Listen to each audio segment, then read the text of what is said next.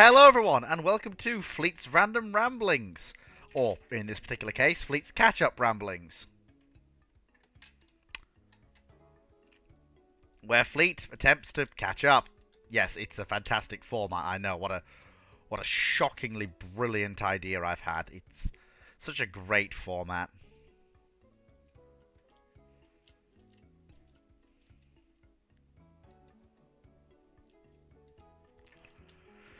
But yeah, I'm back. I live. We catch up. So I need to figure out where I was. But then once I've done that, we should be alright. Now I just need to make sure that everything is as it should be. There we go. Got that. What I need to do now is very, very quickly let the Patreon supporters know what's going on.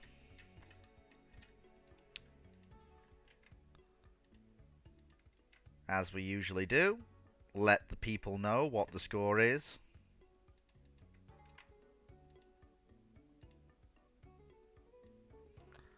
And as soon as I've done that,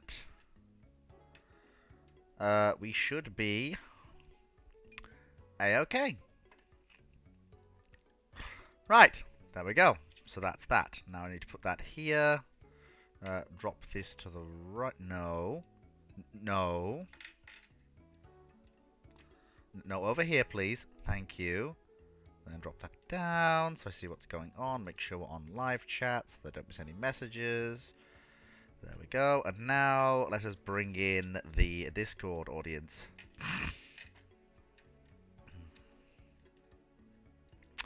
And with the Discord audience here,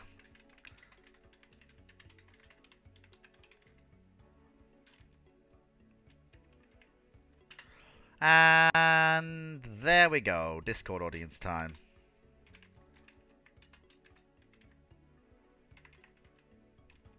Hey, if Dr. Clark's gonna bang me about being online tonight, I'm sure as heck gonna ping him to be here. He doesn't get away with it. He doesn't get away that easy. So if I was correct, did I get all the way through 50 or did I not? Nope, I was working my way through 51. Hello! Oh god, I just realized they've changed that noise as well. Yes, I was working... Yeah, you can turn that off. I wouldn't worry too much about it. So there we go. Yes, Wellesley. If you remember, Fleet was bullied last week. Well, not last week, last Monday. This Monday just got, about you mean? the idea... Yeah, last Monday was the last Monday. No, that was this Monday. Yeah. No, the last Monday. No, that's this Monday. Next but Monday. The last Monday means the Monday that was last. No, it doesn't. Yes, because we're halfway through the week. No, it means the Monday of the week before, Dragon. That's not how English works. That's this Monday. Yes, of course it is. No, it's not. You don't get to change the English lexicon just because you want to. Last Monday means previous Monday. Yeah, technically previous speaking, week's Monday is 2 days. No. Previous week's not. No, that's this Monday. No, this Monday is this Monday. No, last Monday is not the last Monday to have happened. People are agreeing. Screw you. This is my show. I get to do what I like. But to answer your question, Wellesley, this is going to be a continuation one. So no new questions this time round. Fleet's trying to work through the backlog. I'm also pinging Dr. Clark because if he's gonna have if he's gonna have the brass tacks to remind me of what's going on. Hey, Fleet, all I'm gonna say is don't push your luck. If my suspicion's correct, he stayed up all night last night and has had to deal with builders today. Hey, he's the one who pinged me, so he gets his just. Technically speaking, you kind of can't currently, because. Currently, it's on a document that I've got sent, shared between myself, Foxo, and Fleet. I would have opened it up, but currently, since it's got editing permissions, it's a little bit more awkward. Hi, Lions. Hi, channel on YouTube. But I do try and post. I do normally try and post the questions that people have been missed. Right. Not always to success. So, okay, I definitely know we answered that one. I know we answered that one.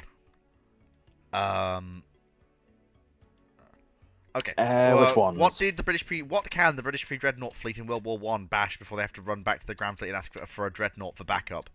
Well, first things first, it's important to bear in mind there is no British pre-dreadnought fleet per se. But if you're talking about a fleet formed up purely of all of Britain's pre-dreadnoughts, that's a force to deal with. That's a force to deal with pretty much anything that isn't the German Navy and the US Navy. The French, the Italians, Ottomans, Japanese, Russians just don't have the mass to deal with that amount of pre-dreadnoughts. But as I said, there is no... But if we're talking historically, there is no British pre-dreadnought fleet. Up until about 1915, they're in with the Grand Fleet. I think there's about 4 battle squadrons of pre-dreadnoughts with the Grand Fleet. Then they're also helping out in the Channel Fleet. They're also they're scattered across the world, being really, really big sticks that German cruisers just can't deal with, aka Canopus, and all that jazz.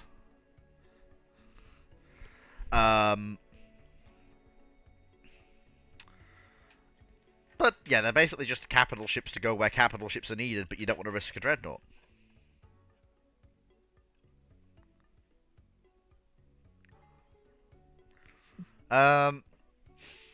Arrived. So, question. If the US decided to intervene in the Second Sino-Japanese War, is the US Navy up for the challenge? Yes. Absolutely. It's still the interwar US fleet. And if we're talking the Second Sino-Japanese War, we're talking that's a US fleet that's just got the Yorktowns. And still has all US the standards. The Second Sino Wars, yeah, it's honestly in pretty good state. And the Japanese don't have the Yamatos or the Shikakus. Heck, I'm not even sure they have the Hiryus yet. So, yeah, that's a US fleet that basically just says, basically yes, the US fleet can absolutely deal with that challenge. Just to confirm, that's the one that's in the 1930s and not the 1890s, right? No. Second, no, this is the 37. Sino-Japanese Yeah, War. 1937. Okay. In the 30s. Yeah. So yeah, no, it'll be like another half a year before Hiryu's finished, and that's not when she's commissioned. Yep. Yeah, Yorktown isn't commissioned yet when the war starts either. This would probably be in 1937, I'd assume. Yeah, probably. Basically, you maybe give a couple of months and then. Chris, we're not taking questions. Getting involved. Yeah, we've already commented.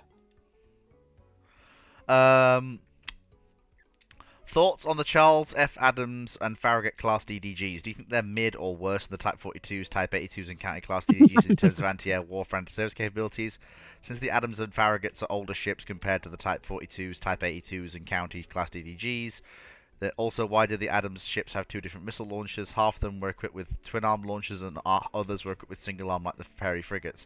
In regards to why they had different missile launchers, I don't know. Probably design choices. But I'm sorry to say this, but you're talking about full-size US guided missile destroyers, and the only comparable thing you've got on that list is basically the lone Type 82.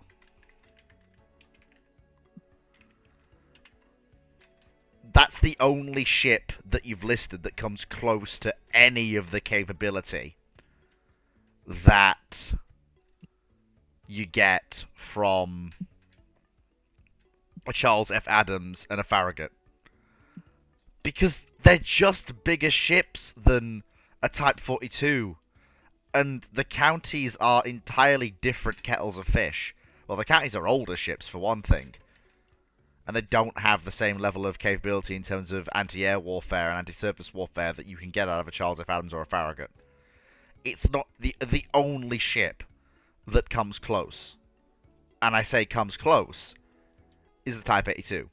Even then, though, it comes closer than the others. It still doesn't...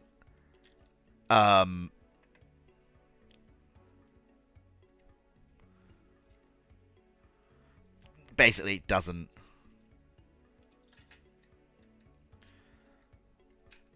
It's not even close.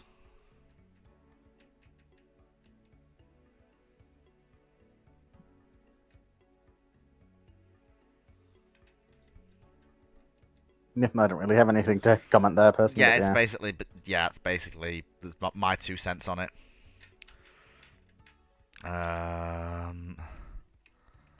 Akula, Ace Combat Assault Horizon versus. I should know. Wait, we've answered that one. Yeah, we've answered that one. I think that was one more recent. If that was a more recent one, though. Yeah. That was re-answered. Thoughts on the B-52 in the 1960s having a radar-guided bombing system called Sky Spot that increased bombing accuracy in very high altitude, night or bad weather? Do you think the Vulcan bomber had a more sophisticated bombing system than the B-52? It was answered in 54. I don't know. I don't know the exact specifics of the Vulcan or the B-52's bomb sites. So, to tell you the truth, I think they're still classified, aren't they? Yeah, I think, to be blunt, that on the other hand, both times both aircraft were used in a conventional bombing role, their accuracy was about what you would expect. On the other hand, in other regards, I might actually place them a bit higher than the B-52. I don't think. Because there was a number of tests earlier on where they did massively outperform B-52s. Right, as far as I understand, it's horses for courses. Because the Vulcans get their bombing site updated heavily when they get their new wings for their low altitude strike. Ah, Dr. Clark. You have no right to complain, sir. You pinged me to get this going, so you have no right to complain. Of course he does. Nope, he waived that right. If he hadn't pinged me, if he'd have just said you're supposed to be here, I would have been fine. But when he pinged me, he waived the right to complain. I don't think that's how that works. Yes, it is. Hello, Dr. Clark. How are you? I'm still getting out of the fact you don't know the difference between the bomb sites on the Vulcan and the B-52. Yeah. It's not an area of interest or really anywhere I've done any seem to recall that they are best. Yeah, like, I do want to say the Vulcan is a slightly better one, but Well, basically the Vulcan goes through 2 generations because they have to be adapted for the low-level precision strike role, but they both start in the high-level nuclear bomb role and strategic bombing role. That name rang a bell. But there are differences between their altitude performance and the variability of their attacks. I've just finished recording a long enough recording with Drac for the 2 Historian series that it's probably going to end up being 2 episodes. Wait, 2 Historian series? Where's that? Whose channel is that on? That's the new series. That's a new series on my channel. That's coming out over Christmas. Oh, excellent. Whoopee. And Build Trumps is going to be coming out probably on Drac's channel, actually. We're probably going to put up all the things on there. So people can get that. And that's going to go as a YouTube podcast. I just have to finish editing them all. Because we have quite a back catalogue to put up. And it's all fun coming through. But there's going to be... I'm probably going to break it up into 2 parts because currently I haven't edited at all, but it's currently roughly about 4.5 hours long, and it's mostly him and I chatting about the development of aircraft carriers. Oh boy! And the routes the British could have gone, with the usual level of diversions. I think at one point we do get into him saying it's a very good job I'm in Cornwall because we were talking about the Congos. And whether or not they were battle cruisers versus battleships. Everyone's been waiting for that. We do. We do this. We don't have the full discussion on that. We just decided that that's going to be properly fresh out in a future discussion. Yeah. There's a few other things in there which is going to be fun. Vulcans, as late as even the Falklands, at the very core, is still a very late war system, tweaked and such. Whereas the United States Air Force have replaced the B-52 systems wholesale during, and then again after Vietnam. So, yeah. If I remember correctly, yeah. The original B-52 didn't use the Norden, it used the development of the Norden, like one that actually worked. Which then they get replaced in, I want to say in the 60s before Vietnam. So, are you saying such heresy as the Norden bomb site didn't work? I'm saying it worked perfectly in perfect conditions. That's heresy. That's heresy. Gentlemen. Dragon. Protect Foxo. Hello, Killerben. How you doing? I have. Oh, but Killerben, here's this. I have an idea for the Historiathon, which I thought I would first discuss quietly with you when I was doing it, which is doing a few hours of World of Warships and seeing if people wanted to join me in playing it. Yes. Is that a possible thing to do? We can easily do that. After watching you last night, Clark, that's going to be amusing. You'll have to excuse me. We haven't. I'm gonna get killed a lot. We haven't been formally introduced. Would someone mind? Foo Killer Foo. No. I see. And what do you do? Officially, I am the community manager for the English language of World of Warships. Holy smokes, Batman! And Clark's minder on offline events Yeah. when we invite him. Oh, But no, I mean, hello. Theoretically, he tries to keep track of me at offline events. He tries. He tries very hard to keep track of me at offline events. I mean, to be fair, we're on such good terms with the Belfast staff that they didn't object when one of our guests ordered Domino's to the ship, because apparently that's an option. It's that wasn't me, though. I'm mildly jealous. I was the one they found hiding in the engine rooms. Yes, the Domino's delivery app for London accepts Belfast as a delivery point. Oh which my! Which we discovered quite bemusement when one of our guests just sort of walked past with a banoffee pie. Oh my! But no, I mean, on the topic of the Vulcan, I remember correctly. You provided quite good food as well for that as well. So we did, yes, because the Vulcan, even the Vulcans that do the Black Buck raids, the bombing computer is HX2. Oh. Of World War II Lancaster era. It's an improved version. yes, But like it's been tweaked. But it's a chain-driven system.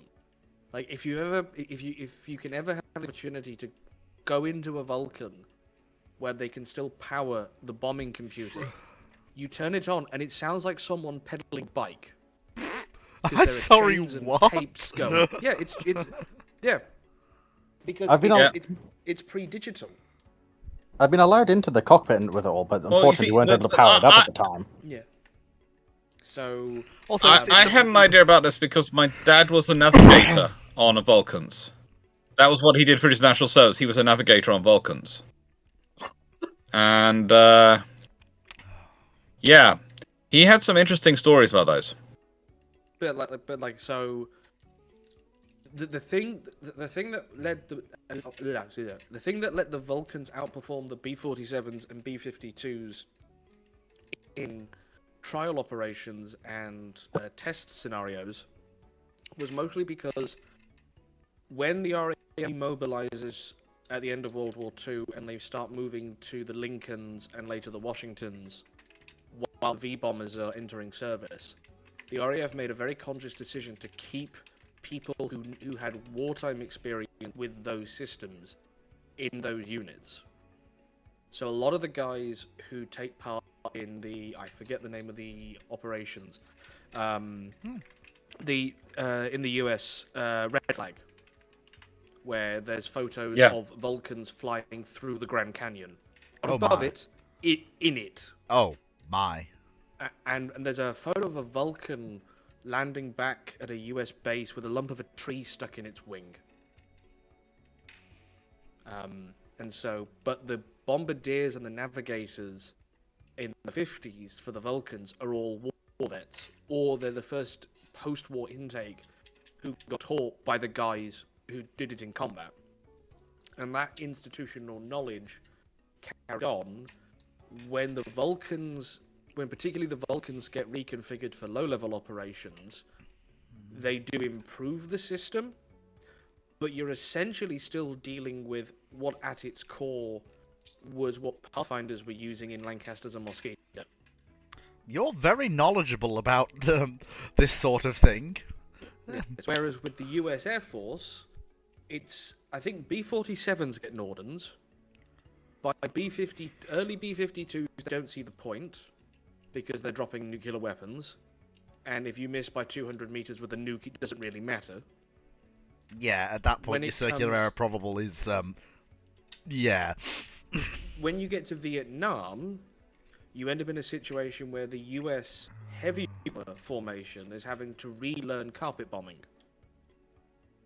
And that's when you see the US start investing quite a lot of money into the B-52 Deltas, Echoes, and Foxtrots, the Ds and Fs, which get modifications to increase their carrying capacity. I think they get called big belly modifications. They bulge the bomb bay doors so that they don't have to be as flush with the fuselage internally, so that they can fit essentially another rack of bombs in the bomb bay, which is where you see the sort of ludicrous carrying capacity figures for B-52s in Vietnam, when they're each carrying like 72 750-pound bombs.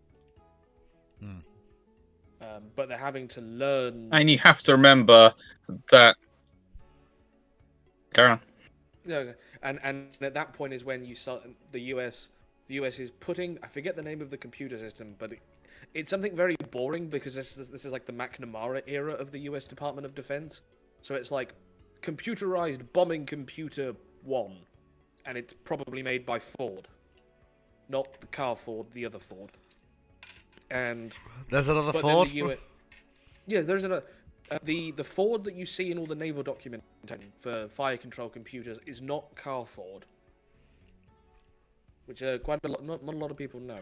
Nope. But with the B-52s in Vietnam, while they're developing a new bombing computer for conventional munitions, the crews have to learn how to use them in combat. So it's very much a trial by fire. But again, in Vietnam, there's not a lot of targets that justify B-52s, frankly. You've got Hanoi, and that's really about it.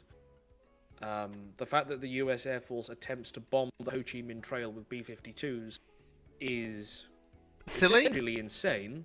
Because Because you can't really bomb a jungle track from 30,000 feet. They try it, and Vietnam and Cambodia. No, Laos you are now can littered with bomb it from explosives. 30,000 feet. You just can't hit it. Yeah. With the technology they have available at the time. Yeah, and then B-52s, and then post-Vietnam, the B-52s keep the conventional bombing capability, but shift basically into cruise missile carriers. And the B-2 and the B-1 are more intended for level bombing in a traditional sense, because it's believed that they can survive in the threat scenarios present in the 70s and 80s. And then in today's world, the B-52 is still a cruise missile flinger, or in case of the war in the Middle East, the world's biggest close air support platform, because B-52 would just loiter with a belly full of JDAMs. yes. Congratulations. Yes, the American fighter bombers have gone. They have no air support. Attack! What do you mean our entire company's disappeared? Because B-52, I believe to this day, is still the cheapest per hour platform in the US Air Force. That does not surprise me at all. In any way. And now they're getting FA-18 Super Hornet radars, which means in theory they can volley fire AMRAAMs. That's, How many AMRAAMs can you fit in a B-52? That's... Or actually more likely, given US developments, is, I forget the name of it. You know how the US used to have the Phoenix missile? Mm-hmm. The long range Yes. air-to-air. And then the Tomcat got retired, so that went away. Oh, I know the one you mean. The one that Yeah. they've got that's It's- like basically it's a- that, but again. It's a standard missile 3 that would normally be fired from an Aegis destroyer that they've strapped another rocket booster to, and they're currently testing it using Super Hornets to fire it, and then an F-35 to tell the missile where to go. But there's nothing stopping the US Air Force taking that missile and mounting it to the rotary launchers in B-52s, and essentially you now have the ACE-clap special weapon active thing where it just sort of goes "Bwah!" and launches 30 of them. At which point, you've basically just committed area denial on that sector of Yeah, the that's sky. how you win air superiority. Yes, that is entirely unsurprising. Also, it's nice to have you on Not so much ramblings. air superiority as annihilation. Yeah, it's nice to have you on ramblings, Killer Bin. It's for the first time. We're honoured to have a distinguished guest from World of Thank Warships here. Well, insanity. You can't launch an ICBM from a 52, but you can throw one the back out of a C5 Galaxy. They tested that and it works. Yeah. I mean, you can launch an ICBM from a B-52. You just have to develop a new ICBM to fit in the bomb bay. Yeah, but that's cheating. Yeah, Can we not put that out into the world? Have you seen the American DARPA budget? Yeah, I mean, like, I think they tested it in the 90s, where it's like, well, it's also like the massive air ordnance Moab that they push out the back of a Hercules. Yeah. Yeah. It's the same. It's the same thing. Thank you. Yeah, it was a Minuteman missile, not a Trident. But yeah, the US has demonstrated the capability of air-launched ICBMs out the back of a cargo plane. Oh, We're well, not quite because sure why of not? the utility of such a capability, but they can do it. Because why not have that capability? I mean, it's the same logic with was it Blue Steel off Vulcans and Victors? Like, the thing, the warhead was bad enough, but the fuel, ugh. Hypergolic, it melted. Well, yes. The fuel is often the worst part of these systems. It's usually the worst part of these systems. Yes, well, I mean the Soviet rocket engineer, their equivalent to Werner von Braun, when presented with the option to use the fuel for one of his manned projects, flat out rejected it by calling it the devil's venom. Oh my. He was kind of off-piece that day because, he was actually being quite polite for him. Yes, Yeah, Werner von Braun. It's the same. No, I know. It's the same basics. It's I forget the exact combination of components, but I'm assuming we're all aware of the ME-163's fuel and T-Stoff and V-Stoff and all the. Ooh, yeah. It's that kind of material. Not red nitric fuming acid, is it? You're referring to?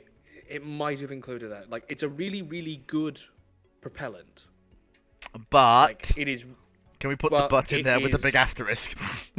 But it is toxic to literally everything. Steve Clark suggested at hydrazone and high test peroxide, possibly. Yeah, it's correlate. nasty stuff. Which it would be. It is. Which is why, like, I think like the most famous photo of the blue steel missile are the guys walking around it in full hazmat suits. Yeah, I hate to If that be. thing leaks, you just run. Yeah, I hate to be that guy, but can also You want to move on, don't you? well, I kind of have to. I have to make progress. Also, just because Killer Bin is here doesn't mean you get to hound him over putting stuff in World of Warships. Yes, if you do that, I will get out the hammer and start banging people. The Balti. Nice way. Poor Killer has to put this up enough with me. Me and him, me on a during that round of Archer Admiral Street. So Renown, how badly have you nerfed her? Yeah, so okay, so what I will say is that you don't have to worry about me being like that. I am a perfectly reasonable member of the World of Warships playing community, despite the fact that the first time I played it in the last 7 years was last Saturday. Wait, that was the first time you played. Why didn't you tell me? Because Why do people not tell me when they're going to play Warships? That's literally what they're being reinvited to the games for. I can stop trying to expand your Ponzi scheme. Shut up. Yeah, seriously, Dragon. you could have gotten a repulse for free. Exactly. I know. But He told me about this. Next question. I've just reactivated my account and found nothing, hardly anything there. I don't know where it's all gone. I'm sure the World of Warships. See, the thing is, you've got clout with World of Warships, Dr. Clark. I'm just here. I haven't done any work with World of Warships yet. I haven't got clout. I'm just loud. Yeah. Right, Well, what was the next question? yes. All right. Moving swiftly on. Thoughts on the TSAM, Tomahawk anti-ship missile, and why did they remove them from service in the late 80s and early 90s, and why didn't they upgrade TSAM and develop them further? Basically down to the fact. Cold War ended. Yeah, basically. And against most surface threats, it was figured that either you just throw harpoon at things. You just throw. And also, basically, you have to remember Cold War ends and people think they've won, and they think the value of victory is you no longer have to pay for weapons development. Yeah, and of course, also all those anti-ship tomahawks can now be converted to anti-land tomahawks because we still need to use those. And in 1991, the top 9 navies in the world are all NATO or NATO aligned. Yep. Apart from the Russians and apart from the Russians, because the Russians can't. Yeah, the Russians can't afford their fleet. Yeah, that's very true. Remember, they sell it off to Pepsi to pay their bills. That's actually during the Cold War. That's not actually during the post. And their post. The Great Chinese Building Program doesn't start till the 2000s. Yep. So, anti-shipping Tomahawk dies because at the time, as Clark said, the peace dividend basically said we don't need it, and Harpoon, Exocet, and the sort of 1960s, 70s generation of anti-shipping munitions will suffice until essentially becoming life expired, and then we'll start figuring out what to replace them with. Yep. Which is essentially what recent conflicts have increased the pace of essentially replacing the end of Cold War era equipment across the board. Yep. And I will point out something that's very clear here. Harpoon, if you throw enough harpoon at the wall, eventually one of them's going to get through and do nasty, nasty things to the opposing ship. And the advantage of harpoon is it's fairly cheap, and you can launch it from a wide variety of assets as well, so you can do the overwhelming multi-directional strike. Yep. So if like everyone forgets there's a reason that basically a lot of NATOs are going, we do want these future strike missiles, but can we also get a harpoon but slightly better, please, as well? As a cheap lob at patrol boat missile.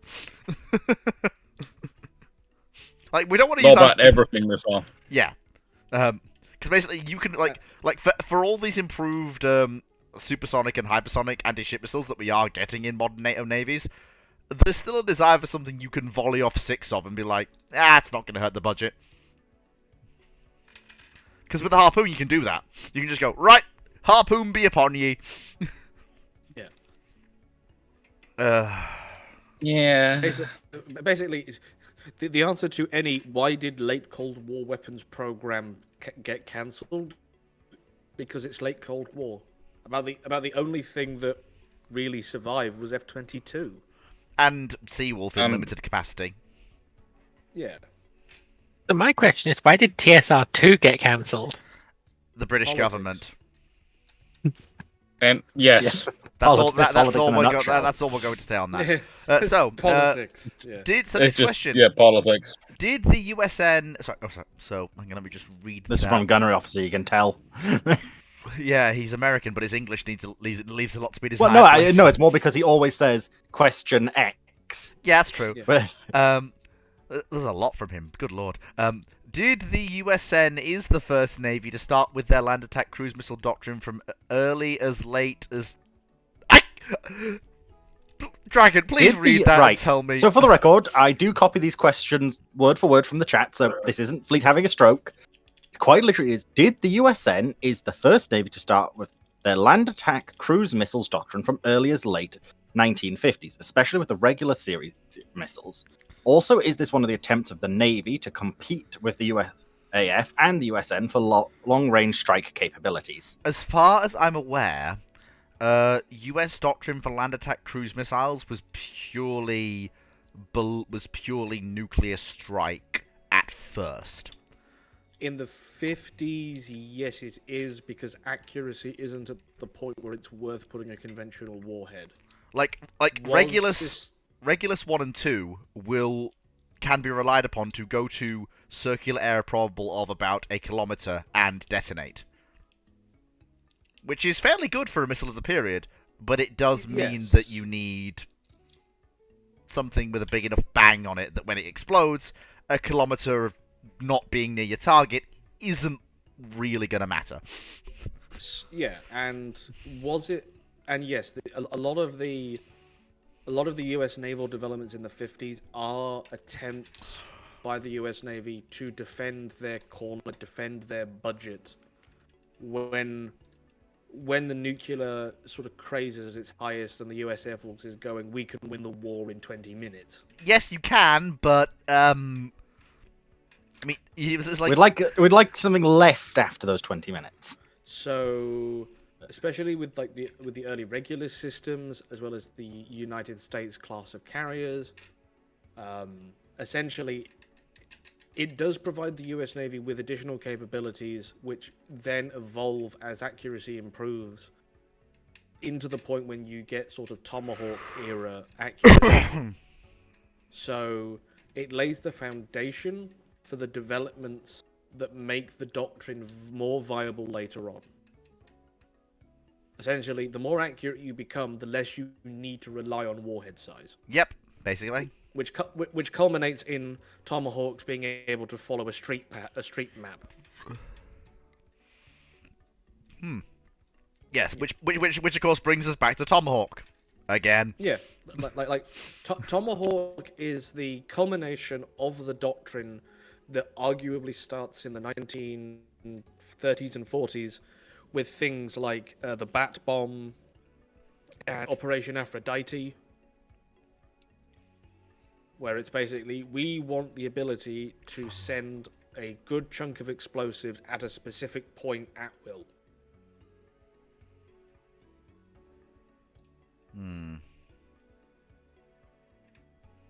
And there's just sort of a nuclear phase in the 50s, partially due to technological limitations and partially due to inter-service political budget fighting. That makes sense. I mean, like, the US Navy planned to use PV-2 Neptune anti-submarine aircraft by rocket boosting them off the decks of Midway-class carriers as a nuclear delivery system. Honestly, that would have been very amusing to see in actual use. And it's also what causes the development of the A3 Vigilante, which mostly gets used in Vietnam as a recon aircraft. It's all it gets used for. The bomb version doesn't really work because it doesn't have a bomb bay. It has a bomb poop chute, for the lack of a better word. No, I'm not joking. Just like seriously. No, I believe you. I've just looked up because I didn't remember the A3 off the top of my head. You are right. If you want a good look, if you want a good laugh, look at how the Vigilante drops its warhead. Thank you, Gunny. You are correct. It's the A5 Vigilante and the A3 Sky Warrior. Yeah. Yeah, A5. Yeah.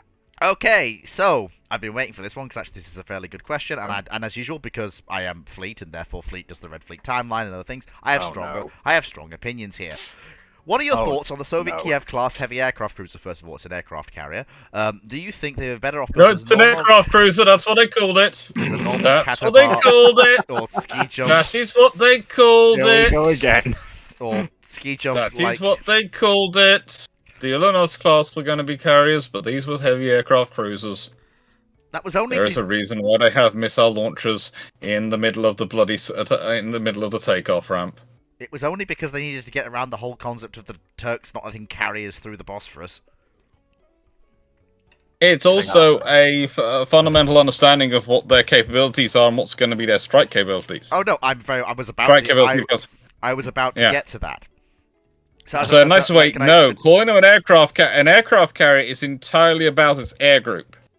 That it's a support vessel basically, which is entirely about projecting the air group which it carries.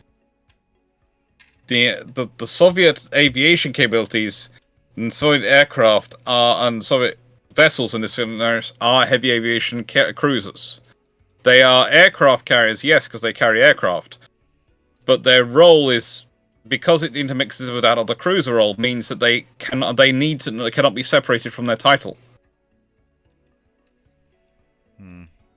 I generally file the sort of, unless you're talking, or even in the case of, and I can never pronounce the name correctly, the big carrier they were trying to build when the Cold War ended, that still had that one, that still had anti-ship missiles as a as part of its armament fit, is that I see the air group component of things like the Soviet aviation cruisers as essentially self-defense. Basically, yeah. Apart from the anti-ship missiles, which are part of their overall strike pattern and capabilities, which they project for using defense of the bastions, because it's overwhelming strike from everything. Yeah, I mean, and also I will point out the Kievs basically trade aircraft strike for missile strike, basically. So just look at how a vessel operating in now Indian service has what it's managed to achieve without having those things. Yeah, whereas a normal carrier would rely on carrier aircraft to deliver strike, the Kiev relies on its missiles. Now it's important to bear in mind that the Kievs were built for a very specific reason, and the fact they had fixed-wing aviation at all is because basically, well, the Yak-38 existed. And was there. So they had the Yak-38s. But the Soviets would probably have been not happy, but willing to just have Kamovs on the deck. Rather than if the Yak-38 just simply hadn't existed. I think... Not quite. The problem with going purely helicopter is you run into situations where there will come a time when, because if you're running purely helicopter, you're essentially providing additional long-range strike with the anti-ship missiles. Yep. And also basically trying to protect the sort of entrance to most of the Soviet naval bases in the Arctic from NATO attack subs, getting into that and going after Soviet ballistic missile subs and cruise missile subs. I mean, what I'm saying, I'm not arguing for a lack of Yak-38s. I'm saying that... No, what you're missing is that they're actually a core part of the capability the Kievs were offering. And a core part of their requirement which led to them, because honestly, if you don't need to do that, you just build Moskvas. Or you end up with something closer and to nice way. This is the core point of problem with your thesis. There is because the Russians had already built that. That was the Moskvas, and they decided to go beyond that to get the Kievs. And the only reason to do that for that kind of role is because of you want the fixed-wing aviation component, and the Yak-38 provides a key component for what they see as their anti-reconnaissance aircraft. And not strike interdiction so much as reconnaissance interdiction and maritime patrol aircraft interdiction, things which they saw as threats to their USSBN fleet, which remember are their war ender force. Yes, they're combat. And everything's about keeping those alive. And the first method to keep those alive is to deny the enemy the ability to survey an area to find them. I guess it's also the argument. It's like if you don't have the Harrier, what's the point of the Illustriouses? Okay, that's a fair point. Fair point. And like the Yak-38 has its issues, as the early Harrier does, and the Soviets don't really get as much time to work them all out. If the Yak-41... And they don't really care as much because they move so quickly onto the next generation of aircraft, and the Yak-38 is really... It's left as a supporting... Yeah, it's just an extra. It comes... The Yak-38... as the concept is what leads to ships like the those sort of hybrid cruiser carriers. The Tbilisi class, which will become the Kuznetsov class. Yeah, but because of the rate of aircraft development, the 41 appears like it's going to enter service and is a more capable platform than the 38. In theory, soon enough that it's not worth putting resources into the 38. It makes more sense, at least on paper, at the time to develop the 41. Makes sense, yeah. And then when the Soviets are like looking at when the Soviets are looking like, right, we are going to start building what looks like a proper blue water fleet carrier in the 70, 80, 90,000 ton range. Then when you've got a flight deck on that scale, then you don't really need to worry as much about VTOL capability. You start seeing what eventually, at least in today's world, becomes the carrier-capable MiG-29s and Sukhois. Though the Russians and the Soviets do the classic thing the classic mistake with aircraft development is you should design an aircraft for carrier operations and then take all the bits off it to make it land-based, rather than the other way around. Makes sense. Mm. I mean, I personally, I do have a soft spot for the Kievs, I will admit. Although that is partially down to my partial love affair with the Red Fleet, given how much I've. I was going to say this is entirely due to your addiction to the Red Fleet timeline. I thought it was entirely due to his addiction to ships like Hosh, where he just loves the ugly duckling. Yeah, I There's think nothing wrong with I can the understand Kievs. it. They look really Okay, nice. to be fair, I can understand it in some regards, Clark. Like, they're of hell, sorry, go on. Oh, I Jordan. do. I like Kievs as well, but I never I mean, trust I don't mind I never trust Thu's opinion because he's quite so. yeah. I mean, they are. I think it's They're more a case of perfectly they're- lovely. they're a I valid- did a nice video about them. They're a valid solution to a problem the Soviets have, which is mostly because of a piece of paper. They're an excellent case study in how a piece of paper can massively impact technological and industrial development, where you have to work around a piece of paper that, I think in the Montreux Convention, it's literally 2 sentences. Yes, aircraft carriers of more than 15,000 tons may not transit the Turkish Straits. Yeah, like that sentence is what causes the Soviets to have to jump through all these hoops. Because all the shipyards that are building carriers are in the Black Sea. Yeah. The only way that I Yes. like I had to spend And a fun. massive amount of time thinking about how I was actually going to get round that in Red Fleet, and I basically came up with the idea that the yards that build the Stalingrads, because some of them are built in the north, so we just keep expanding those yards, which means the Reds can build carriers on the Baltic and northern coasts, which therefore don't have to transit out of the Black Sea. But then you get into the argument of what's the point of a carrier in the Baltic? It's more about building it in the Baltic. It then leaves the Yeah. Baltic. I mean, that being said, like, has the US Navy ever sent a carrier battle group into the Baltic? Not as far as I'm aware. Why would I you? don't- Well, my suspicion is there's no point. My other part is, can they fit? They can fit, but why would you? It's going to be very narrow and very tight. Yeah, exactly. And the nicest way, Show it's of force kind and of nothing else. whenever someone starts going, these small drone hordes, these small hordes of tiny drones, they're going to overwhelm carriers. And I go, yes, if the carrier's going through the Straits of Hormuz or any other tight space. If not, you're going to need some sort of carrier aircraft to get those drones out anywhere near to where the carrier is.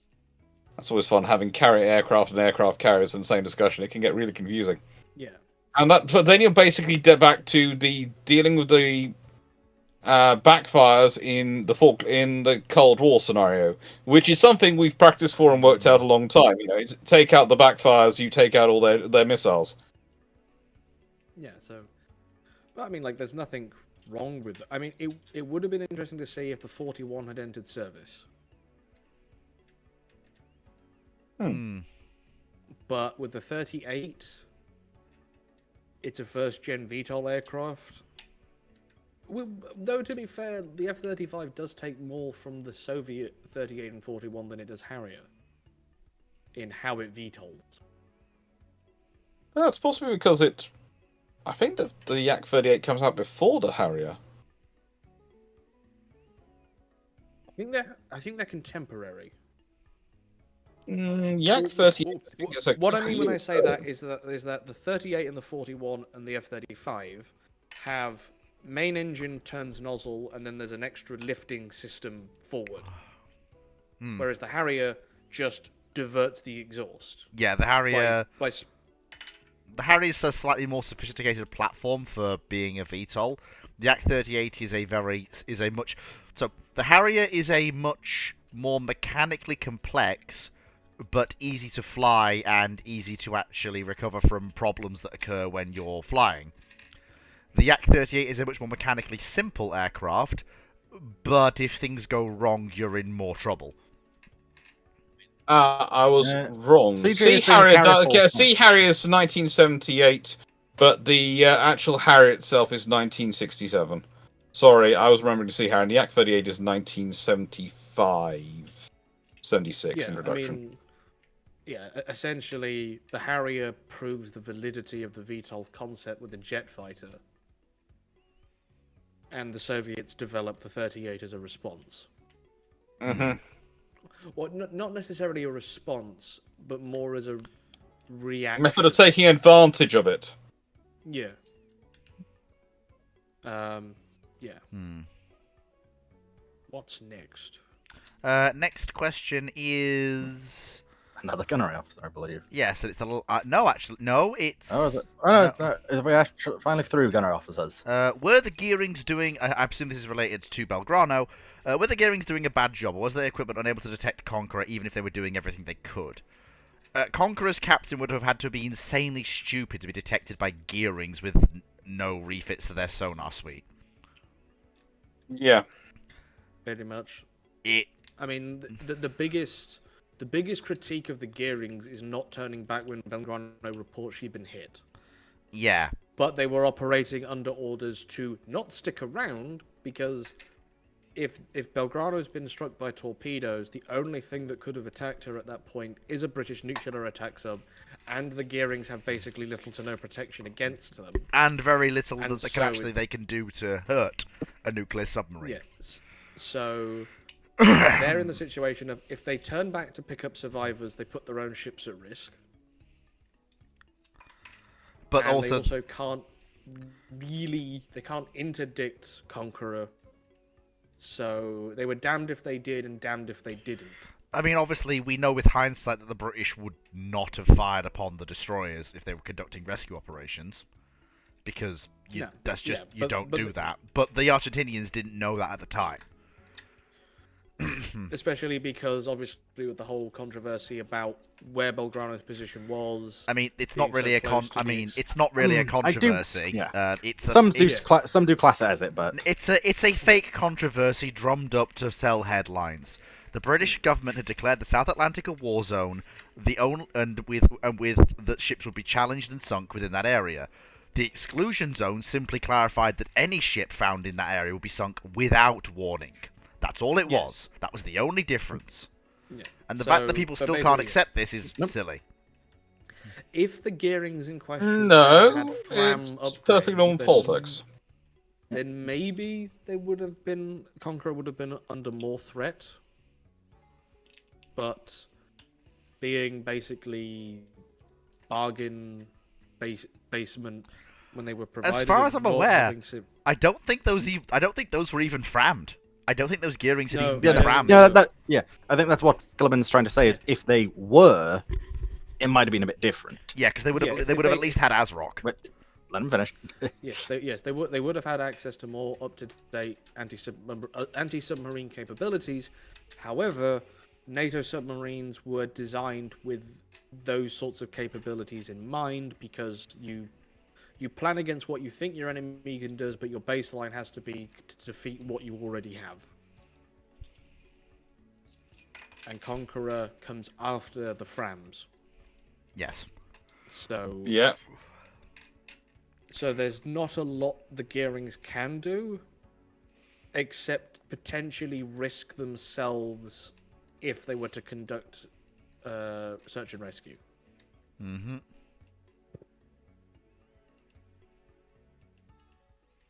Okay, so Shall we move on? Yes. So next is the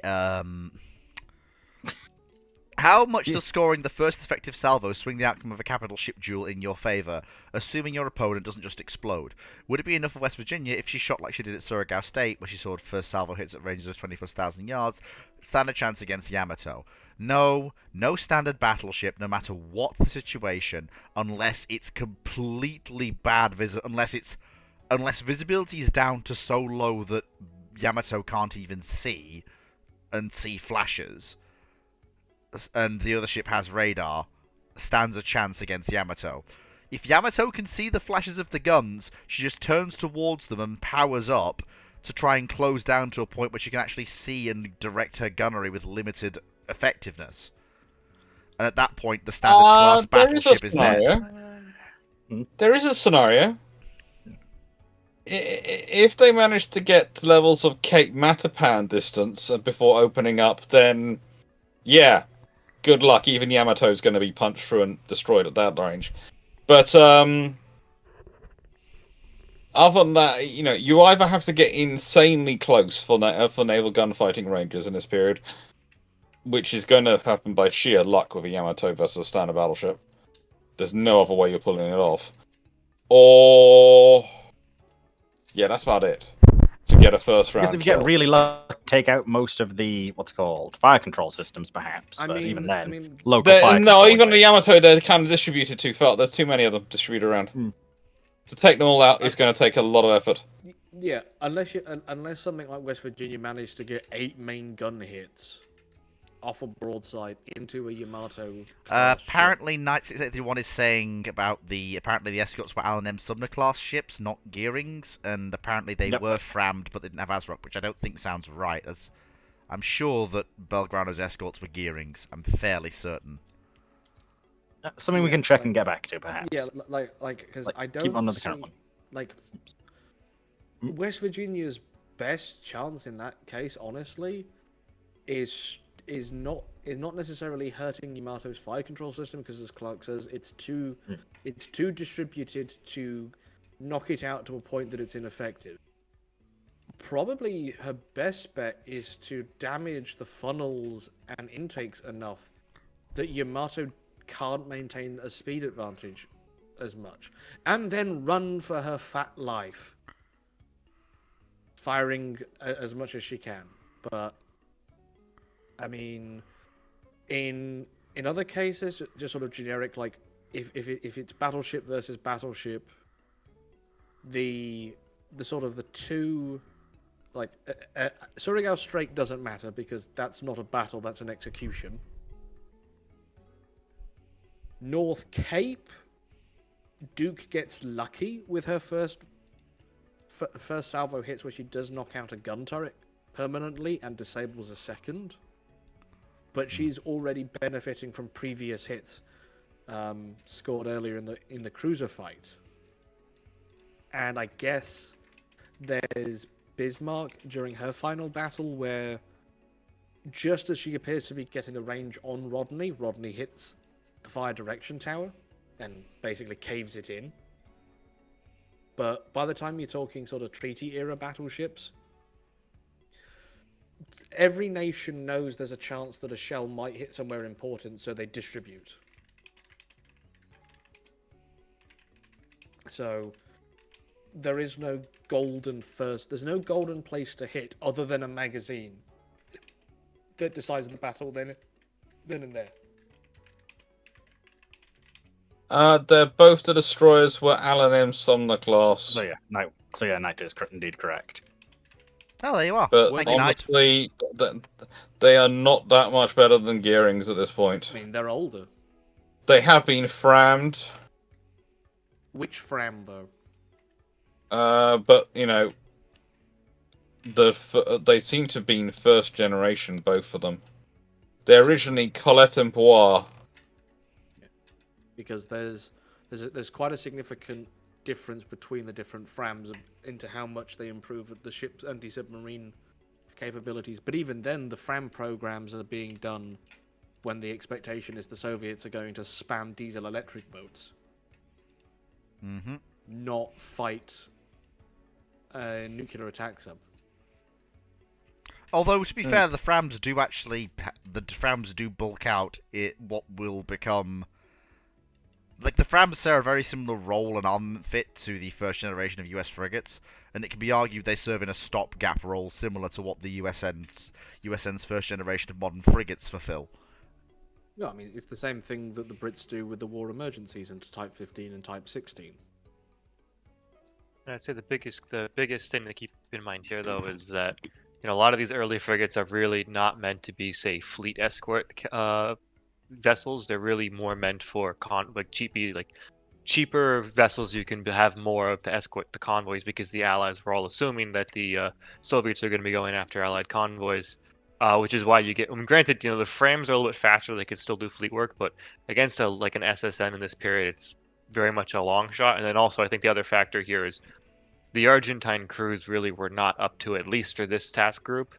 It's one of the notable things about the circumstances under which Belgrano was sunk is they were taking no anti-submarine precautions whatsoever.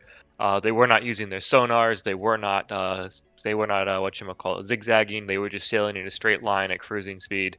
And I believe Belgrano infamously had quite a few of her watertight bulkheads open, but the destroyer crews themselves were essentially not doing their jobs. So it's all. I missed the question. So there's more background here, but it's one of those things where there was it almost didn't matter what the fit of the ships was, even because they were simply not approaching the whole threat very competently compared to, say, the Northern Task Group with the carrier. Meanwhile, the Brits are blowing up numerous whales on their way down south. Oh yes.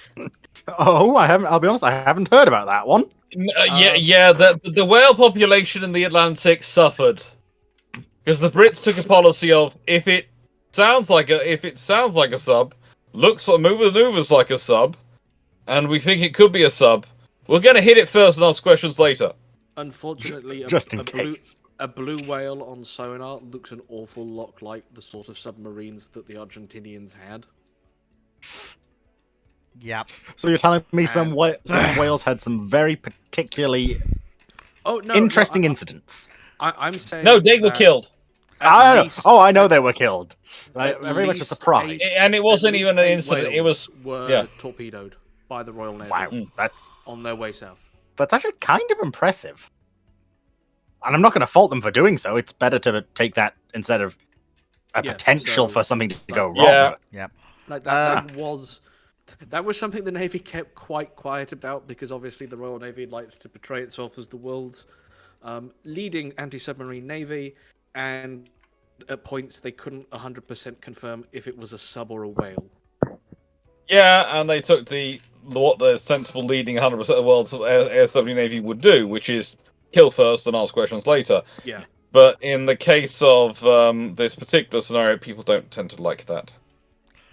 Better to be safe than sorry. I mean, I will point out on the subject of the world's leading anti-submarine navy. Did they find the contact? Yes. Did they prosecute the contact? Yes. Did they kill the contact? Yes. Therefore, reputation intact. For the sake of context, right? I mean, we don't focus on it that much because of it's so many actions, but. Just think about how many whales were probably killed in depth charge during the Second World War, for example. Oh, loads. Exactly. Yes. I mean, it's just people don't focus on it so much because the Falklands is such a tighter and short action, where you can go and say, "Ha, look at like 50 lightweight torpedoes expended on whales," but think about how many thousands of depth charges were used probably against whales or other marine animals. It's a constant. I believe Mountbatten himself is on record suggesting the use of hedgehog for fishing purposes. That wouldn't surprise me. I know there was at least a tactic improve his fishing ability. I know there was at least a tactic used in similar regards by the desert rats in Africa, where they would take 2 pound. They take either grenades or, in a number of cases, they take 2 pounder shot from the tanks and throw it like a shot put and fish with it. I mean, grenade fishing is an actual thing. Yes. But we prefer not to do these things. But as Phoenix it's fun. Says, like Belgrano's escorts were not acting in such a way that made it particularly difficult for Conqueror.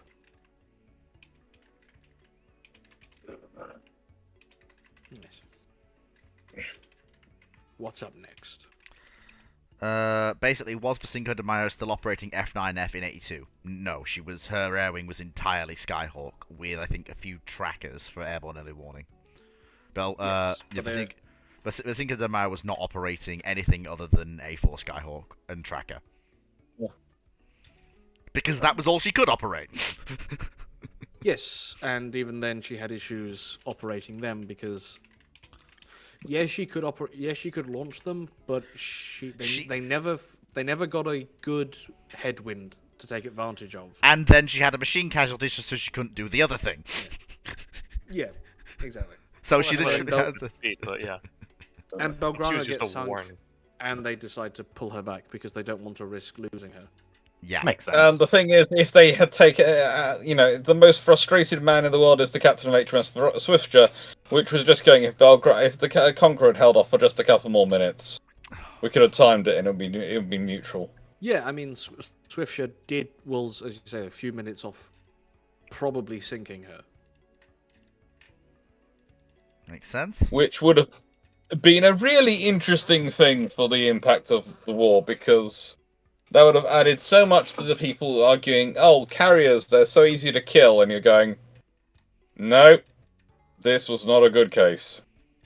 I mean, sinking her then and there probably saves a few British ships in San Carlos Bay, because most of the hits the Argentinians score are pilots from the carrier when they're operating from land bases.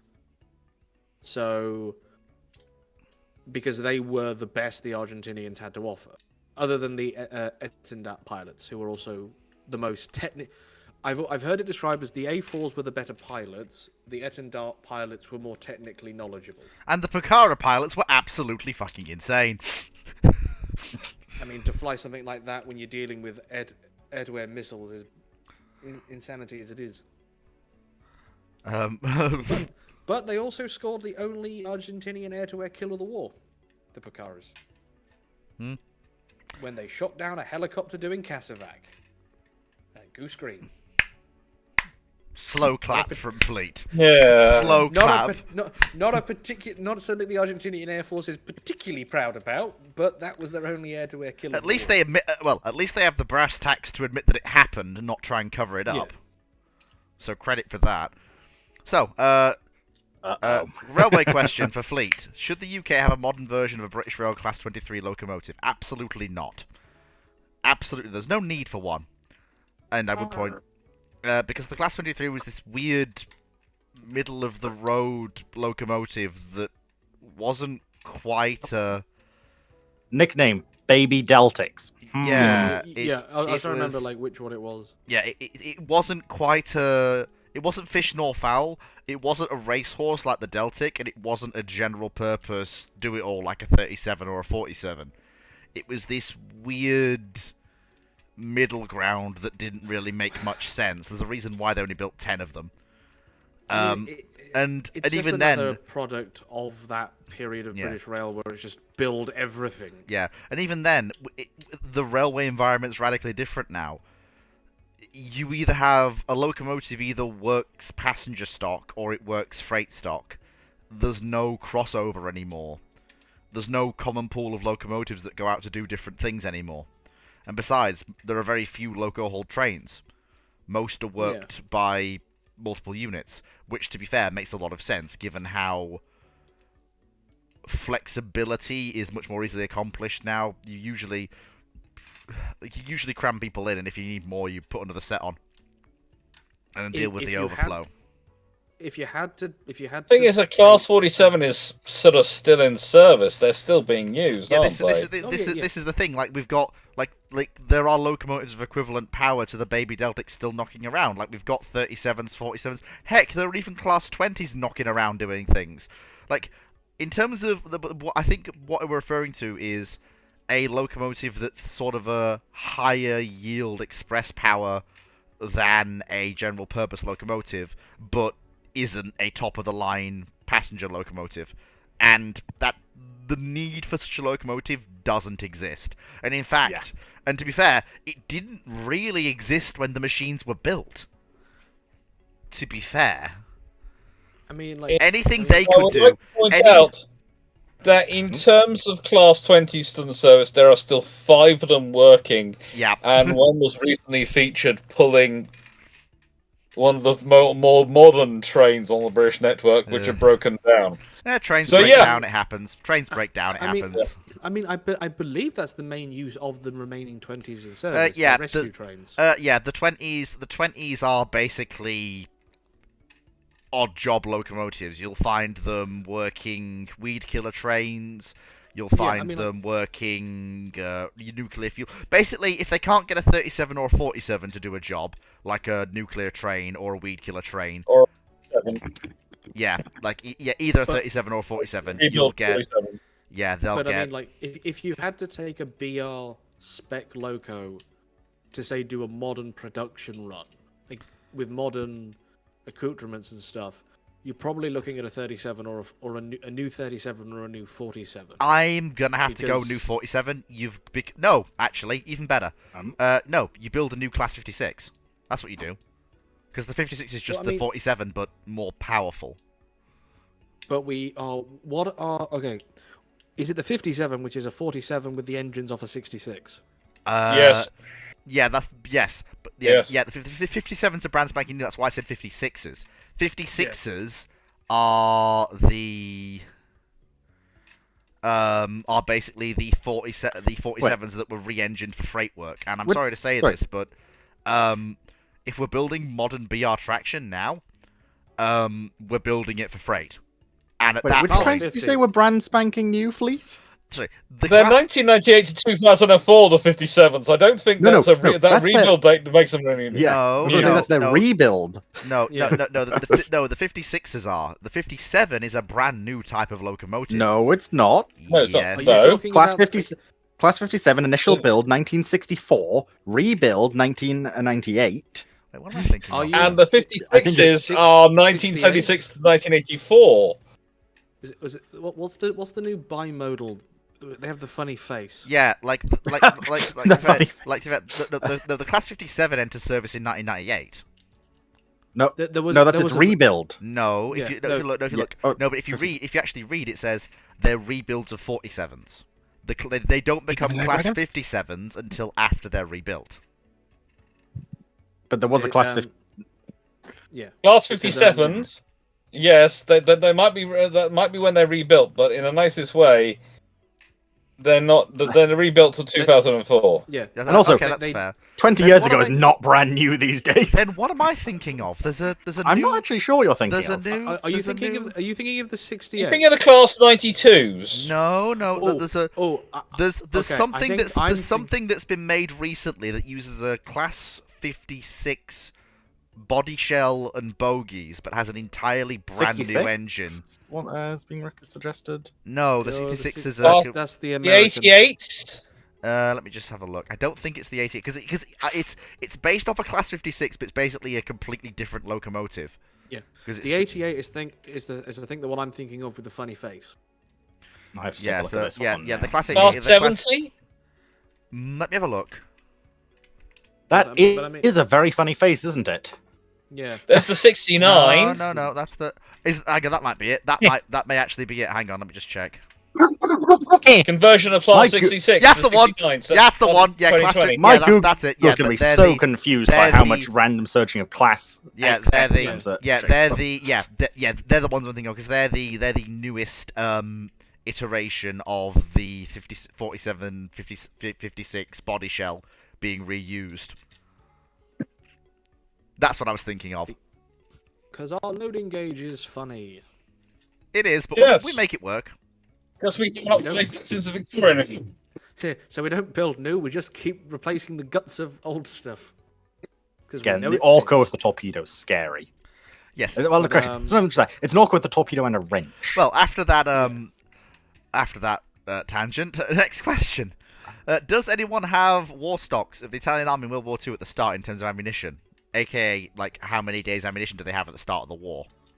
I have no clue where it even That's Absolutely starts. not. very, very heavily by command in particular. Yeah, that's someone's gonna have to archive diving for that or go consult the books, but I don't have that information.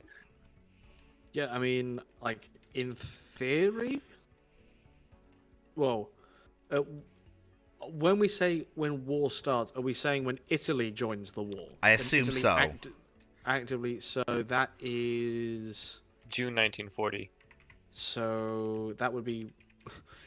Logically, that would have been 10th Army in North Africa, and the guys facing France should have had the majority of the war stock. But yeah, unless you want to go archive diving, I don't know where you'd find information about. Well, was the thing. A ammunition lot of a stocks. lot of those commands did not have as much as they needed. It's like, No. for example, the reason the Battle of Calabria happens, for example, at Punta Stilo, is because the Italians are running a convoy to go and bring a whole bunch of gear and ammunition to 10th Army. At the same time, the British are running a convoy through as well. Oh yeah. Because Italy doesn't expect the war to develop as quickly as it did. And also, the Yeah, reason exactly. they joined when they did is because Germany has quite literally just done the impossible, as far as Well, everyone's yeah. Oh, concerned. this is part of the reason why there's such a confusion in plans, right? Because the Italian defensive plans for Libya, like an offensive into Egypt, was a thing that had been planned for years, but they were not actually seriously looking at it at the start of World War II because they were expecting to have to deal with the French, and the French would always mean that they had to focus on defending Tripolitania, where Tripoli is the largest port, right next to Tunisia. Kind of obvious, right? Yeah. But so when the French dropped out of the war, but they were still in, but Italy was still in war with the British. They trying to kind of change all these plans to adjust, and there's also this whole, let's say paralysis, but for a good chunk of 1940, what you got to keep in mind for as far as Italian strategy goes is Italy agreed to the leadership of the country agreed to go to war with Mussolini because they assumed that with France collapsing, Britain was going to come to the table, so the war was going to be only a few months. It would be short. There'd be negotiations, and then they would settle things. But Italy would have its seat at the table. They'd have some say in the post-war order, right?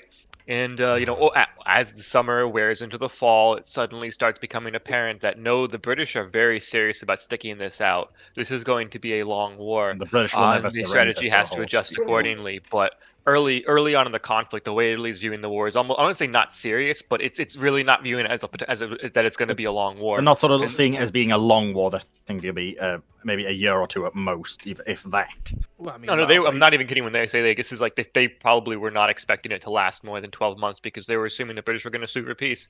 It's like one of the, it's like, if it's interesting when you dive into like the minutes of some of the meetings. So for example, like radar, it's not like the Italians were entirely blind to the fact that the British had radar and were using it. They were aware of it before the war.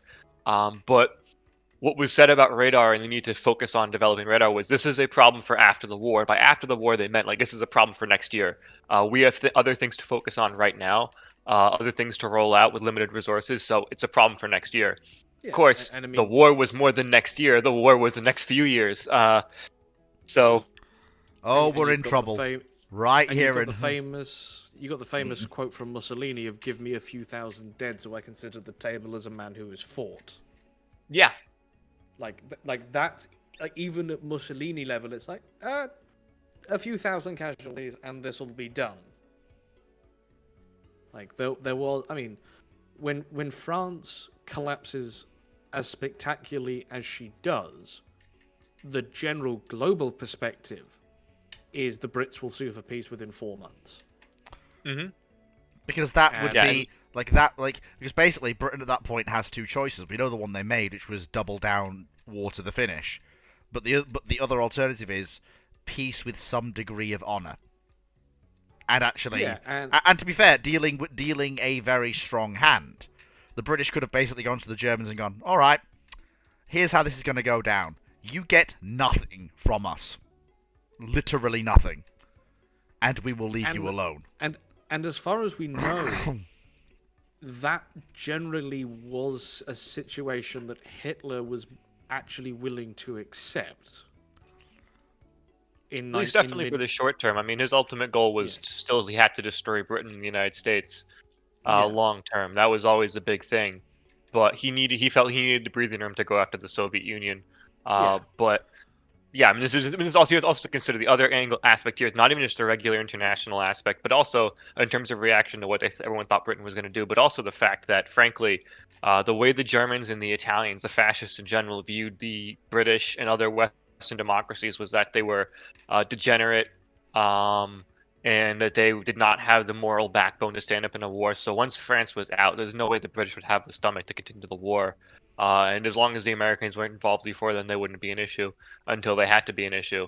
But so they had like an even not say a lower opinion of the fighting prowess of the British or the French, but they had a lower opinion of the ability for their civilian population to stomach a war.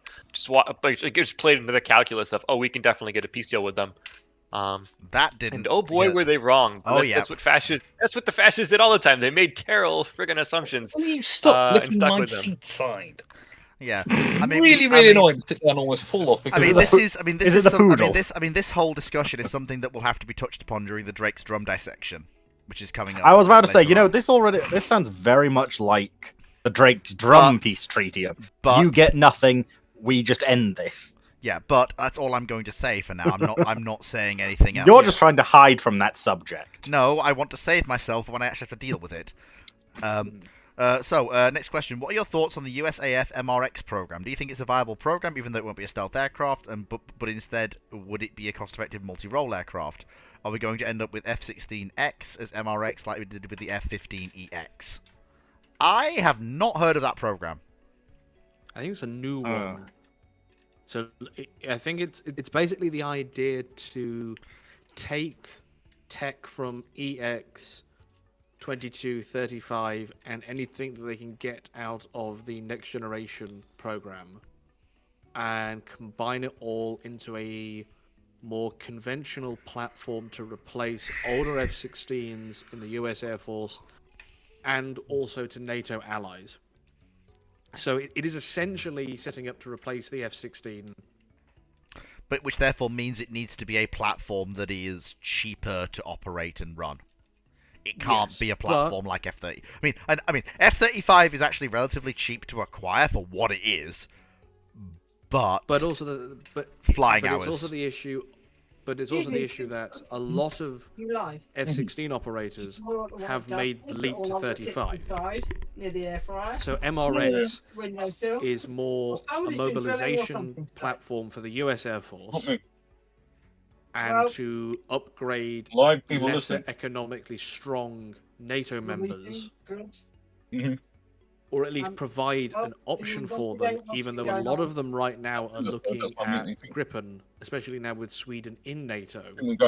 It makes procuring Gripen and such more attractive. So it's potentially a knee-jerk reaction by the US military-industrial complex to provide a domestic F-16 replacement that isn't F-35, because now they have more competition. Also, especially with South Korea becoming more proactive in the arms market and offering platforms that could also fulfill those sorts of requirements. So it's really a case of can they essentially need to roll a NAT-20 to produce a platform that is an F-16 2.0. The other complicating factor is I'm pretty sure MRX is effectively dead at present. It's one of those things that pops up every once in a while, but it also tends to die very quickly because, frankly, there is no room in the U.S. Air Force's budget to go developing another fighter type when they still have to figure out NGAD, and they're still working on rolling out F-35.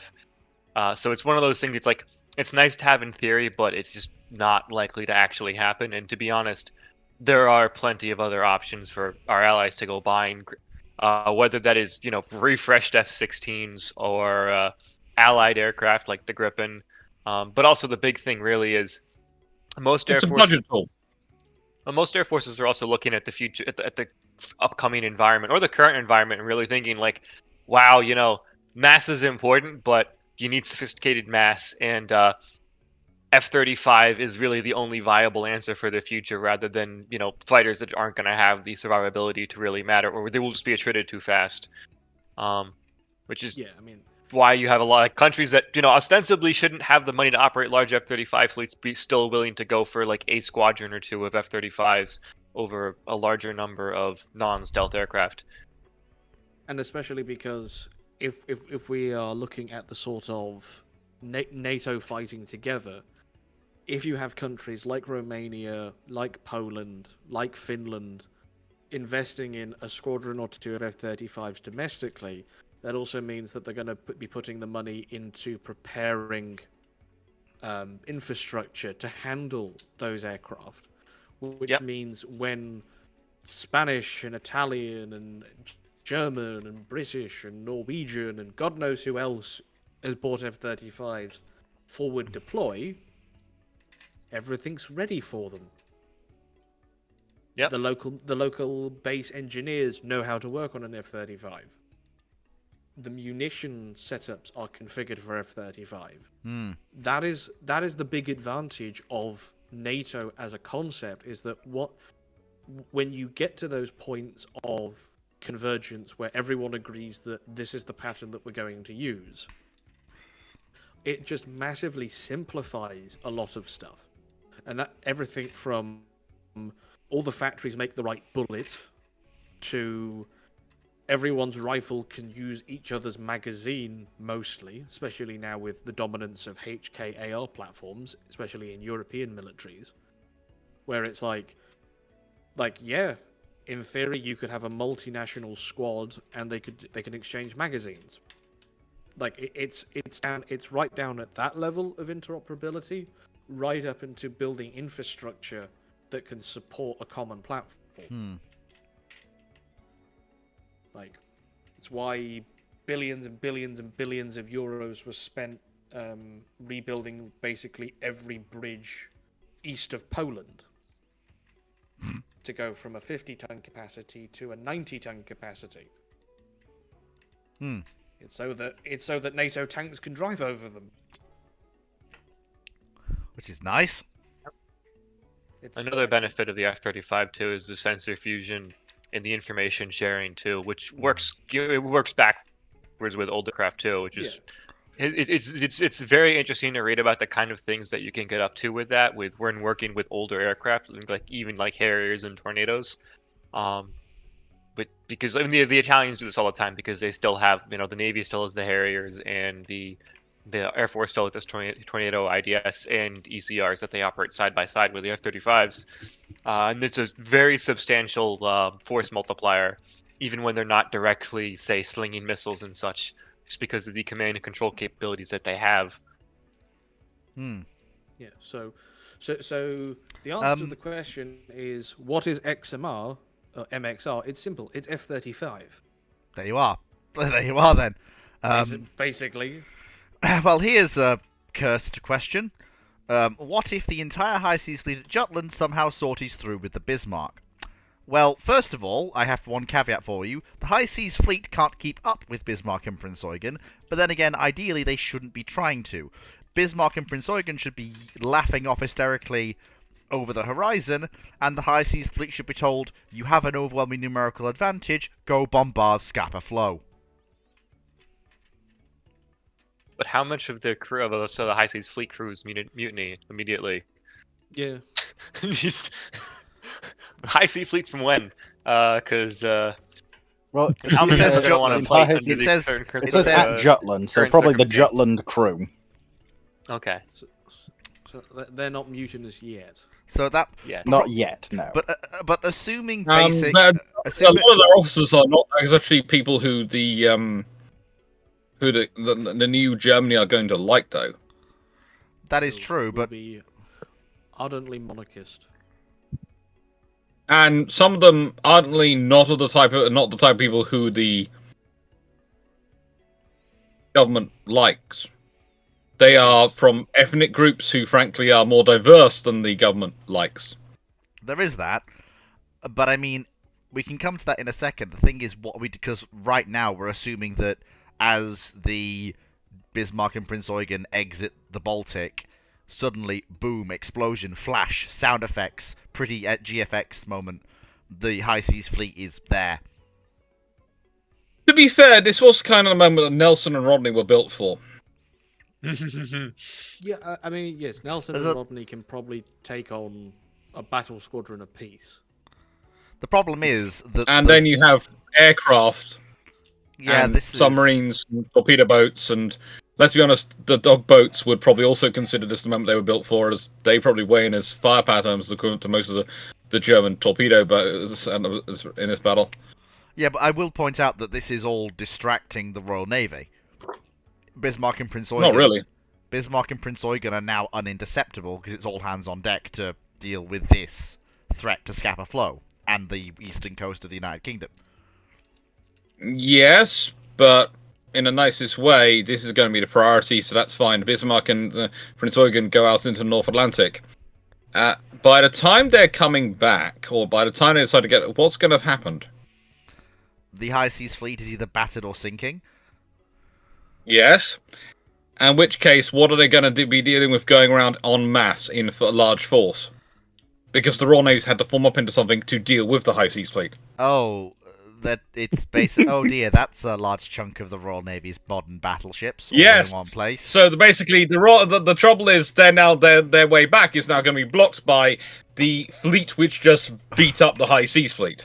Yes, or whatever ships are undamaged after beating up the High Seas Fleet. Because I don't think the Royal Navy will lose any ships, but I do think some will have to go home to be repaired. I mean, like the older R's and QEs will take hits in a slugging match because like there will be a main gun engagement, at which point the R's are World War I era battleships. Yes, but they are the best. They are the problem is we're talking about the German fleet at Jutland. The German fleet at Jutland has no gun larger than 12-inch, and the R's and the R's and the QEs are, well. First of all, there won't be. We're looking at basically in terms of rapid reaction force that can respond. We're talking about whatever the home fleet has, plus whatever is near. Which is going to be King George V's. How many capital units has the home fleet got? Literally at that moment. In 41. Sorry, George V, Hood, and Prince of Wales should be on hand as well. I thought Rodney was on convoy duty. I thought she was. I mean, no, Rodney was be called over. Yeah, and same with the R class, the couple of R's, and probably Malaya. I think is not too far away. They've not got Renown. They've not got Renown too long. would be enforced as part of Force H. She could come up from Gibraltar. They've got about 2 days to get this force. They've got about a day and a half to get this force together while the High Seas Fleet toddles across the North Sea at 15, 16 knots.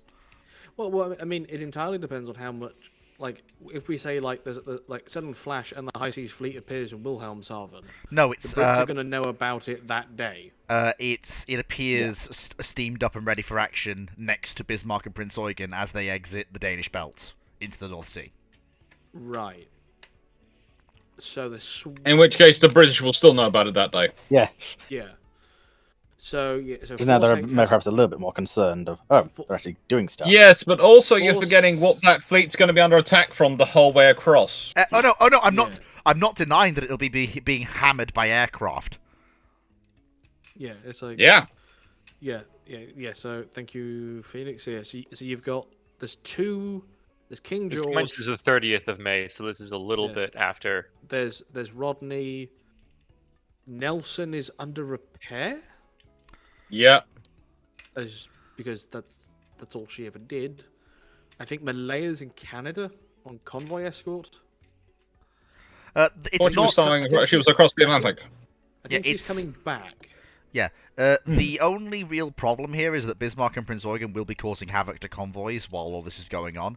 But again, as they are coming home, they're going to basically be destroyed, unless they get exceptionally lucky and slip into France. But even then, congratulations, Bismarck and Prince Eugen, you're in France now! The RAF would like to say hello, and join the queue that the Shah Norst and Eisenhower are making for the dry dock. Oh, by the way, you can only go to one place, Bismarck, St. Nazaire. Have fun. We know exactly where you're going to be all the time.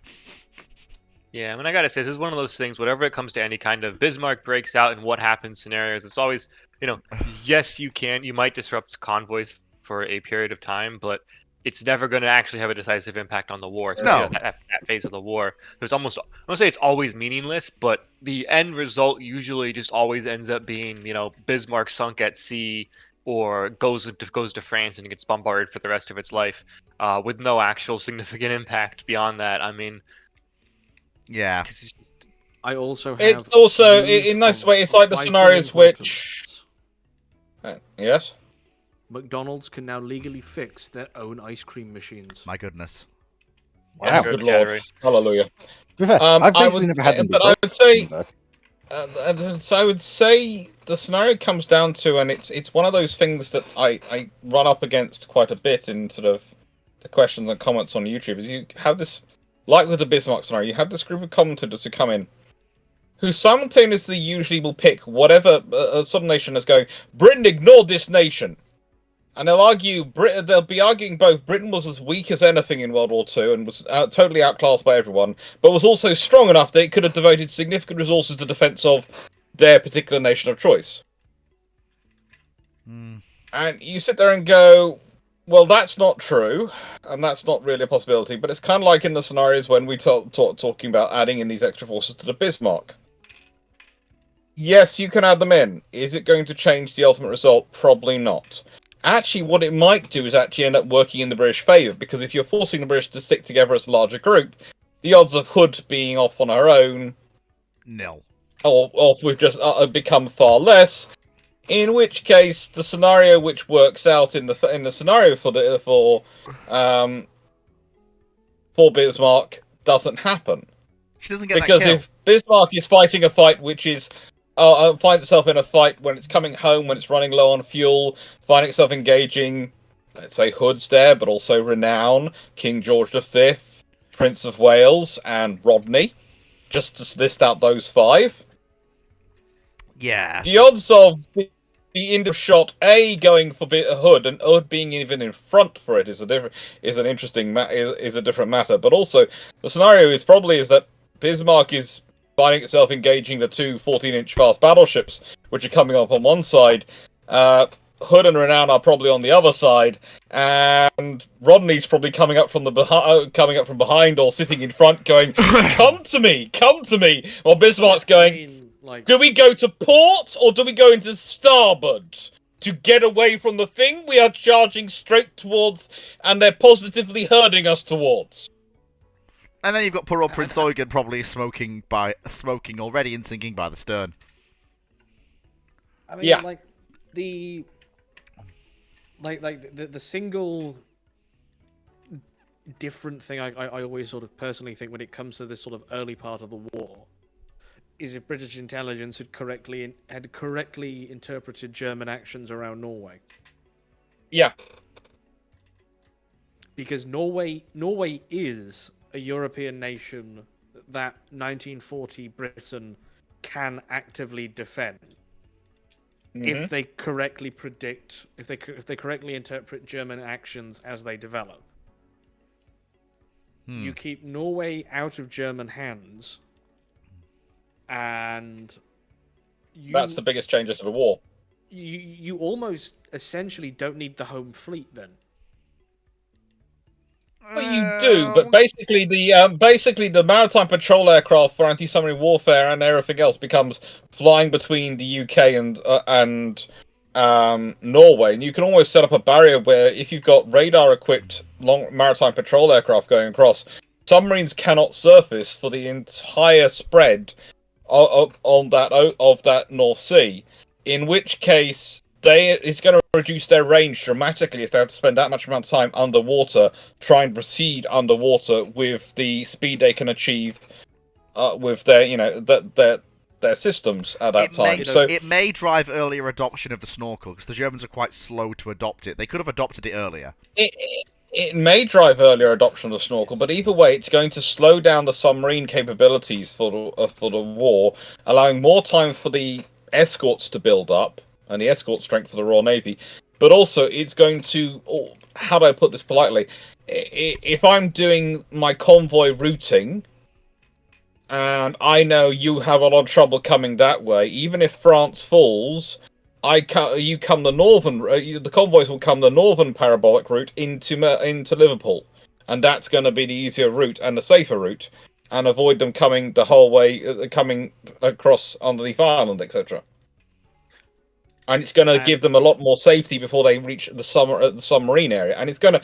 and the big thing you always have to think with submarines is it's cumulative in taking out the veterans earlier in the war. The more submarines you kill earlier in the war, the slower and the more difficult it's going to be for the Germans to increase their submarine force because of the personnel losses.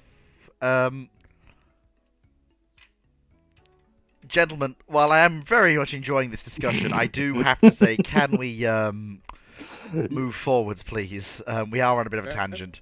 Killer Bin, what do you vote? Shall we go move forward or shall we carry on? Well, it's not really I a will dance to democracy. Ocean's Tune. It's not Well, really a next question. democracy. We can keep tormenting Yes. Fleet, you see, Killer Bin. Like, it's all in good stride after all. Anyway, Yeah, Fleet. so Whilst it might not be Fleet. democracy, Killer Bin, Fleet, no one said you were the dictator. No, yes, he I am. is a dictator. He's just not an absolute dictator. He's Mussolini. Dictator, I'm be the fair, monarch! And we are the Italian Parliament. Yes. To be fair, Fleet, you definitely try to be a dictator in certain circumstances, say game nights, and you normally get shut down by the overwhelming community majority. So, Anyway, I think Mussolini. Like does suit Mussolini.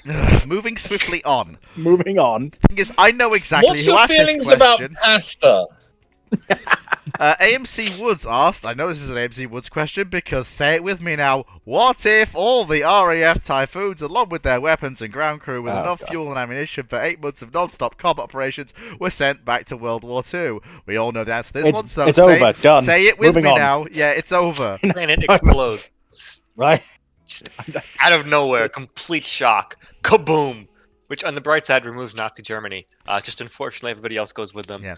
Um, So, very because promise we've answered that question I basically wonder, ad how, I wonder nauseam. just how hard you could hit the Reichstag with those typhoons. Very hard. What And happens? it's not even tornadoes. Tornadoes would make everyone be really happy before they die because the tornadoes are beautiful What? aircraft. Fox, so stop leading us back into the question of what about a navalized tornado versus the F-14. No. Please Hey, stop what? bringing us. Right, stop hey, bringing us we'll into talk- this fair, question. What if? To be fair, Yep, Clark, she does absolutely love the tornado, so this is why. I know. Yep, I know. I have, in her honour, added a question into today's discussion between me and Drac. Ay, ay, ay. So watch the videos when they come out because there is a question there in honour of you, Foxo. I dread to think what he's put in there for I'm not me. saying we're nice with that question, but there is a question in honour of you. I dread to think what happened. I dread to think what criticism my favourite ship's coming for. But anyway, moving swiftly on. I thought there was actually No, Clark did a video about Hoshi Burn wasn't the a other day. carrier, so we didn't start a carrier. What if Project 1058.1, aka Ship X, aka Kearsarge from World of Warships, is actually built and virtually complete by the Pearl Harbor attack? Presumably the US takes into service, you presume far too much, but how on earth do they use it? Suppose it gets to the Pacific in time for Coral Sea, Midway and Guadalcanal. Does it change anything? Is it even sorted considering demands on American fleet oilers? Well, here's the thing. If that thing's being built, it's being built for the Soviet Union, and the Soviet Union is paid for it, and is probably screaming like merry hell for it to work with the Northern Fleet. Actually, I However- don't think you might be right there, Fleet. It might. Sorry, go on, Killerman. However, with the outbreak of war and the Soviet invasion of Poland, the US government did seize certain Soviet assets and cancelled elements of the naval cooperation that the US and the Soviets were conducting, because the Soviets were also looking to procure destroyer designs and US armaments, as well as a armored icebreaker. So, if Gibbs and Cox are building, we'll just for sake of argument call it Kearsarge, by September 1st, 1913. No, sorry, December 7th. 10th. So, well, no, the day the Soviets invade Poland. Ah, yeah, September the 9th? I think. Something like that. At that point, you assume that the US take it over and seize it under the Neutrality Act. I because mean it would be in violation. Yeah, I mean the US Admiralty's crying because dear God, what monstrosity have we got? But at They've that got a- time in its construction, the question is how I can't suggest and predict how far along its construction would be. What is more likely to happen is probably the US completed as a fast battleship. It either goes two ways. Either that she's completed as a fast battleship, and the hangar deck and flight deck are basically used to store supplies. I think and that other things. I don't think that they even get as far as building that structure. Possibly Yeah. not. It depends. If she's Otherwise, if you've she's got a far 12, enough, 16-inch armed ship. It's pretty impressive yeah, for them. if she's I far think enough you're- along that the superstructure is basically whether it happens your way or what I'm about to suggest depends entirely on is the superstructure started / completed. If the superstructure is started or significantly complete, then honestly, there's a fair argument for taking, especially given the fact that the US doesn't really, it already has its own plans for fast battleships in hand, but extra carriers would be useful. If the superstructure is done, then I think the 16-inch guns go away, and she's completed as a very, very large, capable, fast carrier. Not necessarily, though, because A, that's another conversion, and B, there's a possibility that the barbettes are already in place. You run into the Shinano problem. Yeah. I mean... Oh, that's a lot of torpedoes. I mean, the Shinano... The Shinano problem is unique to Shinano, because I will point out that there were various battleship conversions that weren't total failures. Kaga, Eagle. Kaga and Eagle were not completed to the point that the barbettes had been installed. And Burn. We don't talk about Burn. but I don't even think with Burn that she had her barbettes fitted. No. They had to remove one, I think. Okay, so but the point is that even in Burn's case, where a barbette was present, they took the time and effort to remove it because they knew it would be a hindrance as a carrier. Given the and they also removed turbines because reasons. We don't talk about Burn. Politics. We don't talk about Burn. Yes, so I think she's more likely completed as a proper battleship with a South Dakota-style superstructure. Because, I mean, even the Soviet Union, the naval delegation, when presented with the design of 1058-1, essentially said, "Are you fucking kidding me?" Which doesn't surprise me in the slightest. No, they did say, "Are you fucking kidding me?" In fact, the nicest way, there was some words in Russian which they didn't translate, which were probably a lot less polite than that. There was no way, there was no way that the Soviet Union was going to accept that design as is. I don't know why they even suggested it. It's a very silly idea. Like the Soviets. The best thing about it is that 1058 could not be built in the US. Yes. There was no yard long enough to take the hull. And also it would violate the terms of London and Washington. Yes. So you can get around that. But which is why the Soviets were trying to buy the plans for Washington. They wanted a treaty battleship. So I forget which one of the other Gibbs proposals. I think it's 1058-4. Is the triple quad. Why? Who are these people, and why do they have the means or the rights to design battleships? Wait, as in what? 2 triples 4, 1 quad aft, or? Yes.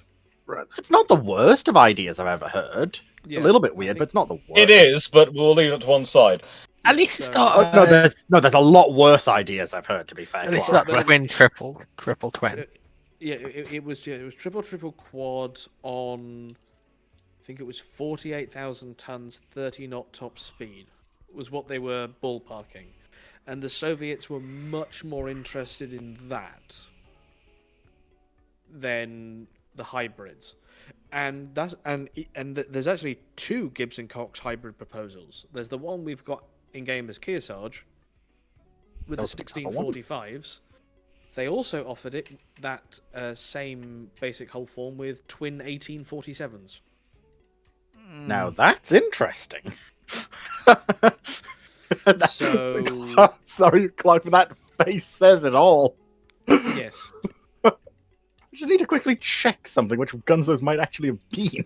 No, I enjoyed myself an XP Forge, considering what models to buy myself. No. The guns were based on the U.S. Navy's experimental 1847, which is the 1656 bored out to 18. Yeah. Why? The 18 Mark A, 1847 Mark A. Because, but the U.S. Navy wasn't interested in it because the U.S. Navy figured for 9 16s you could only fit 5 18s. Has he been fed? Yes. Which is which is why the US never seriously entertained the. But he never says no to more food. That would have been fascinating. The only point that I know of that the US Navy seriously considered an 18-inch gun in any serious form was in the early 1920s pre-Washington, when they're trying to figure out how they can match the N3s, and the original solution is gun swapping the South Dakota 1920s. That was basically going to be the follow-on from the Sodak 1920s. It was going to be same ship again, but with twin 18s. Yes, and then the follow-on design would have been a purpose-built 18 design. Yeah, absolutely. That's the only period that the US Navy seriously considered the 18. But yeah, so 1058. It entirely depends at what point the ship is taken over.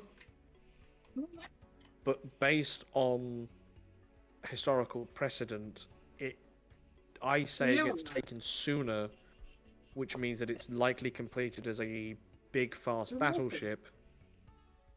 In which case, it's probably ready late 42, alongside the first of the new US battleships. Mm-hmm. So you're talking earliest entry into combat is the Solomons. Mm-hmm. And a ship that big, do you take that into Iron Bottom Sound with Lee? Or do you make a conscious argument that no, she's too big and she's better off with the carriers? And sending in the significantly smaller Washington and South Dakota? Also, the other question I would think of is, what is the fuel consumption like, and do they want to send her into the South Pacific in the first place? Yeah. More likely, she probably goes to the home fleet, because at least the Brits can guarantee a fuel supply, and she doesn't have to go as far. That's what I say. If they sent that instead of the ships they sent for the convoys, just imagining the idea of, in an alternate scenario, somehow Turpitz or something gets engaged by this thing would be horrifying. German surface raiders would not be happy. I mean, but can we, gentlemen, unless the people have something more to say, Next, I have time for one more. Well, to be fair, to be fair, I was planning to wrap up fairly sharpish. I don't want to keep going on for too long because I have to do this on Friday as well. So then, do you want to keep going? No, the fact that we will have one last question. 'Cause it's a fairly simple question to finish off, and it's one for a decent discussion. What does the panel think is a sexy carrier plane? Or sorry, is the sexy carrier plane? Naval Tornado. Incorrect. What did you say there, Killabin? Sorry. The Gannet. Okay, in the jet era, it's always been the Sea Vixen has been my special girl. You know, I was going to say the Sea Vixen as well. I think she's a beautiful plane. And whilst I'm going to upset some people because but my heart has always belonged to the pugnacious fighters of Grown, and I will probably go for the Wildcat because there's just something about it, but the Hellcat is also pretty, and I do like the Bearcat. But the Gronum, the pugnacious fighters of Grom. As much as I love the gull wings of the Corsair and all the beauty you have in some of the fairy swordfish and the sort of certain aircraft types. And as much as I respect the fact that the Blackburn was ugly enough to repel the Earth to get to airborne, okay, no, I'm gonna go for the pugnacious fighters, the Hellcat, Wildcat. I propose an alternative option. Yeah. The P-47 Thunderbolt, because that not only launched from carriers but achieved air-to-air victories after being launched from carriers. Yeah, I still prefer the pugnacious. Oh, but it's a Thunderbolt. It happened once because the commander of the carrier realized he was close enough to the land bases that he was delivering the Thunderbolts to while coming under air attack that he ordered the Thunderbolts to launch. Which meant that the P-47 could operate off an escort carrier. Unpopular opinion. The Dewintine 376, France's monoplane carrier fighter. That's fair. How did I know this was coming? Right, gentlemen, thank you. I must depart. Nice having you here. It's always a pleasure. It's lovely having you. If you're going to choose a French plane, what is it? You know, I need to quickly boot up my Azure lane to find it. I could have gone for the So I Rafale. know it's an Azure lane. Sentence right there. I could have gone for the Rafale. It's the French twin-engine torpedo bomber they had the idea of. Oh God, what is it? The The Brigitte something or other. 396, the 693, I think. Hang on. I can do this. I can find this quickly in a less cursed manner. Well, my AR's I almost just looked in booted, a so... book. I mean, Wait, the being PDF serious, loads, dear God. I gotta I say just the need to see if fucking there's an Buccaneer. update. Oh, Blackburn Buccaneer is gorgeous. But Just the whale tail. okay. I've got an update, so I probably won't be It able to is. find it in time. It is a gorgeous aircraft, and it is definitely my second choice of the jet aircraft. But yeah, although see the this is Valkyrie, gorgeous. the Valkyrie is gorgeous. Yes, But it's Elijah also also good wings, exactly that one. Yeah. The 810. I actually do quite like the look of it, honestly. So Right. that I believe they did a canning in And favor of course, the Cow 600 mi- before they canned that in favor of the. Oh, hang on a second. No, While Phoenix is looking that up, hello the- everyone. the- I managed hello, to get hello, water Cyclic. in time. And my well- favorite cargo aircraft to ever operate from a carrier has got to be the C-130 because it just is so gorgeous. Well, Same. Yeah, you got to go for the C-130. Operate. Huh? Operate It is did? a strong word. They landed and they took off. It Yes, operated. That wasn't They an did operation. it. They did it several times, Fleet. Yeah, Did they do anything of substance while they were there? Does it not mean they have to do anything delivered of stuff. substance? I If they can't- can take off, land, and they did their job of taking off and landing. They therefore operated yeah. Sometimes I hate the fact that I keep getting bamboozled by people who. with facts and Look, logic. you're trying to rules lawyer the wrong people, Fleet. Like, you might be able to rules lawyer me and Foxo about certain things. Cyclic, Psychic, Clark, or Phoenix. Good luck. Like, do you remember when you tried to rules lawyer him about Hosh, and you brought out your book? So Clark brought out his book, We don't talk which had annotated notes and We everything. don't talk about that incident. Oh yes, we Oh, do. but we I keep the can. book here just Holy in crap. case It I was need it. mighty entertaining. Ever so slowly, we are seeing Fleet isn't very good at English, Now listen according here. to Moe. Now listen. Now, oh for fuck's sake, I give up. I'm not going to make the joke.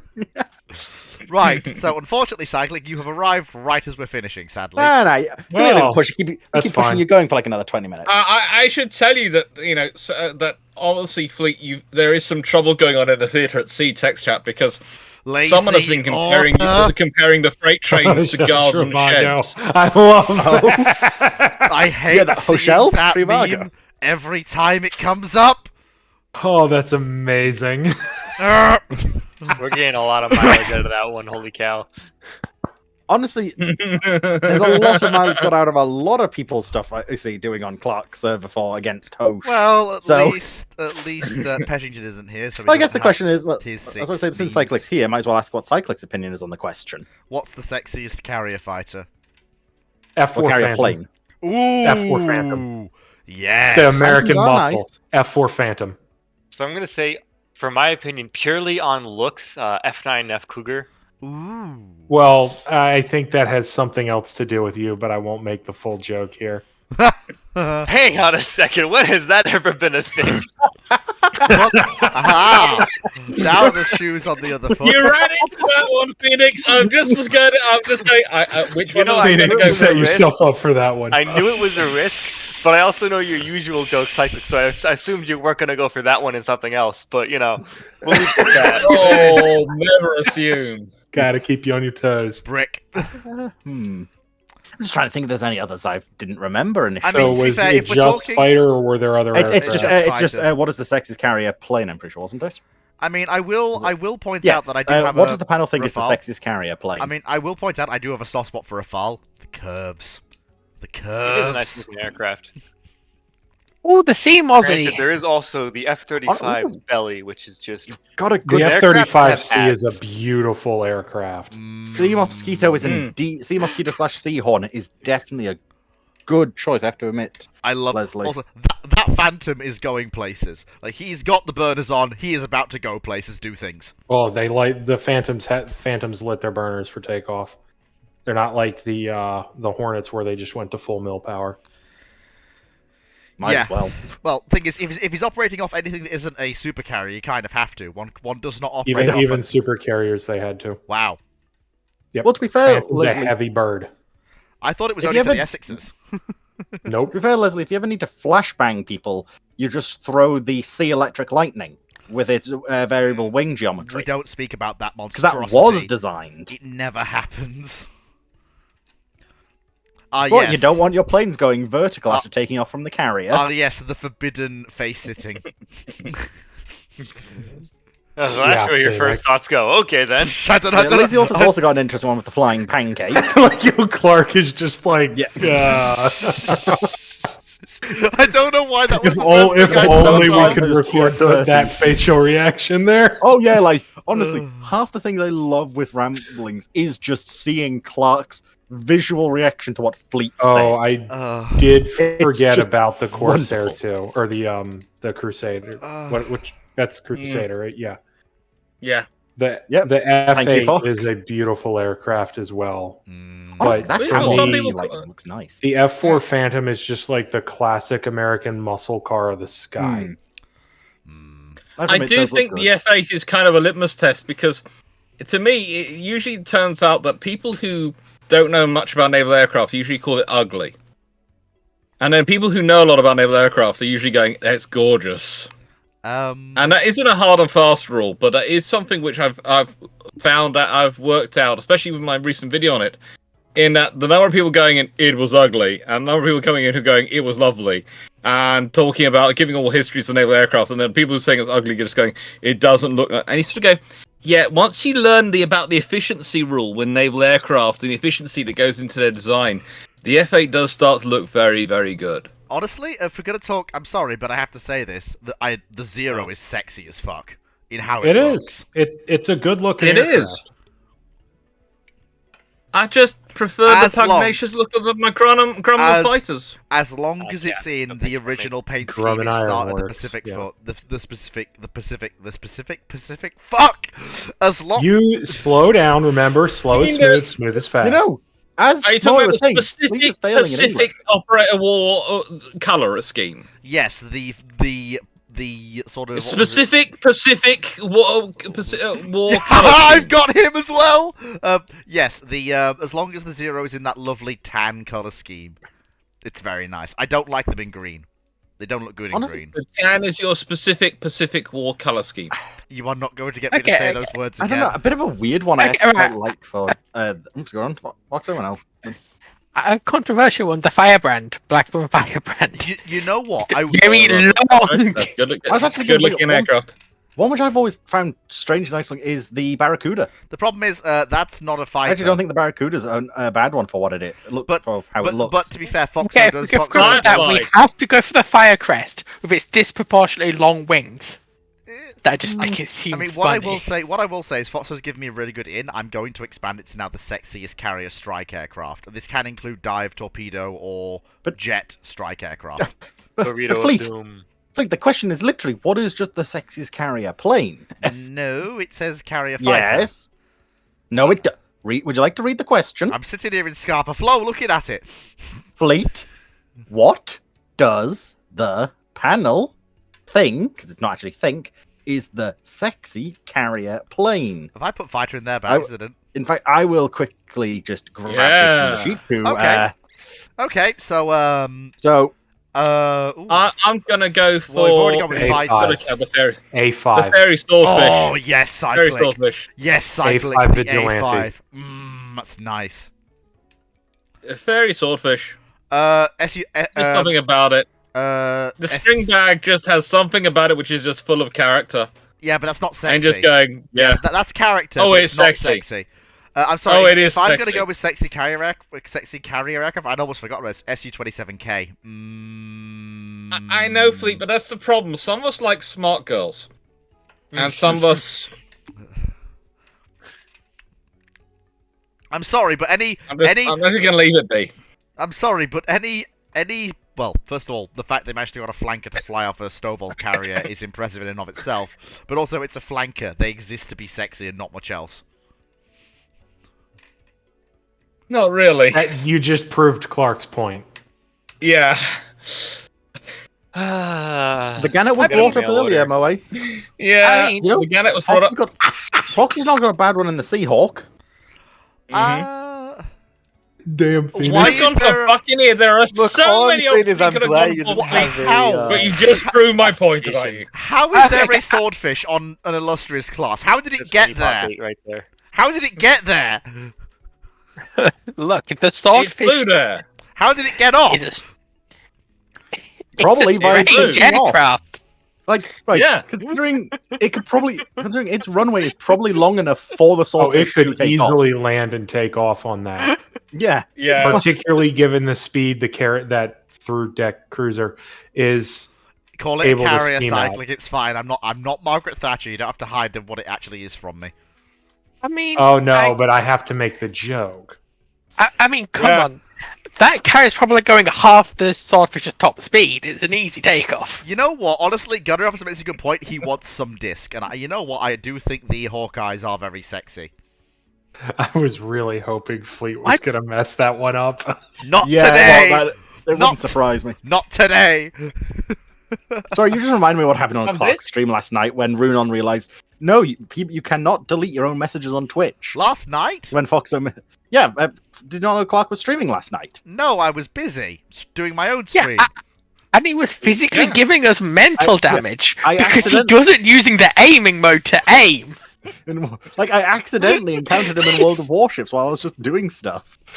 Did you I kill him? deliberately was like, yes, I have to mute this stream. I'll be back in a few minutes, I guess. Like, Did you he kill him? made me load up the game and check if the shift key existed. Wait, What's using the shift key?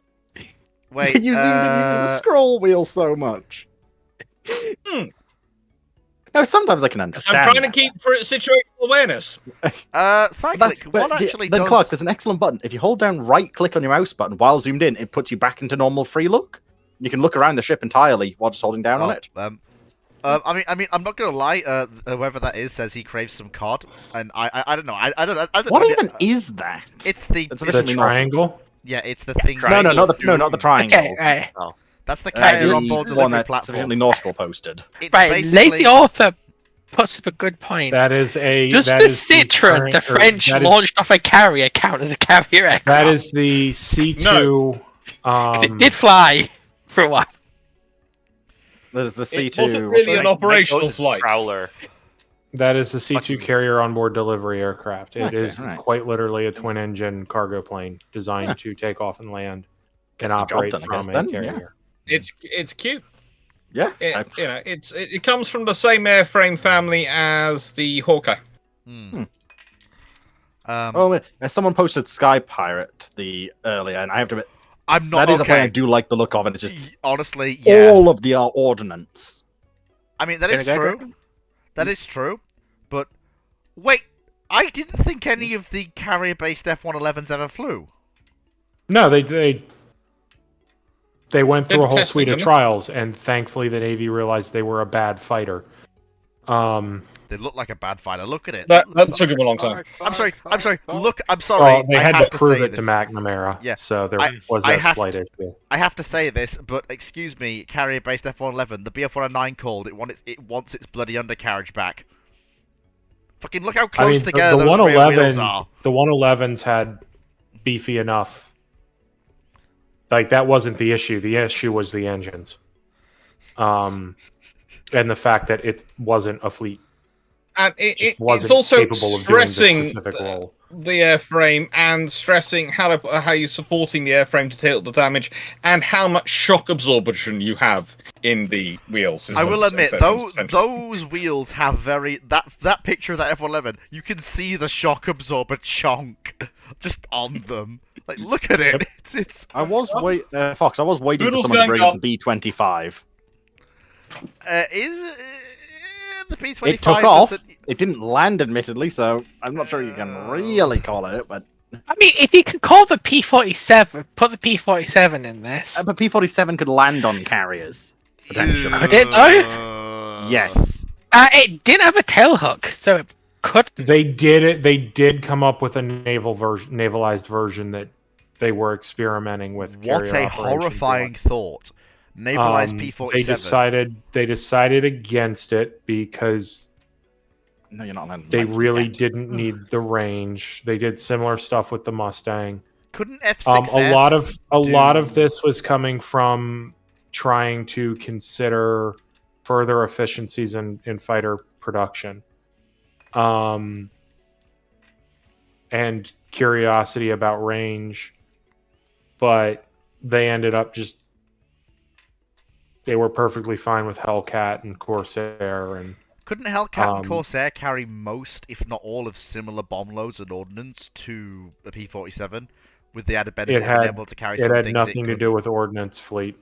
Wow. It had everything to do with range and high altitude performance. Which the P-47 just didn't have any of. No, the P-47 had plenty of high altitude performance in the later marks. The naval fighters didn't, because the naval fighters didn't need it until concerns about the introduction of the Oka and its ability to be fired from Bettys. But that's where you see them come in with the Bearcat and the Tiger Cat in terms of experimentation. So, but those never really materialized in great numbers because we kind of removed Japan as a combatant before that happened. Whoops. Congratulations, I give you the sun! Well, it's just congratulations, we won the war, the threat's over. Yeah, can we go back to reducing the money now, please? Yeah. Says all the politicians. I mean, to be honest, the U.S. Navy wanted to retire most of its fleet by that point anyways. I can't say I blame most of its fleet was clapped out. I mean, the standards are basically creaking under the seams. A lot of the early destroyers are doing the same. Creaking under the seams, they're just creaking full stop. Yeah. I think even the Royal Navy also was having similar issues of, yep, these ships are... Yeah. I mean, most of they're the well Royal... and truly showing the rage Yeah, now. most of the Royal... The problem... Well, you have the full debate that you have going on in both the Navy, the Royal Navy and the US Navy is, and this is the interesting thing, is the first point, they start off at the end of the war trying to evaluate war service, and they put carriers in the same category as capital ships, where basically the war equals one year of war service equals roughly 3 years, 3 years of peacetime service. Mm-hmm. Yeah. And the reality is it was worked out by about 1948, 1949, that actually for carriers, 1 year of war service equals 6 years of peacetime service, because carriers have to spend so much time going at high speed. Whereas capital ships don't. And that means you wear out your engines a lot quicker. Mm-hmm. Unless you've got fast capital ships escorting the carriers and so having to run at the same speed, but... Yeah, but let's be honest, that actually doesn't happen as often as you might think in terms of going to... one of the things you find is the carriers have to divert off into the wind and back and all these sort of things, and whilst the task group does sort of move with the carrier, they don't tend to do as much movement with the carrier as the carrier's going to do. And the things which will move the most with the carrier tend to be the destroyers. And so that's some of the fun things you have, and yeah, carriers really do wear themselves out in war. Lots of high-speed operations. This is one of the reasons why one of the things that's been a constant thing since World War II in carrier design has been making it easier and easier to replace turbines and drives and things which are used to power them through the water, because those things, it's known, will wear out the quickest and will have the most effect on their terms of life expectancy. Mm-hmm. But I think that's us finished for this evening, isn't it? I've seen one more question I do want to have a crack at. Just a short one. Okay, alright. What's this? Because you said the last one was going to be a short one, and that turned into a full 10 minutes. Look, Cyclic showed up and kind of revitalized my bit because of the funny. Your spirit to continue. Yes, because Cyclic made the funny. And so what is this one last one then, Fleet? Do you think the F-106 was the best interceptor aircraft in the world pre-1980s before the F-15 comes into service? No, we didn't, but... It just sounds awfully familiar. I'm sorry, but... Why? The MiG-25 exists. What? Right. When before was this? Sir? Pre-1880s. Pre-1980. The F-106 Delta Dart enters service in 1959. It basically lasts all of 5 seconds before the Soviets come up with something better, and then basically just go, there are no better interceptors than the MiG-25. Yeah, I would counter the Electric Lightning exists. There is that as well. But the MiG-25 for me was the obvious one, because the MiG-25 comes along and says, I hereby cast no bombers in Soviet airspace.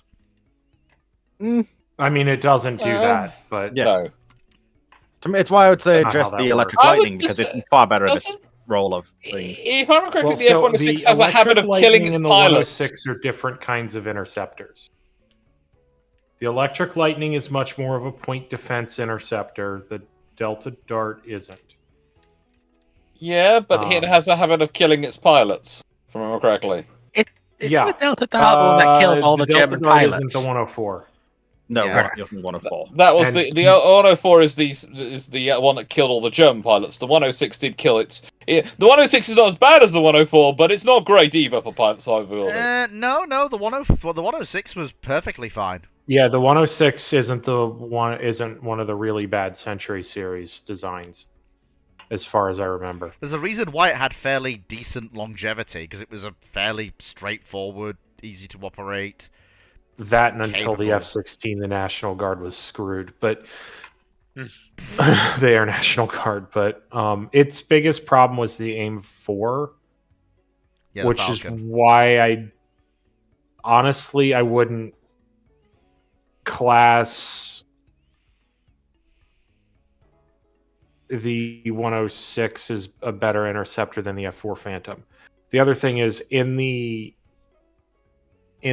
longer range interceptor role, the F-4 did just straight up beat it.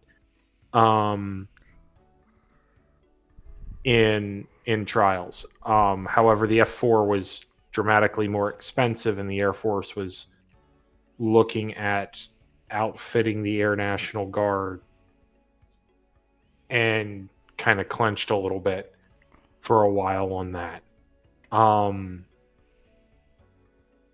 But ultimately, they only ordered 350 out of a planned 1,000 buy. So that should tell you something else. So Also, the Sea Vixen in the world in this period, isn't there? That is Yeah. not the Sea Vixen. Is not the F-106's Yes. equivalent in any way.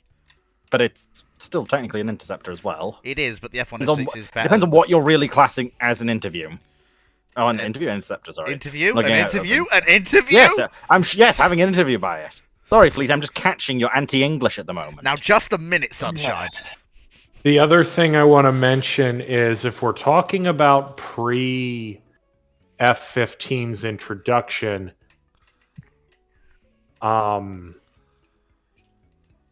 there is another U.S. aircraft specifically geared around long-range interception that was fielded before the F-15, and that is the Tomcat. Ah, I'd forgotten about that one.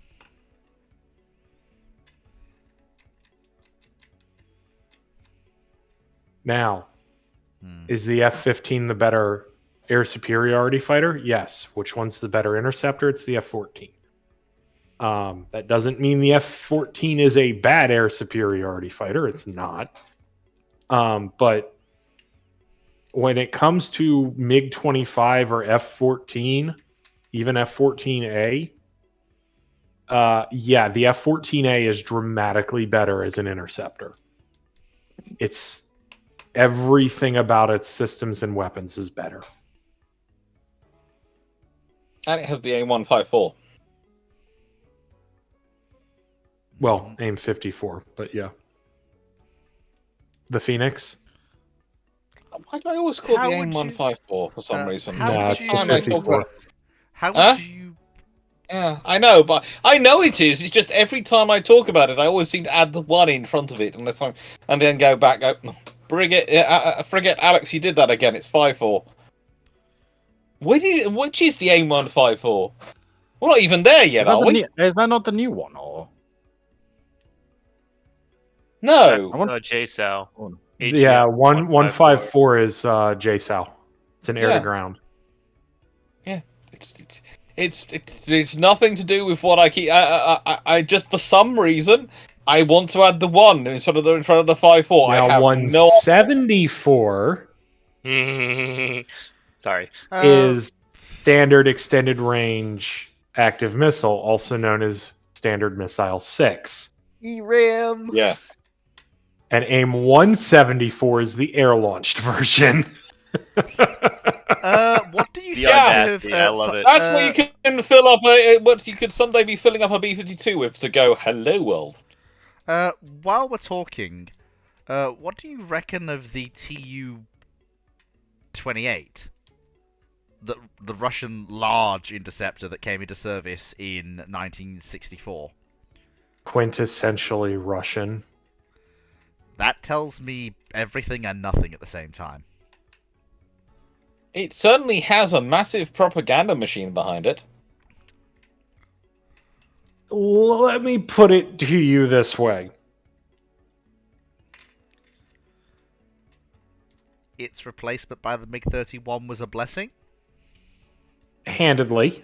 But the MiG-31 isn't a terrible aircraft in the role, but the Russians have a suite of restrictions in terms of avionics, engines, radars, missiles, Trust right? of the pilots.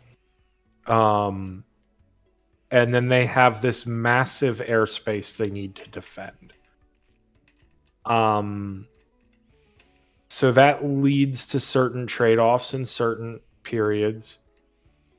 Tu-128, I believe.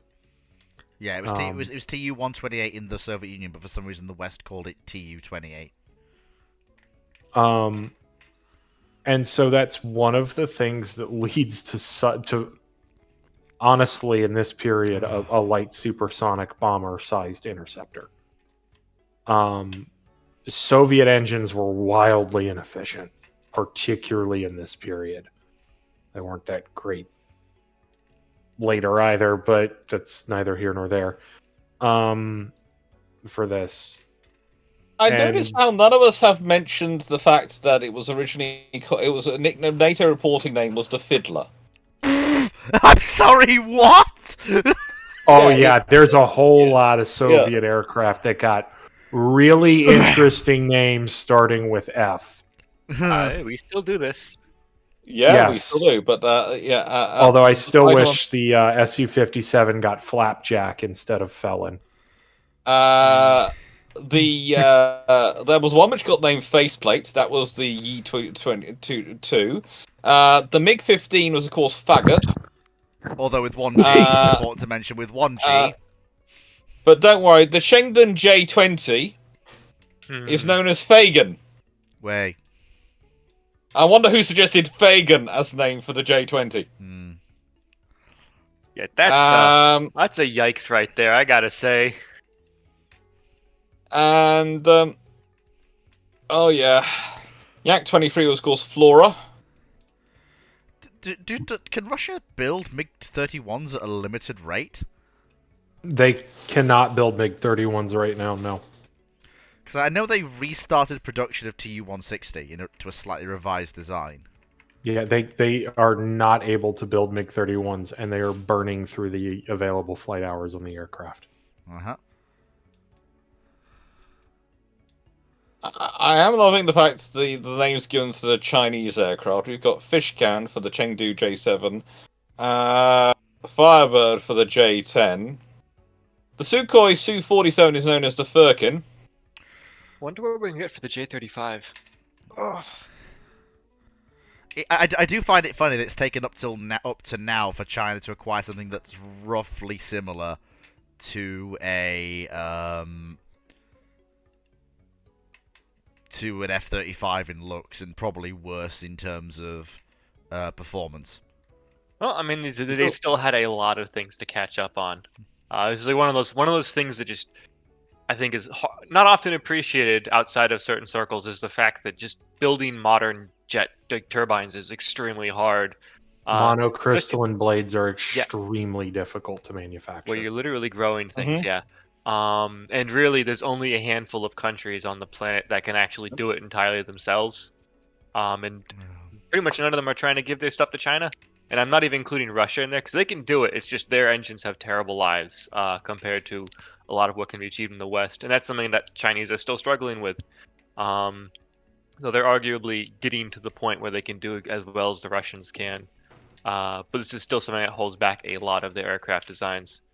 Yeah, speaking on the Russian engines point of things, a lot of people look at Western aircraft and point, oh, haha, maintenance intensive, and then point at Russian aircraft and go easy to maintain. It's the inverse, and it's because of the engines. Russian engines require extremely high maintenance hours compared to per flight hour compared to Western engines, and the bulk of your maintenance on a jet aircraft is the jet engine. That's true, but also I've just been reminded that a 285 was called on the NATO terms the barge. Barge. What? Barge. Honestly, I think, I'm gonna say this honestly, I think that the person in charge of giving out these names occasionally falls to the Royal Air Force or the Royal Navy or the British, and whoever's doing it has A, watched a lot of old British comedies, and B, has a really strong sense of humour going on.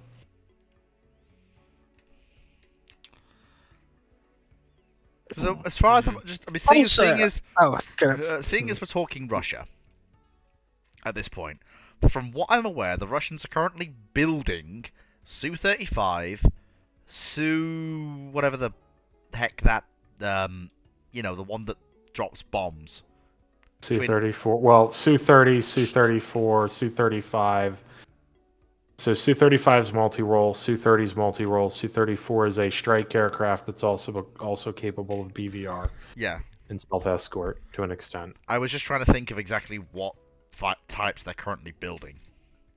Because I know MiG-29 technically, yes. Equivalent able to at least launch missiles at things. I didn't realize they were still building MiG-29. Well, 2935. Their Navy is probably going to move to 29K or 35K at some point. We shall see when that actually happens. Because the reality for their Navy moving forward is they've probably got 40 years of half the budget they had before the conflict started. How did I miss the fact that the MiG-35... That's if they have a carrier viable to operate for that scenario. Yeah. How did I miss the fact that MiG-35 exists? Have I been living under a rock? Yes. Yes. The fleet works in mysterious ways. I would be angry at that if it wasn't for the fact that Phoenix, that's absolutely true. Fleet does work in mysterious ways. I can make a very cruel joke, but I won't because I'd be pushing it too far. Oh yeah, they're also building Su-57. They've been slowly, very, very slowly increasing their production rate there. But they're recently stalled out. Actually, started running into some issues with sourcing parts. Well, there you go. It's almost like pissing half the world off. What makes the high engineering parts you need doesn't enable you to build 4.5 plus gen aircraft. Oh yeah, well, this is one of those things people always often forget about Russian manufacturing. It's still so very heavily dependent on foreign inputs for components and subcomponents, which is one of those things that gets frustrating too with the current conflict, because we could honestly be doing a lot more to strangle their supply if we were willing to go after third parties that were supplying them, but that's another conversation entirely. I'm honestly annoyed that the Su-75 is not called the Femboy. We haven't given it a NATO code name yet. It doesn't have a NATO code name yet because it doesn't exist. Then why? Okay, so I assume the Checkmate's just a The Checkmate is the Russian marketing name. That's really? Yeah, it's Really? just a marketing name. Yeah, they wanted to be like a Checkmate, like we will have the start with F. No, Which aircraft are you talking about? The Sukhoi 57? No, the 75. 75. Basically, 75 is Oh, supposedly cheaper than F-35. Will be better than F-35. We will sell it to the third world, because Algeria. Well, no, actually not Algeria, but all the countries of the world will buy it up, and we will sweep the F-35 from the sky. It's cardboard copium. You know, I've heard this one before. I mean, if you want to talk about hilarity, the Tupolev PAC-DA is funny. It's a flying wing strategic bomber that's bigger than a B-52. And it'll have the radar cross-section of a brick. So, I mean, that's not necessarily... The size isn't necessarily a bad thing when you look at how the Russians use their bombers. They are very, very heavily into cruise missiles. Rather than dropping bombs. In fact, the only one of their bombers that is capable of dropping iron bombs is the backfire these days. The 160 I don't even think they have a version of the Bear that can anymore. Their bomber force is almost entirely, well, when you look at what they would call their heavy bomber force, which does not include the backfires. They fall into the fast bomber slash kind of. They're really a medium bomber, really, when you look at it. I think they're the only medium bombers operable in the world right now. Yeah, because B-21 isn't in service. I thought B-21 was a strategic bomber. It's a medium bomber with strategic bomber range. When you look at the payload, it's half of B-2. H6 question mark? Badger derivative? Not Badger. That is Badger derivative. Sorry. I mean, I get the NATO code names mixed up more than anything else. Yes, the actual designations, I guess I'd have to look more into how the Chinese operate them because the Chinese did up-engine them. They are basically used as missile trucks at the moment. Yeah. Yeah. The exception of the one unit that basically is our nuclear bomber unit, and I'm doing quotes with my hands because it's completely incredible, but that's also because it's really just a placeholder until H20 shows up, which is going to be. You'll see lots of articles about it being a year away for probably quite a few years in a row, but it's coming at some point. Yeah. But writ large, I mean, there's been a lot of talk of the Russian naval air arm replacing backfire with Su-34, which honestly, Su-34, if they were to rig them up with an air-launched Onyx, which they could, it's what the Indian air-launched BrahMos basically is, would honestly be a far more credible threat than the backfires with KH-22 or 32. Are we talking because in the naval bomber those role? missiles, they're big, dumb, fat, and happy. And they come diving in from 100,000+ feet. This ain't Red Storm Rising, boys. Well, I mean, regardless it's whether always it Red is or Storm not, Rising. It ain't anymore. If you're trying to stop a U.S. Navy carrier group today, at minimum, you're up against 5 Aegis ships, plus now you're talking Super Hornets with air-launched SM-6. You're just not viable as a backfire. And F-35C, which could be loitering anywhere to say hello. Yeah, even a heavily laden Su-34 is going to be able to present a much more difficult target to a long-range air-launched SM-6 than a backfire coming in, because the Su-34 can crank harder and can burn the energy out of that missile easier. So you're going to have to wait to fire as the F-18 longer. It's just how the kinematics of air-to-air engagements work. The most annoying thing to me is that, just talking about bombers and such, Ukraine had 19 Tu-160s. It gave away 8 of them to the Russians for gas debt relief, and the rest was scrapped under treaty. I mean, the reality is they probably wouldn't have helped much in this war. When you they would have been destroyed in the first week to 2 weeks. If a lot of people forget the dominance the Russian Air Force had in that time. I suppose you have if they're not destroyed in the first strike, that's a problem. I mean, Yeah. I They're would. also just expensive to upkeep, and it would have been a burden on the Ukrainian budget compared to other things they should be spending their money on. Yeah. Like, I'd rather any of that money go into further refurbishing the S-300 fleet during in that period versus say bombers Or the Su-27 fleet that they had. Yeah, that too. What about the Su-24 fleet? Because that's currently doing the lion's share of the missile carrying work right now. Well, it's not really a fleet anymore. Yeah, it's it's a very, very small amount of airframes.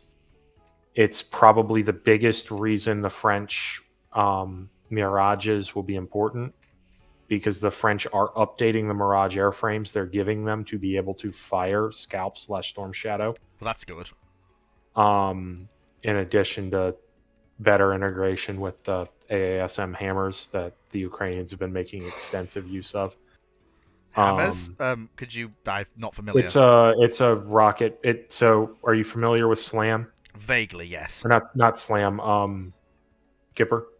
No, I'm not. Sadly. Okay, so it's like although this is a kit, so you could put it on a 500 or 1,000-pound bomb, but it is a rocket. It's a bomb with a rocket motor and some control fins attached to it. Hammer has, I want to say it's tri-mode, so it's laser, imaging, or GPS, or GPS. You can combine these or just use one. Which means it's capable of being used in a GPS-denied environment without exposing the aircraft needlessly. It's a very, very useful tool for them. And they've been making extensive use of it because they can combine it with the standard US Mark 80 series bombs, the 1,000-pound and 500-pound bombs. How many of those bombs? Because like a lot of the bling gets focus in the media, but how many of the 500 and 1,000 pounders has Ukraine been getting from the West generally? These are their primary air-to-ground munitions now. Oh wow! The U.S. bomb production is hilarious, and U.S. bomb stocks are significant. This is a little flippant, but you could joke about them slowing down the Earth's rotation by mass. Like the U.S. like bomb body stocks are hilarious because the U.S. is an air power as well as a sea power and land power, but like U.S. fires are weighted towards the air. Makes and sense. so between these JDAM ER, right, they have been doing very well with Western supplied smart bombs. Is this basically linked to the idea that they basically, if the Ukrainian Air Force wants to strike something, as far as I'm aware, please correct me if I'm wrong, both you and Phoenix probably have much better sources than I do, but as far as I'm aware, the Ukrainian Air Force will rock up with aircraft armed with harms, deter or destroy radar, and then they don't have anywhere near enough for that. So what are they doing then? How are they delivering strikes without suffering airframe losses? They're coming in low, fast. They already know where the target is, so they've got the coordinates punched in. Right? They've got the bomb programmed to look for a specific kind of target, or were farther back out of range and used imaging sensors to target the bomb on that so it knows what it needs to go, and then they dive down, come in low, fast, and execute a tossed bomb attack, which, if you're using a smart bomb, toss bomb attacks are perfectly accurate, but you're not exposed to air defenses because you're down low. Well, the really big dangerous ones, you're limited in your time down low if you're not over friendly territory by your flare inventory. But side note, this is how a lot of Russian helicopters and aircraft got downed by manpads. Their missile approach warning system and missile launch detection systems would dump out flares, or the pilots would at regular intervals, and when you run out of flares, you're now a sitting duck for manpads. So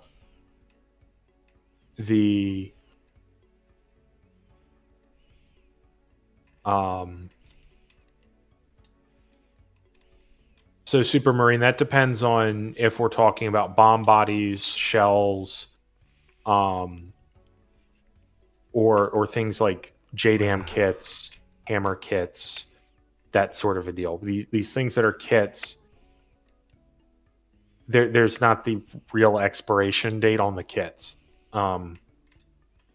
So Mark 82s and the like, I'm not really sure there's much that's very old left in the arsenals because of how many were dropped in Vietnam and the Gulf War, both 1 and 2. It's also the case that a lot of this stuff is just active production going on, and depends on who you're sourcing it from as to how old the munitions might be.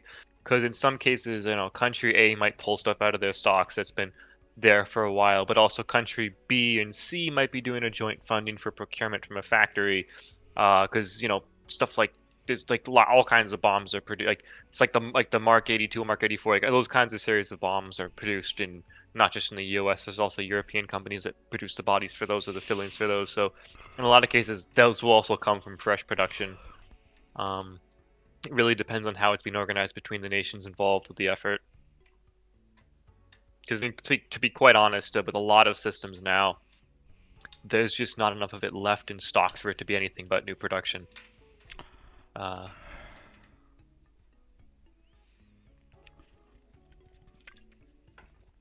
Particularly when you talk about European countries. So, small diameter bombs in Ukraine, from a ground launch perspective, they have been deeply underwhelming. From an air launch perspective, they absolutely love them. And they make extensive use of them. But the US also built a hilarious amount of them. They're very, very, very useful munitions. Mm-hmm.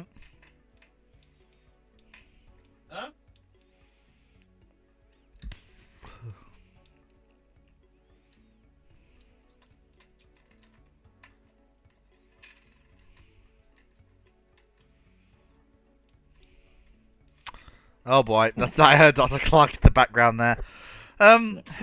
So I've not been keeping track of.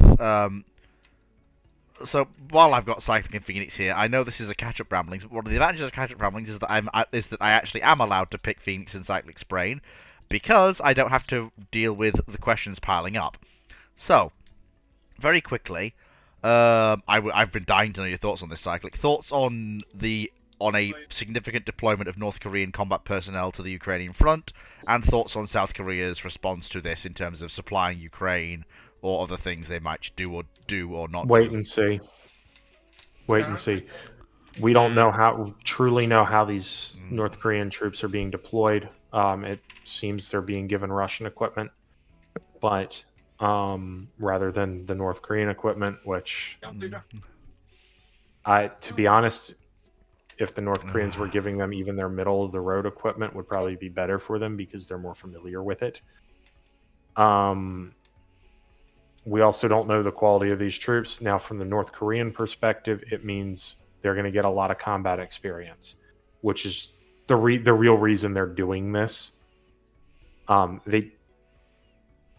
They've been active in sending advisors and even ground troops to conflicts around the world when they want to, because it gets them the combat experience. It gets officers and junior leaders combat experience, and that's what they want. We don't know whether or not these troops are going to be deployed in and around Kursk or in an offensive role. We also don't know how Russian Strategic Command is going to use them. I have my own thoughts. Talking about the North Korean soldiers. Yes, but it is pure speculation, so I'm not going to talk about it. Makes sense. My strong suspicion, and you can say how much you agree or disagree with this, is that these troops are going to end up being used as something approximating cannon fodder. That is one very likely possibility. If they're keeping them in their own sort of force structure and stuff like that, they could be very, very useful troops in some very specific aspects, including in in maneuver warfare compared to the Russians. Exactly. Because the Russian, a lot of Russian units right now, outside of some very specific ones, just are not capable of maneuver warfare. Like a lot of Ukrainian units. The Ukrainians have some very specific units that are capable of maneuver warfare at limited scales, but the other thing is like 3,500 Ukrainian troops or North Korean troops, that's a single brigade. That's not a lot of troops in this conflict. That's not a lot of troops for the North Koreans. That's going to be under a North Korean brigadier general, I think, or equivalent, but whatever they call them. I think they call them. I don't remember. They got some weird stuff, but yeah, it's a brigade-sized force. If they keep it in a unit and they allow it to function as a full brigade, the way the North Korean officers are going to want to function, it could be a real threat at a local tactical perspective. Operationally and strategically, it's not a lot. Now, if they're allowed to be used in the way that the North Koreans would like to use them, the North Korean leaders for the unit, they could achieve local breakthroughs pretty reliably. Because the Russians don't tend to concentrate a single brigade into a combined arms breach. They tend to do it as battalion scale. For the same reason the Ukrainians tend to do it at company scale. Large-scale unit maneuvers require staff officers. What do the Russians and Ukrainians not have a lot of right now? Experienced staff officers, by their own admissions. That makes doing the coordination at a brigade level very, very difficult. Another thing, but a single brigade making a breakthrough is only going to get you tactical effects. It's not going to get you onto what both sides desperately want, an operational breakthrough. I'll say on a more strategic overview of this, because I had having a whole discussion about this last night for a class, because we had a we had a guest speaker from Ukraine, a former advisor to one of the prime minister. But yeah, so one of the just a point of view on this is essentially this is sort of another aspect of escalation on the conflict from the Russian side, and also what's particularly concerning is it's sort of the process of normalizing or continue to normalize the really international nature of the conflict and the cooperation between not to borrow a term from Bush Jr., but sort of a neo-axis in a form of, the fact that the Russians and the North Koreans and the Chinese and the Iranians and their proxies are all cooperating to various degrees to help enhance their ability to fight in various parts of the world. Because from all their points of view, it's a way of waging an effective war against the West in some capacity. So in this case, it's not really, because it's bleeding them. And at this point, it's not blooding them; it's bleeding them. This is the trouble. This is the trouble, especially for the Russians. Oh, for the Russians, in the nicest absolutely. way, their economy is starting to... And the trouble is, the Russian economy, if it shuts down anymore, the Russia stops being a net advantage to such an axis and becomes a net disadvantage to such an axis. Well, so this depends on which part of the axis you are and how you view it. Because for the Chinese, for example... No, it is. In the nicest way, tech-wise, Russia is still quite a hub for them, and has given quite a breadth of technology and quite a breadth of development. And yes, they might not actually be able to deliver it, but the thing is, the problem that's always worried us has been the Chinese actually have factories which can deliver a level of quality, not necessarily the best quality, but a level of quality, and a level of quality control, especially, when they keep them watched closely. Combine this with the Russian technology, and you could have some serious issues. You could have, potentially. The thing about this is the Russians are not blooding themselves; they're bleeding themselves. And you've got a member of this axis who is literally bludgeoning themselves away. On what? Well, there was an advantage if they could achieve it in the first 3-6 days. If they could have achieved this would have been worthwhile. 2 years in, is there anything worthwhile they can achieve now that has been worth the cost? No, nothing. Not worth For the Chinese, it's forcing the U.S. to stay significantly committed in Europe. Yeah, this is where the yes, problem but is it's gonna lie, also it's a because- proxy war as well. So whilst the Americans are staying committed and all these people are staying committed in Europe, it's a proxy war. They're not actually doing the fighting. And this is the thing: it's not Russia's actually doing the fighting itself against the proxy, in many regards, because they force Ukraine to become a proxy for the West by invading them. for as long as Ukraine lasts.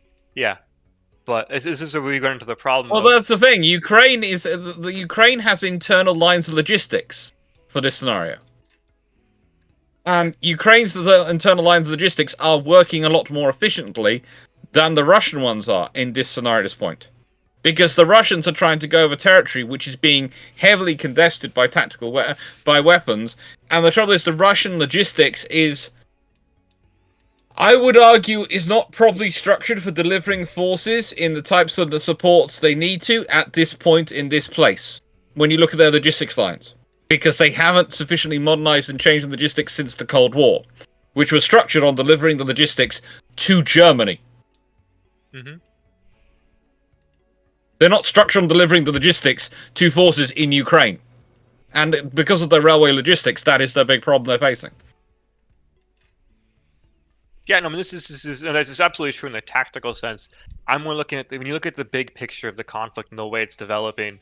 The unfortunate problem is that Ukraine only has so much endurance for this conflict in terms of its ability to keep supplying manpower, material, sustain its economy with the damage that it's sustaining. Its economy is already broken. In the nicest way, it's not sustaining its economy. That's one of the things which keeps being chucked up by people on Twitter and all sorts of things. And I go, no, Ukraine's in a total war scenario. They're dependent on basically allies for support. They're not at the sustainment of economy stage. That's a false metric to try and use.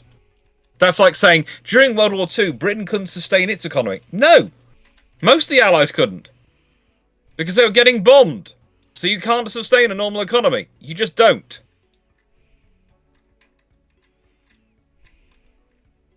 So long as you get plenty of aid from your allies, yes. I'm just trying to relate what was related to me.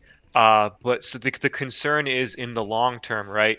How long is this effort going to keep up if there is not a way, if there's not a serious effort put in on our part, on the part of the West, to find a way to push Russia out of Ukraine? Otherwise, they will just keep this fight going because the Russians have no real reason to negotiate. They don't want to negotiate. It's in their favor to keep a forever war because the whole point is to break Ukraine. No, it's not. It's going to break them as well. Yes, it is, but they're willing to do that. The Russians That's don't really on care the from that Russians. Which is a perspective. bit It's silly, but I guess In the that's nicest whole way, nature. the Russians are running out of people faster than the Ukrainians are because they're losing a lot more. And whilst there is this idea that the Russians are prepared to break themselves for it, there is also the realities that we know the Russian statistics and especially their surveys of their populations have lied on their population strength. We know that the Russians are in trouble because their last generation of who have real technical training are at the smallest percentage they've been in their workforce, and it's causing them trouble. And now they're expending their population en masse. It's causing trouble in the oil fields because of the lack of their people. It's causing them to abandon their aircraft carrier to send the crew of the carrier to go and fight as an infantry battalion. And the thing is, that population isn't coming back because if they're dead, they can't reproduce. While I do get what you're saying, Dr. Clark, it's important to bear in mind that while all this is very true and very sound logic, Russia is not currently ruled by logical men. Russia's never been ruled by logical men. Yeah, it never has. Never But has this is just been. the Russian No. mindset is like they really do not care. They understand that even trading disproportionately with Ukraine is still grinding Ukraine down faster than it's grinding them down. And the bonus they have is if they can call on manpower from proxies from abroad. This is both bringing in fighters from say Syria or North Korean troops. This reduces the number of Russians being killed, which helps them even more. The problem, the long-term issue is this is the question of, will there be what state does Ukraine exist in say 3 years, 4 years, 5 years? Because no matter what, from the NATO perspective, we have to contend with a Russia of some type, and a Russia that still has the option of escalating to using nuclear weapons if they start a conflict again, say against a NATO state, or a continuation war against Ukraine. Because any negotiation we have with them, we cannot trust because the Russians are not worth their word at all. They have very, very plainly laid this out over the last decade plus that anything they say you cannot take in good faith. We have to worry about those contingencies. This is why you get countries like Poland rearming feverishly, because they want to be able to stop the Russians on the border if it comes down to a conflict, because they do not have faith in some of their Western allies to say be willing to go and launch a counteroffensive to retake Polish territory if the Poles lose territory to the Russians in an offensive, because the Russians might say, well, this is annexed Russian territory. We will go nuclear if you actually do anything to this. So which Western countries back off, right? Because we've seen in Ukraine, unfortunately, that multiple countries have basically said, well, we actually have things that we're not willing to do to help Ukraine eject Russia from its own territory because of escalation fears, most notably the deep strikes with cruise missiles. Obviously, the Germans are a very good example of this, with Scholz not wanting to let any Taurus cruise missiles be sent abroad. Yes, but even in there's the case of the also United wiggle States, room we have for the United those States. nations because Ukraine is not a NATO member. We've forgotten how to escalate conventionally. That's the problem. We've forgotten some lessons of conventional deterrence as well. Yeah. What I will point out is that I thought Cyclic. I thought the US had Russia in an escalation trap. I thought they physically couldn't go nuclear. Do. I mean, they could, right? Well, also bear in mind, Fleet, that all this depends on our decision makers, and just as a very good example is whether they have, because again, that our leadership could have access to intelligence that we don't, where they feel that there is a very, very credible reason not to say escalate any further. But regardless of whether there is or is not, the current National Security Council for the United States has drawn some kind of line where they are not willing to escalate the deep strikes within Russia with Western weapons, because they view this as some kind of red line they're not willing to cross. Why that is the case is not entirely clear, because we do have our nuclear weapons have a deterrent effect on the Russians and Russian activity, and it's been very plain over the course of the war. Why they are not willing to recognize that, I do not understand. There is information they have that we don't in the public, and that's why they're making the choices they are. But it could also I think it's be also personal perceptions. Yeah, exactly. Personal perceptions matter a lot, and some of the people in the advisorship positions are significantly more dovish on these issues than others, and that can have a very big impact. Even just between, to give two examples, the president's national security advisor and the vice president's national security advisor differ greatly on the amount of armored vehicle aid that should be given to Ukraine. Mm-hmm. The vice president's, everything that I have heard, is far more hawkish. Is it hawkish in a good way? Yes. Yeah, I mean, as in send them brigade sets. The other silly thing here is also... Quick question. If the current vice becomes POTUS, will that... we got no idea. Will that security advisor become her? We don't know. Wait and see. I'm not in Kamala Harris's head. No. I'm not in Donald Trump's head. I have no idea if he's going to become the national security advisor for the United States fleet. No, but I didn't... What I meant was, Cyclic, I didn't know if politically positions were retained when other roles changed. They serve at the whim of the President of the United States. Yes. Right, good, got it. Okay, that's all I needed to know. Can I just ask a quick question? Mm-hmm. how much has Western countries challenging Russia's nuclear red lines affected how we see the Russian red lines?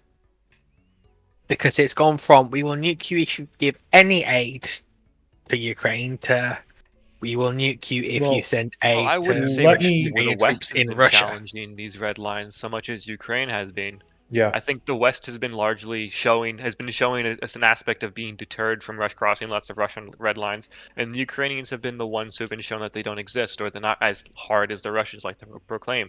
So, for example, launching strikes into Russia, the Ukrainians have done that with their own systems. Hitting Russian early warning radars that serve almost entirely a strategic role for early warning, not tactical.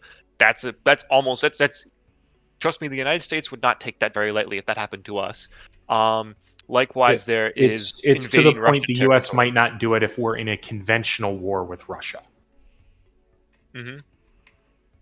Yeah, there's just far too many risks associated with that if you trust the enemy to have to actually back up their red lines and follow the nuclear doctrine. The Russians have not, which should show very clearly that the Russians are being deterred by the threat of Western response should they escalate to, say, nuclear use of any kind. But we are still not willing to let Ukraine do certain things, which is, I would argue, is silly, even from the perspective, right, of even if you say, like, me as, U.S. president or U.S. national security advisor, I want to keep control over how far Ukraine can escalate this conflict, especially with the deep strike capabilities. If I'm at least letting them do those deep strikes and I can say certain things you can't hit, then I still have a measure of control over that, even in the long term. In the short, if I'm saying no absolutely for the short term, in the long term, I'm going to lose all capability of controlling that, because the Ukrainians will simply, as they are actively doing, develop their own long-range system and just start doing strikes by themselves. Yeah. Now, granted, the U.S. will have some capability. leverage over them in that regards, because we can coerce them to not do those strikes by threatening to cut off aid, but it will give them a lot more of a free hand to do them on their own.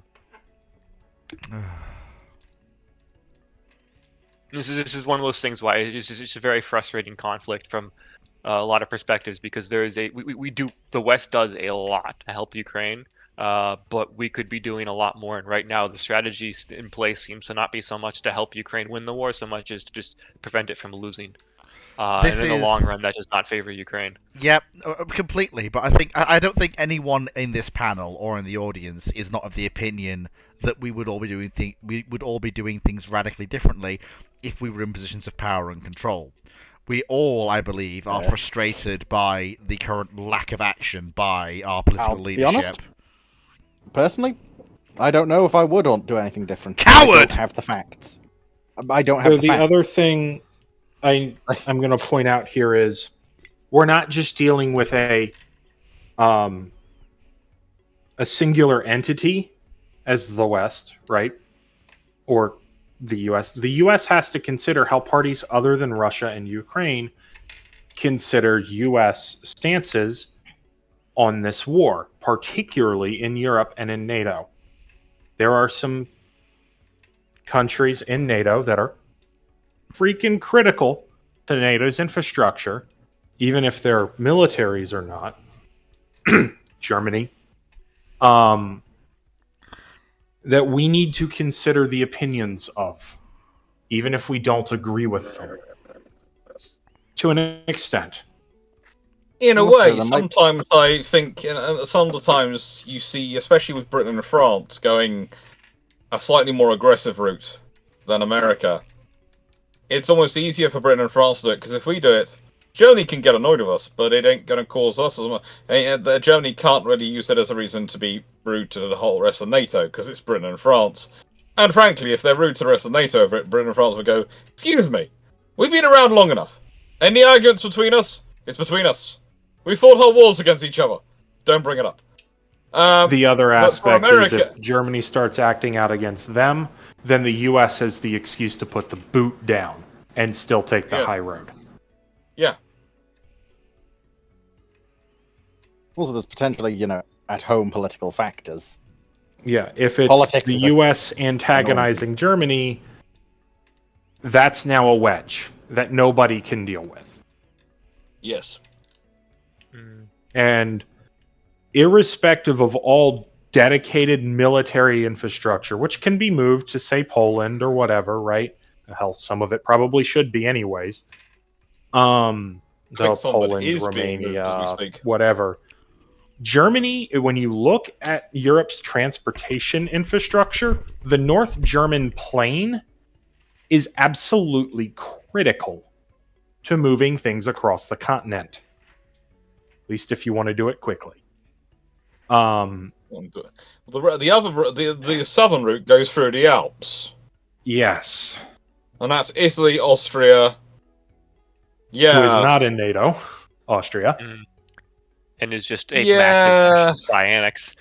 That is what Austria exists as. It's it's for spying and espionage. They can be bent over should they need to be, but realistically, you're not going to do that unless NATO's in a major war.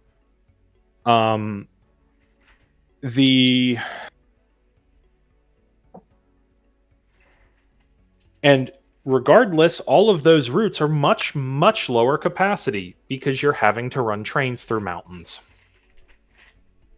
Mm-hmm. Those are always going to be lower capacity, lower volume routes than train routes over wide open plains. Although this is where the control of the Baltic, thanks to Sweden and Finland's membership, does present an interesting workaround. Yesn't. So, Fleet, this is where I'm going to counter what I'm anticipating you're going to say.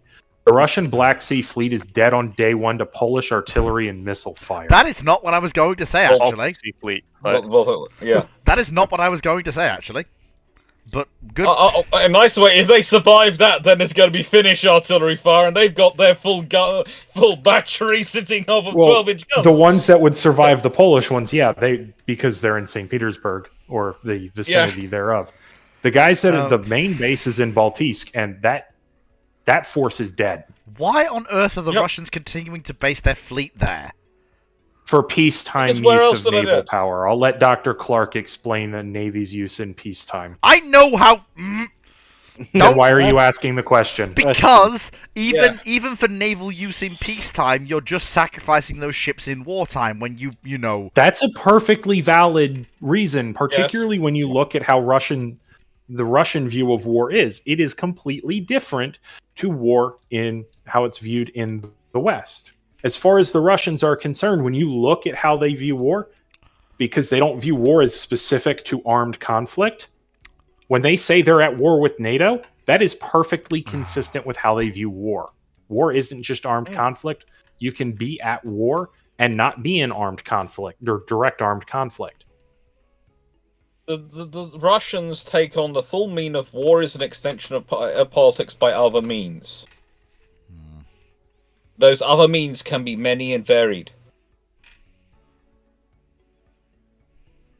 Something. We need to do what to Russia we did to Prussia. Anywho. What? Wait, what? We did many things to Prussia, my friend. Please don't go there. The list is long and includes setting the Canadians on them when they were in their German form. So you're telling me we need to set the Canadians on the Russians and let shenanigans No.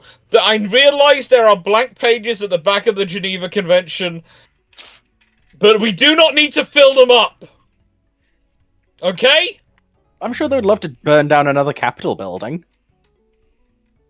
Well, that was the Brits. To be fair, that one wasn't added. That was the Brits. The joke is that it's the Canadians, but yeah. No, that was the Canadians. You know the joke. We're just saying the joke. There were Canadians there. Yeah, there were Canadians there, but it wasn't the Canadians, shall we say. There's always a discussion over whether it was the people who started the fire were from a British battalion or a Canadian battalion. A Canadian raised battalion. But, anyways, circling back... You want to know something fun which me and Jack read today? Oh. We found a book published by an American author which claims that the new model army was entirely provided by Americans recruited from the colonies. That's a claim. apparently all 30 battalions Bollocks! of the new model army, etc., came from America. That's Polite. a claim. One of the statements of all time. I go further than that, gentlemen. I would go much further than that. I'd like to know how they managed to bring them across the Atlantic so quickly. I would also point out there. Don't- I would also point out It's there probably are. best if you don't try and get inside the logic. I would also point out there aren't that many Americans to form. The American colonies aren't big enough to provide that many men without literally depleting the American colonies as they are at that point. We thought it was a work of fiction. We found out it's a work of someone who claims to be a historian. Great. What are they? Russian? I do Next say thing- I use the No, phrase there's claim. many people that claim to be a historian that. I don't. Whilst Why do you my think- definition of historian is wide and varied. If you use credible sources and you don't invent history, I will quite happily claim you as a historian. But when you're at that level, I say you claim to be a historian. I still question why you call me a historian. Even I don't give myself that title. Yeah, but that's because you do mostly go off at least some sources. You accept criticism where it's due. I'm not a historian. Good lord, I mean. Fleet, technically speaking, the term you would probably fall under is either amateur historian or a hobby historian. Like, you do it as a passion, not as your day job. Usually the phrase we use in my academic circles are passion historians. Yeah. Oh, heck. Like, so it is a phrase that entirely does work. Passion historian does not just mean you're a historian Biting of love. tongue. I can make so many jokes there, Clark. Oh. Now, I Well, mean, the thing is, most of his passion is focused on the host, so... now we listen. can Okay, figure out look. that. I mean, hey, hotels do good service. For... No, Phoenix. Well, if you want, you can always talk about Palaio. And in NATO, in NATO terms, you could say he's hotel foxtrotting, but we'll leave that to one side. Hotel foxtrotting? How dare you, sir? Do I look like a diesel boat to you? Yes. Yes. I'm not a foxtrot. You should have asked that one if you look like a ballroom dancer. How many times did I have to beat you over the head with a metal baseball bat to Kinky. get you to understand that the submarine adage is not indeed correct? To be fair, Phoenix, you say that, but he did actively enjoy it. Which So submarine? therefore, Which God, submarine? I'm fucking Which precognitive. which submarine adage? There are two types of contacts: submarines and targets. That's not what. No, Cyclic. That's not what you beat out of me. What you beat out of me was my. Damn it! Fleet, think about what the fuck you're saying. Use your phrasing there, Fleet. Holy shit! All right. Just for the record, for the chat. I Normally gotta this is remember to breathe. Normally this is me and Foxo teasing Fleet this way. Look, Me and Foxo have just been quiet mostly about this. look. And Fleet's team been digging himself the hole anyway. Fleet, are you Diggity. claiming you've been beaten by Cyclic, and was this in a fun way No, for you? no, or no, was I, it in a way no, which no, makes sense? okay, so what Well, Cyclic Clark did, was what actively Cyclic, enjoying it at the No, time, so no. it must be some form of no, masochist. what Cyclic did is he grabbed a baseball bat made of standard missile 2s and thrashed me over the head with it until I stopped being the idiotic person who believed that battleships and armor had a place in modern warfare. Oh, there was a lot about submarines in there too. Yeah, Fleet, have you been reading too many 50 Shades of Grey, tribute books? I've never read 50 Shades of Grey, and I'm glad of that. Considering the phraseology you're giving, it does sound pretty 50 to me. At certain times, Fleet, I think you're probably glad that you don't have all of your ramblings recorded. All of them are recorded now, Dragon. No, they're not. Yeah, all of them now are Now. recorded. But the previous ones weren't, like the ones where Cyclic did beat you over the head. Yes, but that was actually It was tame. still learning and informative, which was excellent, but... I mean, It wasn't as bad as the Cyclic, initial thrashing I had to give to ship's talk. Cyclic, please. Honestly, that's always amusing While we're seeing talking what about happens this, there. would you please tell Dr. Clark why, even if HMS Vanguard blows up an Argentinian task force with her own task force during the Falklands War, that doesn't mean the RN is going to lay down ships with 12-inch guns in the 1980s to 90s. Please bash Dr. Clark over the head for me. It does, doesn't it? It does, doesn't it, Cyclic? Because, Fu had to rewrite the entire Red Fleet timeline for this, didn't he? I mean, And it it was would quite be the fun, Royal Cyclic. Navy to learn the wrong lessons from something, but Cyclic, no! Yeah. Cyclic, Yeah. no! Thank you, No, Fleet. don't mind Thank you, the Cyclic. sends. I just don't mind the package sent to Cyclic to make sure that Clark's So let me get this straight. The one time Cyclic should come down on my side, he chooses not to. I'm losing my mind. Fleet, I blame I the didn't French. say you were wrong. I just said it would be the Royal Navy to learn the wrong lesson. This is Yes. something the Royal Navy very much might do. This is something the Royal Navy has done in the Missile Age a lot. Now, Mostly raises a good point. Are we actually getting a proper overview of this Red Fleet timeline of yours in the modern era fleet so that we can tear it apart piece by piece? No, we're not doing that. Not right. I've had a week that was supposed to be office work No, get we're not turned meaning into a now, bunch of Cyclic. field work. No, we're not not right doing now. this now. We're not No. talking now, but just in general. I'm not showing up for it. No, Cyclic, you're not supposed to. Don't worry, me and Drac are going to do it. Oh boy. Wait, whoa, hold it. Whoa, hold it. Drax's not supposed to be there.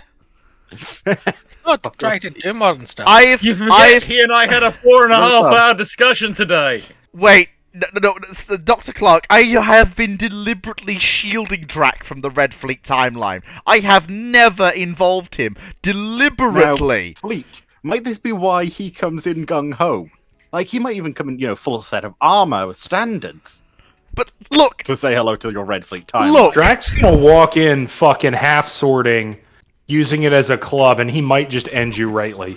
Yes, why do you What think about- I've been what about- avoiding? Well, he might end up using the pommel and to do it that way, I guess, yes. I'd just walk in with a 12 gauge and slugs, but Well, actually, if he's doing There's- it correctly, There's exactly a few what other you people said. who might be joining in. It could be really interesting. To quote, I'm going to try and get as to many quote fun what people I've as I just can. put, to quote what I've just put in the Theatre at Sea text chat, this ship is entirely Dr. Clark's fault. Yes. And I Wonderful. accept it. She's That was a- gorgeous, isn't she? And No, everyone she's agrees an that she would have abomination. been built in this timeline. She's an Because, you see, abomination. if Vanguard has been sinking ships, the Royal Navy would get a battleship in this period because, let's be honest, they would do, wouldn't they? No, And it'll be The only fun. thing I hate, the so only thing I I'm hate about that ultimately is the going to just put the turrets. blame on Fleet because he created the timeline and he Line? created the scenario where this happened. Cyclic Yes, He no. created a scenario where there was actual battleship fighting in the Falklands War, and the British pummeled them. In a nicest way, the one thing that came out of the Falklands War was that everything which did well in the Falklands War got a replacement. The Fearless class got Albion and Bulwark. If you've got battleships, they've done well, they would replace them with some more ships. Now, this ship is it's got a lot of missiles, it's got a lot of helicopter capabilities, it's got a lot of guns, and it's just got some battleship guns, It's which even got frankly are secondary gorgeous. batteries. I I Why did I ever It's even got introduce two you to the secondary Red Fleet battery by the look. Why did I introduce you to the timeline, Dr. Clark? I shouldn't Now, have do we- done here's this. the thing. Clark, do we count missiles as a tertiary battery, or are they the secondaries and the smaller guns are the tertiaries? No, the missiles are the primaries. The guns. Well, no, because the guns are there as the primaries. No, Clearly. they The are guns are not not. going to be considered secondaries. Secondaries. No, the guns are not primary. Not if I have anything to say about it. Tough luck.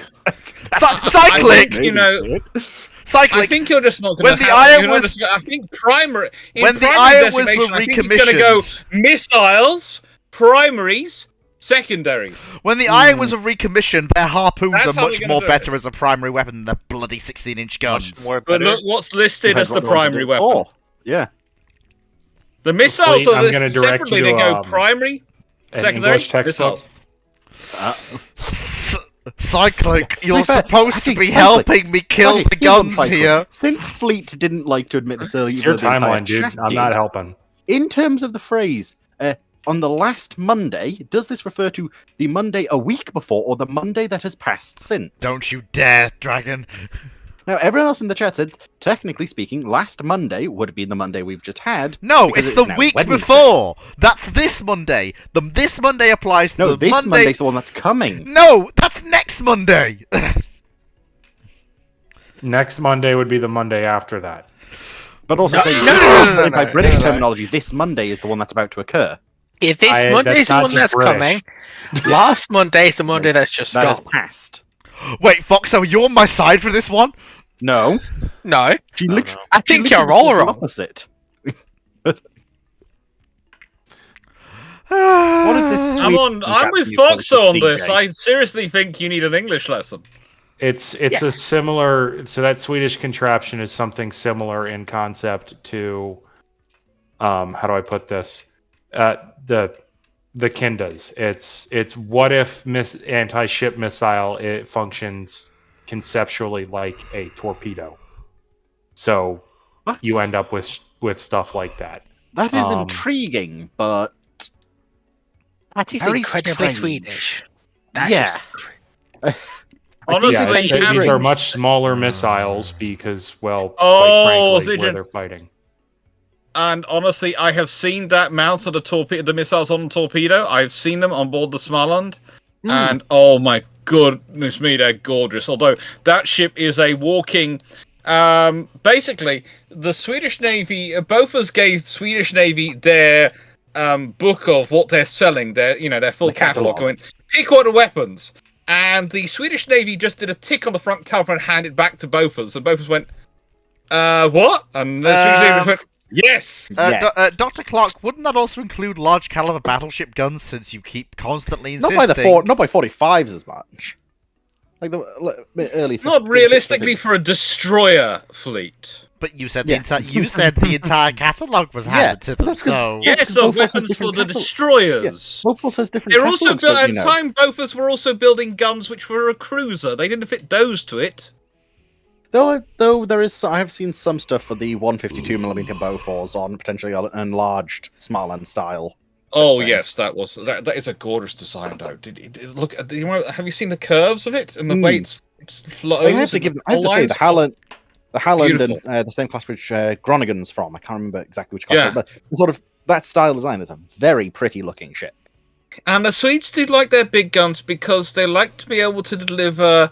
How do I put this? The maximum fire at the point of their damage where they're putting their. They really like to, and they one of the things they do sort of work around is Sweden's preparing for war is always preparing on the lines of they're going to lose the capability to do the higher level manufacturing. So what can they guarantee to keep going under pretty much any circumstance? And yeah. That's a question I should ask Fleet for next time, and he'll suffer. Oh, it is. It is. I just thought, because I've been playing the game Sunless Sea again lately, which is a very interesting setting, and basically how Fleet would try and design a ship to fight on the Z. Yeah, people keep trying to persuade me to run a video on Ultimate and Dreadnoughts where Fleet designs my ships, and I'm just not letting that happen. No, you have no. I'm sorry. I'm sorry. My Ultimate Admirals had proper multiplayer campaign where there's like 5 or 6 of us will back me up on here. Fleet does not have a good sense of styling when it comes to ship design, and frankly, you haven't seen me in Ultimate can't let him Admiral design my ships on UAD. You haven't seen me in Ultimate Admiral Dreadnoughts, sir. I have. No, you haven't. I'm sorry, Since Fleet. when? You're not a part of the cult of the battle cruiser. All your designs are horrible and wrong. Because you don't need battleships. You just need battle cruisers. That's all you need. I will call you out on one of your battleship designs that you did have in your latest one, where it was like the twin 9.2-inch turrets on the front and back. Sent physical pain. Was that a battleship or was it heavy? That was the fast battleship. Alternatively, I was trying to build a fast battleship, and actually it worked quite well in combat. It did work well. Alternatively, it also psychological damage looking at it. Yes. Alternatively, Dr. Clark, you could. I know, but I entirely built that one for speed, so I had to. I had to accept certain things for it, but it worked quite well for the speed scenario. But now, of course, the battleships we're up to, they are far faster, and they're currently carrying 13.5-inch guns because for some reason UAD hasn't let me research 14-inch, And I don't want to do 13.9-inch guns because I don't like them. Alternatively, Dr. Clark, You AD tech system irks me. You could always not let me design your ships, but you could always let me be, how do I put this, First Sea Lord, dictating naval policy, and you design the ships yourself. Yeah, no, Fleet, I've seen your ability with politics. We've discussed this. Yeah. You've still got a lot of learning to go before I'm letting you do it. I said, to do on well, personal first of all, design by committee is fun but horrible at the first same of all, time. learning wasn't the problem. You should see me in Hoi 4. I'm very good at politics. Secondly, Fleet. Oh, good. Right. If you understood politics, you wouldn't be saying that. Sorry, before Fleet is allowed to continue, there's at least 3 games that jump to mind immediately where he had about 6 players on his side versus me, who was playing, I want to say France, and someone else who was playing Italy. And we managed to basically force him to back down and get all of his teammates to abandon him because he was threatening to declare war on us, and he said he was good at politics. Now, so because we were able to threaten him in such of a way. You threatened my I'm allies, just surprised not me. he hasn't been. The only thing I can think of is he's thankfully is on World of Warships. You can't sink your own allies because if he gets on the chat in World of Warships, that's probably because Fleet kept getting killed, isn't it? I am going to make you eat your words. There's also a possibility that Shan horses could kill themselves by making their shells be catapulted in the air. Yeah, I am going to make you eat your words during the brew ships game. I'm going to form a super alliance of Drac and other people. I'm sorry, Fleet. The only super alliances you form are ones against you because you're far too belligerent. Right, Fleet. Yes, you're right. Actually, another example for Hoy. We used to play Equestria at war quite a bit, and he would play the Griffonian Empire. He would unite an entire continent. And every single time, primarily against me, and every single time, he lost to me. And most of the people around him were like, I'm going to join Dragon because they're not threatening to murder me. No, because I have to unite the continent, which is my focus tree, which means I have to fight people, which means that I'm not supposed to have random coalitions of Equestria coming over to kill me, but you keep doing that numerous times. Well, that's part of Equestria's focus. Of course he does! He's trying to beat you in the game! That's one of the things you have to factor in! Yes, I get... And it's why, Fleet, I think even during this Brew Ships game, if me and Fox especially get dragged along, well, then you might end up seeing the Brazilian samurai detachments coming over to help Clark. I'm going to France and I'm building a new host, and it's going to be the biggest don't worry, battleship if you're going in the to world. France, then Poland, Romania would like a word with you. It's even better because Brazil can make heavy tanks that get bonuses for fighting in the jungle. I mean, Dr. Clark. What? I mean, Dr. Clark. Weird. Yeah, Dr. Clark. Let's face it. If the Brew Ships team plays Hoy, who else but me will play France? There's got to be at least one person, sure. I mean, that says a lot about you. But, you know, actually, to be fair, I'm playing Australia. France is actually. Really? I thought you were playing Democratic Japan. Yeah.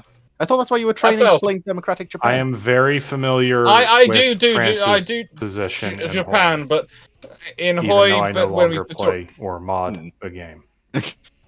we keep doing it in the case of if we're up against going against Garius, who's playing as Germany. Then we add in a Drac gets Britain, I get Australia. I'm sorry. Gets France. Garius is getting Germany. Germany. All of a sudden, Poland would be. If I ever invited, Poland would be getting very concerned here. Then that basically means I can't. Well, if Dan's getting France, then that means Fleet has to get Russia, since Fleet's the only person close to Garius's level. Are you? Out of the Brew Ships crew, yes. Are you? You're not part of Brew Ships, Dragon. I know, but you're not bad at the game. But I might sub-drag it in. You're not good. Right, okay, so I'll take Foxo and Dragon on my team, and I'll sub you into Garrus' team. I will say. Am I going to Italy or am I going to Japan? Because I know as Japan I can beat China. Oh no! Moe. We need Moe. I think we give you Finland because Finland's rather appropriate for you. What? Never! I need to be a major naval power. Oh, thank thanks for reminding me, Clark, of the Finnish-Swedish naval arms race. Yes. Where Sweden bought from Sweden bought from the United Kingdom, and of all places, Finland bought designs from Japan, and thought they could build a Yamato. It was a wonderful war of navies. Okay, I'm sorry. Okay, I'm sorry. I'm putting this out here now. Dr. Clark, you are coming to Saturday's Hoi 4 game. I will not accept any argument. If Clark does I appear, have then Dan C here this week. We're going to be building, I'm taking out boxes and getting them all ready. So I think I think no. When He will stick the poodle on you. will you be free on Friday? No, he's coming up tomorrow. He's turning up tomorrow. He's not leaving till Monday. He's helping us with boxes and things and dealing with builders. This is the sort of thing where you need to be an adult and set up a schedule to work these things I have out set up time. schedules, Yes. but everything keeps going wrong. Yeah, All I'm going to be doing is playing the world's smallest violin. If you're complaining about schedules going wrong, I mean, what I will point out Right. is Literally, rule I've number. got builders coming out my ears here. I have got no schedule at all working. Like, What I please, would point make out it I'm is, sorry. what I would point I'm out sorry. is that rule number 1: I never asked Cyclic to do anything game-wise because Cyclic doesn't do video games with us also, I think he would anymore. crush us. That's because he got bored with you, isn't it? No, he You were too easy. level 10 emotional crit damage sustained. Fleet I'm sinking. Also, I do not like the going to fact that confirm or Fleet, deny that. I do like the fact that Fleet said that he wants to be a major naval power in a Hoi game with you lot, when he's actually one of the worst naval players I've encountered. That's only because He you. That's only because you. That's only because you The don't reason play I'm playing naval properly. Australia is Dragon. because I seem to be terrible with the armies, but quite good with the navies and air forces. So if I go Australia, I don't have to worry about the army so much. Right. Dr. But your Clark, argument is, I don't know how to play navies right. Yet my navy always tends to beat yours. not always, Dragon. I have thrashed you on. When a have few you occasions. beat my navy? One or two occasions. Right, Fleet, I'm pretty sure there's 2 people who play with us regularly that know how navies work properly in Hoi, and that's me and Mep, and we both wish we don't. Well, thing is, Yeah. thing is, Fair, And I because followed. navies I don't work took a look properly under anymore. the hood. I quit modding. Let me Yeah, put it that's to you why. that way. That's why I Yeah. kind of know how navy works, because Foxo did the same and told me a bit how it works. And oh god, I've got a mod that essentially as an refuse. overlay Air that power shows is you even every worse. single Let me just say modifier. that. oh god. I will point out. I will point out. We play with the naval rework mod for a reason. It makes That navy. doesn't really But help. Fleet, it actively makes it worse it- in certain situations. It's the core mechanics that are the issue. It doesn't make any sense in Hoi. Then again, when you get destroyers that go 50 knots armed with 10, 5-inch guns and 10 torpedoes, oh god. And these are still destroyers, not actually. I am like cruisers. relying on the fact that the bro ships people will use naval rework mod to build historical navies, and we can have some fun rather than nonsense. Well, Fleet, you know my Polish navy. What if we take the tribal and make it a bit bigger? Right, what's the Brazilian word for lynx? You can't. Um, You can't. No. So I swear to God, if I see any more of your Lynx class battle cruisers, I will do my usual thing. I am going to Hungary. I don't know The what you mean. Habsburgs are coming back. We're going to the coastline, and I will have new Tegetovs.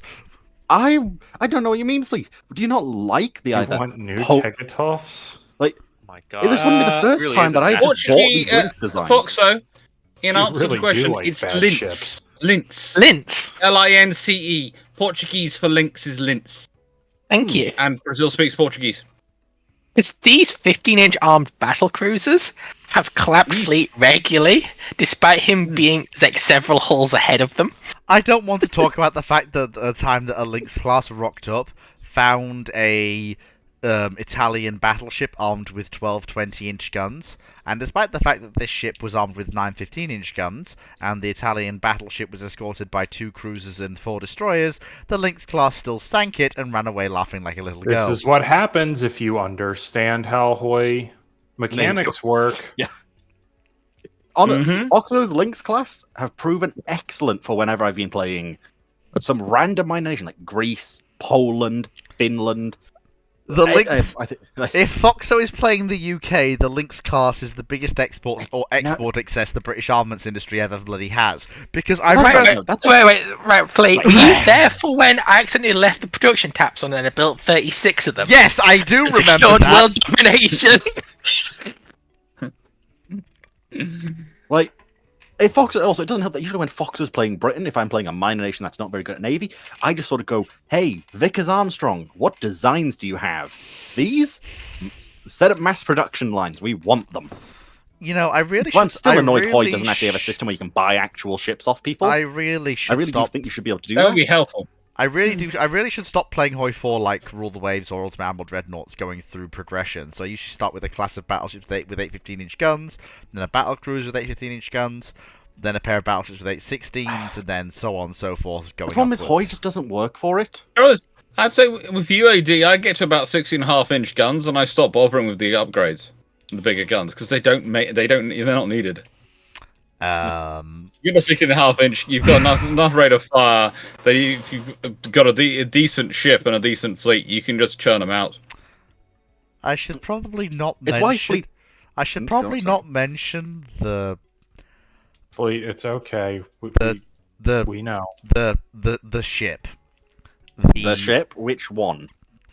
The one I built as I think it was either Germany or Austria-Hungary. Do you have any idea how little this narrows it down? Are you talking about that Yeah, it super really power doesn't. carrier abomination you built? No, I'm talking about the ship that cost nearly 100,000 production. Was armed remember that one. was armed with 4 quad 20-inch gun turrets, and carried enough. Yeah, I'd wipe that out. And carried enough secondaries to basically have a pair of cruisers strapped to either side. You've just Yeah, reminded me. fine. Bye-bye. Sorry, you've just reminded me of a ship this I'm using in an explains why RPG. everybody laughed so Well, freaking hard. Well, I will admit this was a long Yeah. time ago. Usually my ships are much more Because sane that would now. get in a nice way. You build that, it would come out, and it would run into a force of, I don't know, 4 of my battleships with their 16.5-inch guns, and it would be bodied. That's funnily The enough. sheer volume of fire coming down on it. Well, the most embarrassing thing is it ran into the British Mediterranean fleet with its escorts. It managed to sink 3 of the R class that were attacking it, but then Warspite landed a critical hit which set it on fire, and then the 2 of the Lynx class finished it off. You let it get in a fight with Warspite. Look, Fleet, I'm not just going to say this. There are certain names. It's like New Zealand, even in UAD. If you see New Zealand coming towards you as part of a task group, or Warspite, you quadruple the force you have in the fleet about to fight it, or you run away. You do realise she wasn't the only battleship there. The fact that she died enabled the 4... Doesn't matter!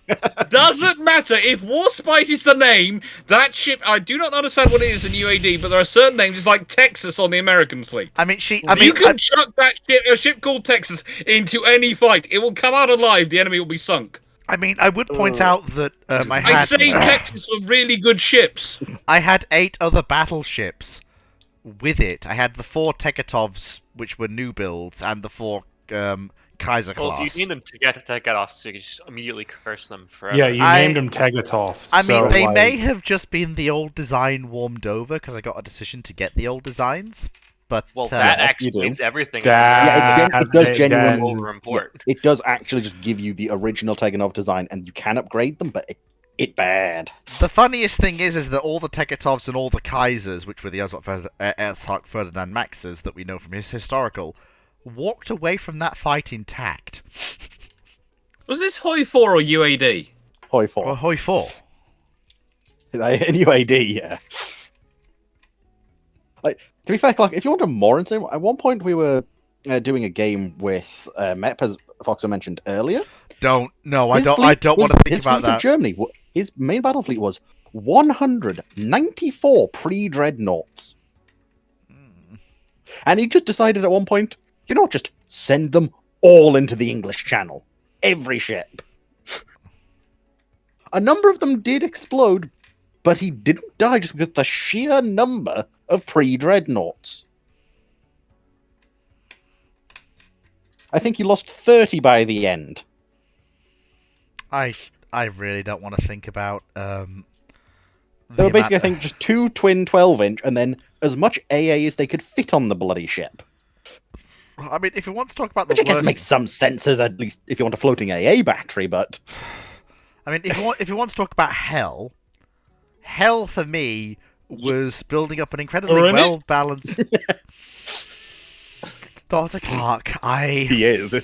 When it comes to Hoy, sometimes he truly is. Look, I can't wait to see Fleet attempt to complete a scenario I'm going to make in that's relatively realistic in Sea Power. Let me guess, you're going to throw this scenario at me and say Fleet complete it, so I can Yeah, laugh. that's literally what Cyclic just said. Like, try and figure out how to do it. Well, what's the scenario then? If you say wait and Your see... job is to clear the approach to Narvik with a joint British-American ASW force based around an Invincible. Well, we don't have no. Invincibles, or... Yet. They don't have them yet. Yes, I happen to be a little privy on stuff. Well, well, that's fairly straightforward. If it's a joint Anglo-American task force... It's not going to happen in early access. Let me put it to you that way. But oh no, I don't. I don't imagine that. But what I will say is, I'm fairly confident in my ability to clear a Russian submarines if I have an Invincible and a joint Anglo-American task force. Oh boy. I don't think this is going to be as easy as it sounds. Do you have any idea? Or straightforward. Do you have any idea how many? No, I know. I think Dr. Clark knows it, and Phoenix know exactly where I'm going with this. Cyclic, if you're up near Narvik, my guy. Cyclic, if you I think I know more than I think I know Cyclic, more about the game even. Yeah, that's fucking got a fun one. Cyclic. Also, let me put this to you. Convergence zones are modeled. Yes, I'm aware of that. Cyclic, how many MiG-21s are there? Why are you thinking MiG-21s? I'm up near Narvik. I'm going to get swarmed by Russian aircraft. Why are you thinking MiG-21s though? MiG, insert number designation here. I was thinking 222s. It's a bit of a risk to send SU-22s after Tu-22s. No, that's not what Clark said. He said 222s. Tu-22s. They really send backfires after an ASW task force. Tu-22 also doesn't necessarily mean backfire. Tu-22 by itself is actually the blinder. Yeah, Tu-20M, 22M is backfire. Oh my god, and I only have Sea Harrier, and it's before the Falklands War. Ah!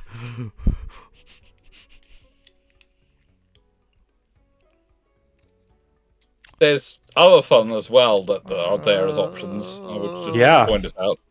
Yeah, particularly given the context of why you're clearing to Narvik.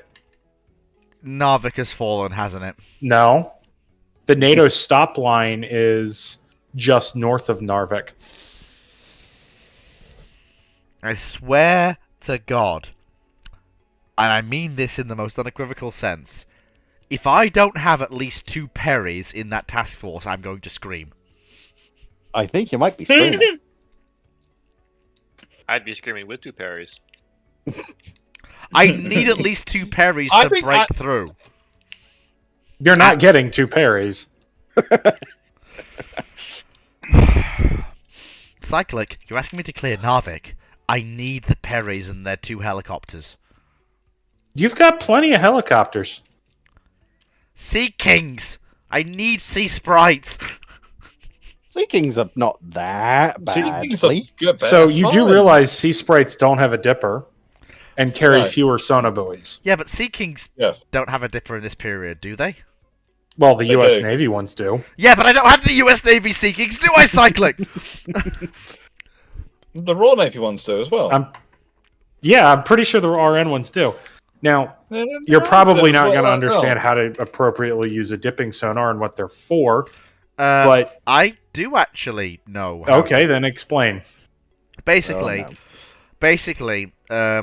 you as an ASW commander, you're looking to lay out sonobuoys first, basically to find out if there's any if there are any contacts out there, and to establish rough locations. Once you've got rough locations, you basically send your healers out with dipping sonar to listen passively at first on where you think your datums are. So, for example, let's say you have a Sierra 1 contact and your datum says it's roughly there. Your healer goes out, drops the dipping sonar, listens. If it hears something, it's then a choice of whether or not you go active. If it's a quite strong sound contact, you might go active to prosecute.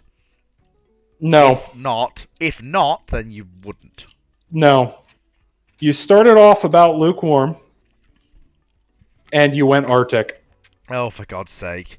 Alright, fill me in.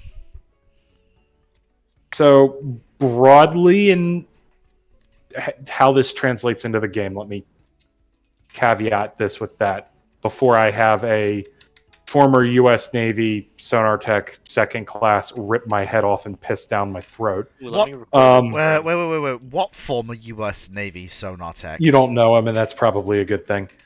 Hang on. Can we get him in here?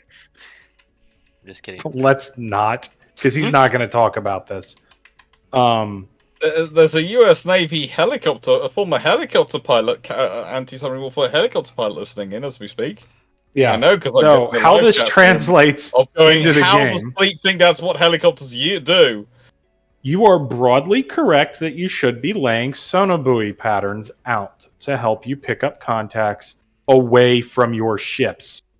Mm-hmm. You should also have your towed array sonars out. Mm-hmm. Yes. If conditions and tactics allow. Yeah, exactly. However, you tend to use your dipping sonar as part of a pair of helicopters to finalize the contact pre-engagement. Well, yes, that makes sense. You're trying to get two angles You of do bearing your for the tight contact. localization with your sonobuoys. Right.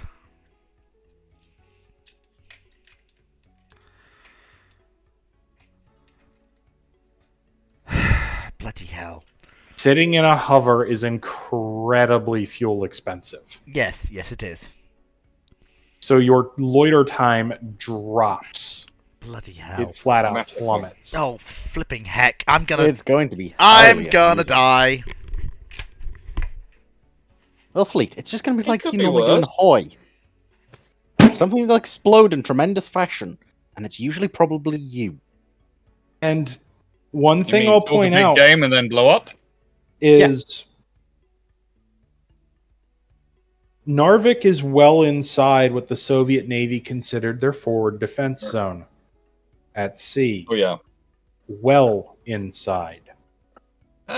Do you have on-call support from the Norwegian large guns near the battery?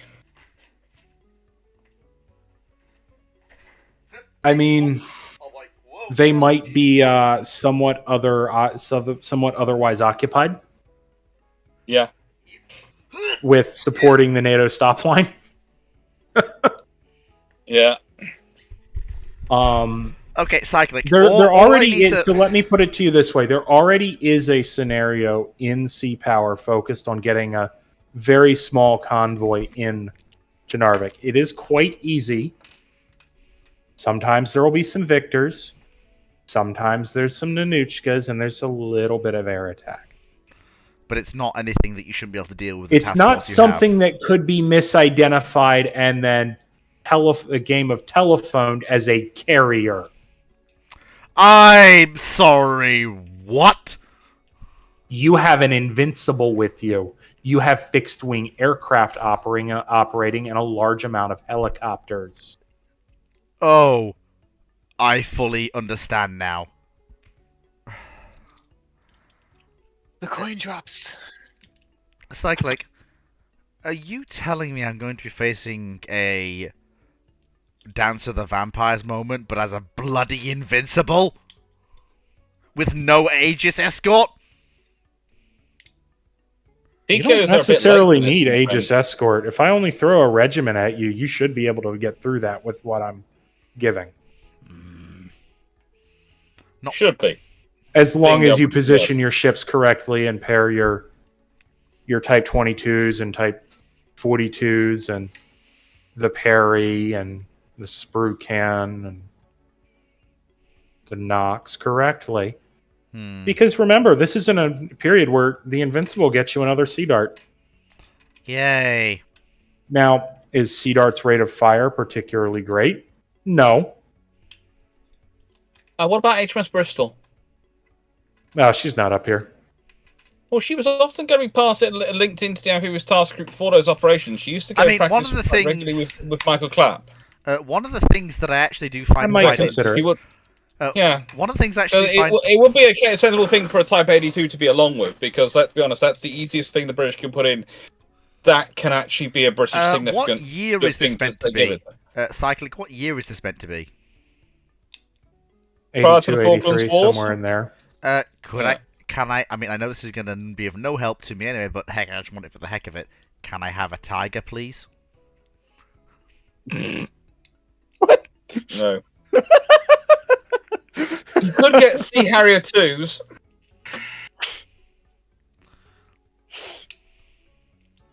Why are you laughing? Hey, I could be very, very mean. You could run into a Soviet amphibious covering force. Or a force covering an amphibious task group. You wouldn't dare. Of course he would. Oh, a Kirov. Which, nah, not a Kirov. Just a Kiev and a Slava. Well, Fleet, why would you ever say you wouldn't dare? P500 is quite nasty in this period. I would point out that the most horrifying thing for me is... Well, first things first, I'm on the NATO side, so I'm all right. I don't have too much to worry about from surfaced gun threats. It's missiles. Like, I can just about deal with certain missile threats. If a pair of Sverdlov shows up with escort, they're not part of the covering force for an amphibious group. Thank God. They're part of the support force. They work with the amphibs. Oh, joy! Yeah. But they could be there for any surface engagements. They could be moved up. They're not likely to if they've got Slavas, or a Slava and a Kiev, because of the striking range of those ships. Oh, but here's the fun part. If it's 83, there's 3 Sovereigns in the Northern Fleet. Mosket is mean. You can also be funny and then just add like random Polish kilos. Yeah, there could be, or quite frankly, there could be a bunch of, there could be some Soviet tangos up there too. Kilos probably wouldn't be ranging that far, given what the Northern Fleet has. I mean, no. I mean, if you're ranging it from Poland, I'm talking off of Narvik. Okay. I mean, but no, they could be something like size like an Akula. 82, 83, not an Akula. Victor 3s, though, would be nasty in this period, largely because they do carry some of the larger diameter Wakehomers. But I can't remember if the Sierras were out in 83 or not. A Sierra would be a really nasty surprise. What about something that's really fun for him to deal with? I could throw a single one of the Oscar 1s at him. Well, yes, but you could also throw in K222.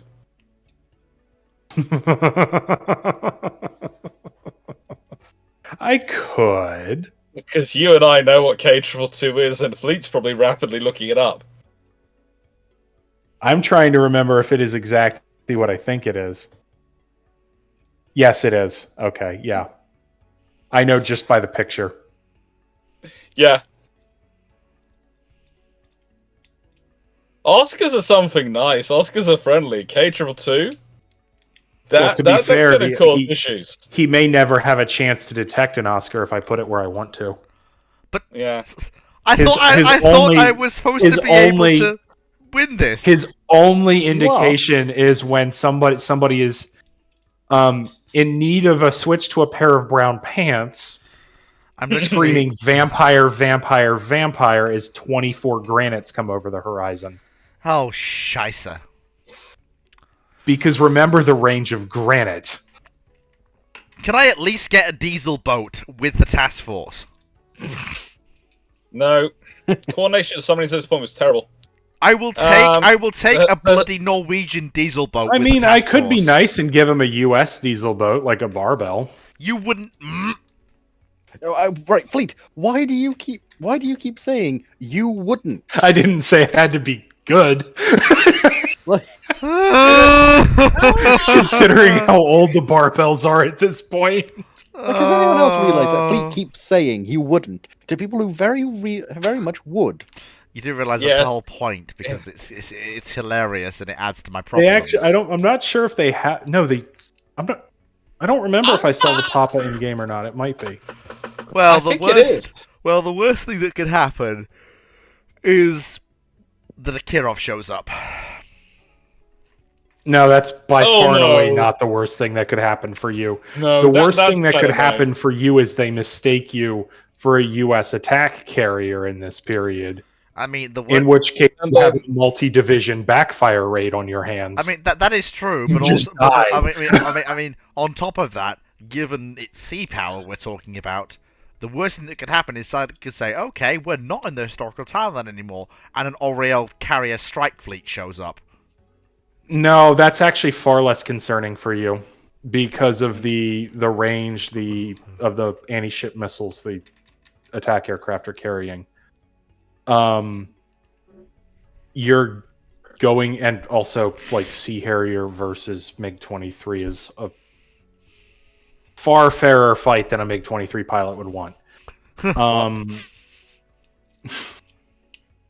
The MiG-23's only advantage is the ability to go supersonic. The barely BVR, like early Sparrow equivalent missiles it's got. In any sort of a fight, if it's trying to protect a strike package from the Sea Harriers. Yeah, but in that era, if you've got that coming in, you've probably got the FRS 51 mod a bit earlier, because that was December 83, wasn't it? Well, I mean, if I'm going to put an Oriole in, I'm probably going to at least give you a Midway as a covering asset. Midway? But, a Midway class carrier, yes. Well, that changes things a little bit. But I'm not going to throw Oriole in this because this mission is meant to be part of a sort of fight for the North kind of linear campaign of missions. You see, I think the Oscars are more likely to be employed for the major things across the GI-UK gap. This is why I see the Papa being an especial either a Papa or a bunch of Charlies, and Siren is not something to scoff at. But the Papa does come with the very, very nice Amethyst, aka the Starbright. Yes, the early Charlies come with that too. It's the Charlie 2s that get Siren. Might I suggest that despite their vulnerabilities, given it depends entirely on if they get what I am correct, then it wouldn't be Papas or Charlies, it'd be Juliets and Echoes. However, if they think they're not going to throw Juliets and Echoes at you. Those ships have to stay on the surface until the Seekers go active on the missiles. Yes, but then what are they going to use them for? If not to kill me? Not you. Like, literally not you. Engaging the Norwegian surface fleet in all likelihood. Or sitting in... They've got sitting up around the North Cape, just like they have a metric butt ton of Echoes and Juliets. Surely they could spend 3. So you don't throw trash at a high-end ASW group. No. They have a lot of Charlies. It's their predominant SSGN, and it's actually viable. How many do they don't have that. He doesn't deserve a Midway as carrier as cover if he's got an Oriole. He should have the Foch or the Foch or the Clemenceau. I'd take so the Northern Fleet is in this time period is entirely Charlie 2s. Oh flip! Where are the Echoes and Juliets then? Well, no, they have them. Like they have them. It's just by the 80s, this is the last thing you want to throw because all they're going to do is die. I mean, you've said and that their missiles aren't going to get to the target. So you're not likely to run into them if they are trying to keep the access to Narvik closed. I mean, I understand what you're saying, Cyclic, but they're operating near Narvik as the Soviets are not much further north of Narvik. Couldn't they provide air cover over the Charlies and Juliets while they fire? Rather than... Sorry, not Charlies. The Juliets and Echoes while they fire? I mean... Broadly speaking, different services, Fleet. The coordination isn't there. Again... Wellesley, what I wouldn't give for a CVA-01, I would kill for a CVA-01 in this scenario. The reality is you don't have it, and this is an entirely viable scenario. Even if I put a couple Charlies and a couple Victor 2s and a Victor 3 and then some Tangos and stuff like that, this is entirely something that if you play your cards right, you use your Harriers correctly, right? Your Harriers really aren't there to stop a backfire or blinder or badger attack. I think we can stop badgers at least. Or honestly, in some cases, worse. They're there to stop reconnaissance aircraft. Yes, they're there to try and stop. They're there to go in position kill to bears and maize. Yeah. And honestly, if you are keeping close enough to the fjords and going into the fjords, then they can also. I ain't going into the fjords, Chief. No, Wellesley, do not. You have to. That's your objective. This is actually what the job is. Objective. And also, Fleet, you have to remember, rock beats missile. Rock, if you have a missile that goes into rock beats it. This is the lesson. Fleet, your objective is to Michael Clapp clear said during the Falklands War. That's why he picked San Carlos Bay. Because the only place he could reliably protect his fleet from exocets while it was sitting there was if he was surrounded by mountains. So, Fleet, are you aware of just how ginormous Vestfjorden is? Bombs.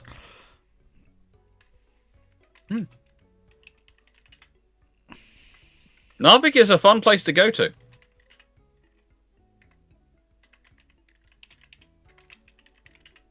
It's a very interesting... Hang on. Has Discord overloaded itself now? Because I've got no one else working. Discord has been acting up a little bit, I noticed. Yes, this isn't surprising. Yeah. Look, I am want you to look in theater at CTEX chat. Yeah, I am willing to admit, and I will say this wholeheartedly, I am not a good admiral when it comes to... Chat! I didn't... Chat! Don't say it. It was brilliant time to turn up. No, I'm a... No, look, I'm biting my tongue. I think that was actually very polite of Chair, because they did cut themselves off. Look, yeah. Look, the Russian...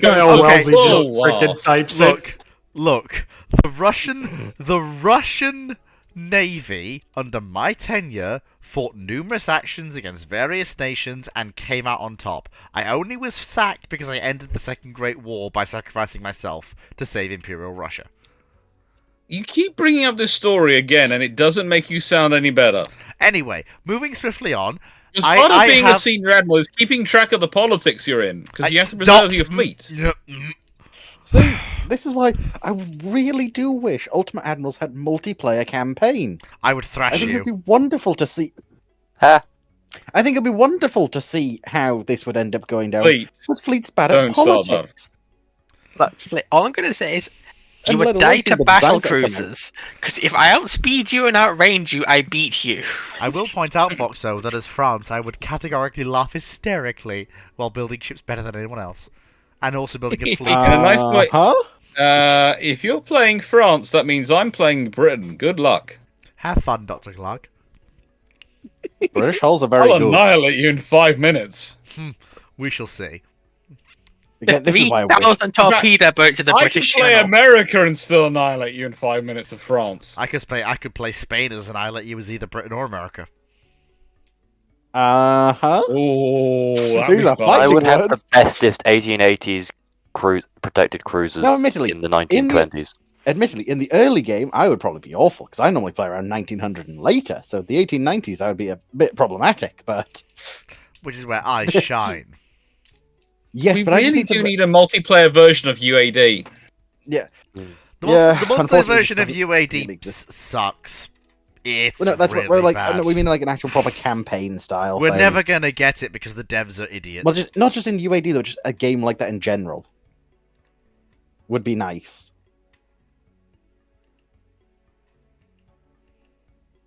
Hey, Mo, the issue with that is transferring save games to UAD tends to break the engine it's built on. It is doable. Ultimate Animal Dreadnought's multiplayer only costs £13 to It has buy. a DLC, but it's only single battles and it's a bit buggy. It's And by bit, I mean very. incredibly And by buggy. ridiculously. Me and I feel someone ripped else off when I got it for free. Yeah. Wow. It's still something I'm tempted to try at least at some point. Don't I looked into it. It turns out you take an engine designed to solely do single player games and don't have any network functions, and you try and give it a network function for multiplayer, it don't work. It really does not want to work.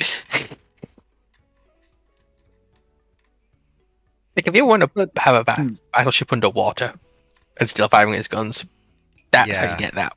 But yes, I think in general, Fleet, the claim that you will thrash us is one that we unfortunately cannot test to prove, but you might I will openly admit. Sorry. What happened to the Baltic Fleet like 3 days ago? Like, I will openly admit, I might not be the best at these games, but I at least have a suspicion I can beat you. Right. Look, as I was saying, I am not a good admiral in the missile era. I'm fairly competent in a semi-realistic setting in the Age of Steam and Steel. There's a reason why the Imperial Russian campaign kind of went downhill when the Germans and Japanese and myself got missiles, and I knew how to use them and I didn't. But missiles are long-range artillery. Dr. Clark, the German and Japanese fleets If you can deal with aircraft carriers, you can deal with missiles. The German and Japanese fleets had large numbers of missile-armed vessels. The Russian Navy may have had 18-inch armored battle cruisers and battleships, but it didn't have many missile ships. Those vessels will not have appeared from nowhere. Surely you were seeing their construction and building to meet it. It was during the Second Great War, Dr. Clark. I was busy fighting the Second Great War. I was building my own missile cruisers. I literally dragged in 2 of my treaty battle cruisers for missile refits. Dr. Clark, you saw this. Yes, but I still do not understand how you got... I didn't understand then, and I don't understand now, how you managed to get yourself caught so one-sidedly. If people are producing all these missile ships around you, even during war, you go, well, hang on, I'm going to need to do something about this. I was building my missile cruisers... I have to build a cheap but cheerful missile vessel, which is going to provide me with some I hope you're support, enjoying, missile destroyer or something. I hope you're enjoying this as much as I am. Oh, I am. Look, you have to do some conversion. But either way, doing it half-heartedly and then going, I was suddenly surrounded by all these fleets with missile ships because I was at war. I'd be kind of like the Royal Navy going, we stopped building aircraft carriers during the war because, we didn't need them or something like that. No, okay, fleet's gonna have to... No, you don't do that. Look, the missile... Innovate or die. And let's be honest, look, you could have maybe gone for a slightly smaller missile fit, and just as a quick interlude for them, so just changing one gun out for one set of missiles or something on all of the ships. Let's be honest about the Second Great War and this sort of thing is, there's no great candidates. Who cares if there's no great candidates? Are you aiming for perfection? What you need is good enough and in service now under those scenarios. You're in the middle of a war. There wasn't you even don't anything have time worth for good perfect. enough. You have time for right now. That's the whole point. If you're fighting a large war, you have time for right now, not perfect. The only modern 3,000-ton destroyer is the Imperial Russian... The only modern destroyers Well, the Imperial Russian fleet had, the 3,000 tonners, Check were out what sunk Wellesley's posted. in numerous I got a screen engagements. Yes, grab and you that. didn't notice you were losing them all. You didn't keep building new ones. We've been over this, That's Dr. Clark. The refits had to suffice. Prize Coronation HMS. You just Don't worry, work it out. Come on, you got no. it. I believe There we you. go. Dr. Clark, No. look at Theater at Sea what Wellesley put in. Wait, I presume you mean the. Wellesley, I... He ain't wrong, unfortunately. Yeah, ain't right. Come on, who does number 2 work for? Yeah, I saw that bit. Fox on the end. Uh, I can understand your point here, but the trouble is, I know I'm not the greatest at computer games. I try my best, and I do quite well, and some of them I can learn really well. UAD I'm pretty good at, and Total Wars the I'm fact pretty good at. is, you and there's a few fundamentally others. disagree But with how there's- Rule the Waves works, which is the part of the problem. Fundamentally, I find Rule the Waves absolutely absurd because it makes the ships look so terrible in their drawings, and frankly, it bugs the life out of me. So I can't concentrate on the gameplay because I'm just looking at the drawing it's provided of the ship and going, how absurd is this thing? It's absolutely abhorrent. But sitting there and saying this with this scenario, if you're letting yourself down as an admiral, you're claiming to be great, and then you're going, I didn't notice that my large destroyers were getting sunk, and then when I noticed I didn't have the ships available, and they were the only ships which were perfect for this fit, and all this, you can't operate like that. I can, and I did. You have to go with Look what at is this, available. look at And this look ship. at what Wanting- happened. Also, look at You this can ship. build- It was an excellent destroyer. Look at it. Yes, but in peacetime, But you it's can have the time to build an excellent ship. In wartime, you go with what is available. You refit what is available. It's the classic answer to when people go, "Well, why do you say if the Royal Navy had longer, they'd have standardised on the 4.5-inch gun and achieved standardisation when they did achieve it in World War II?" That's because once you're fighting a war, you go with what's available. You don't go, I have a stock of all these 4-inch guns. I'm not going to fit them on ships because I'm waiting for the 4.5-inch gun to spool up into enough production. No, you fit the 4-inch guns. The most annoying And you thing fit the 4.2-inch guns and every other gun you can get. The most You annoying. do that because you're at war. The most annoying thing In here is the peacetime, you have that attitude to sit there and go, no, I'll wait for the 4.5-inch gun. Because that's Look. what you do in peacetime. Dr. Clark. You are aware of how desperate You things need got. to put the excavator away. But Put the excavator away. my super Digging down is not battleship. helping you. But my super battleship armed with no missiles at all. And you wonder why. Missile it era. died. Yes, you have a sexy super battleship. It's 20 years out of date by the point No. the missiles are in. Look, 'Cause in I that way, have the missiles three that come in super are able carriers. to threat to it when they've been in service for a while. I have 3 super carriers. That doesn't change. And you still things. weren't able to deal with missile-armed ships? They only entered service after the war ended. Skill issue. See, this is Well, why. like Because you you were building spend them hard too enough. much going after exquisite and not good enough. So you Yes. didn't have the carrier arm you needed to deal with the emergent threat or hold it at bay until you could properly I deal hate with the it. fact that To Cyclic quote is at right. the moment on This is what I'm Dr. running Clark has a been beating whole- you over the head with for the past 15 Look, minutes. the Sisoi I'll give Veliki you an class example battleship from my gaming conversions. play. The Sisoi Please, battleship.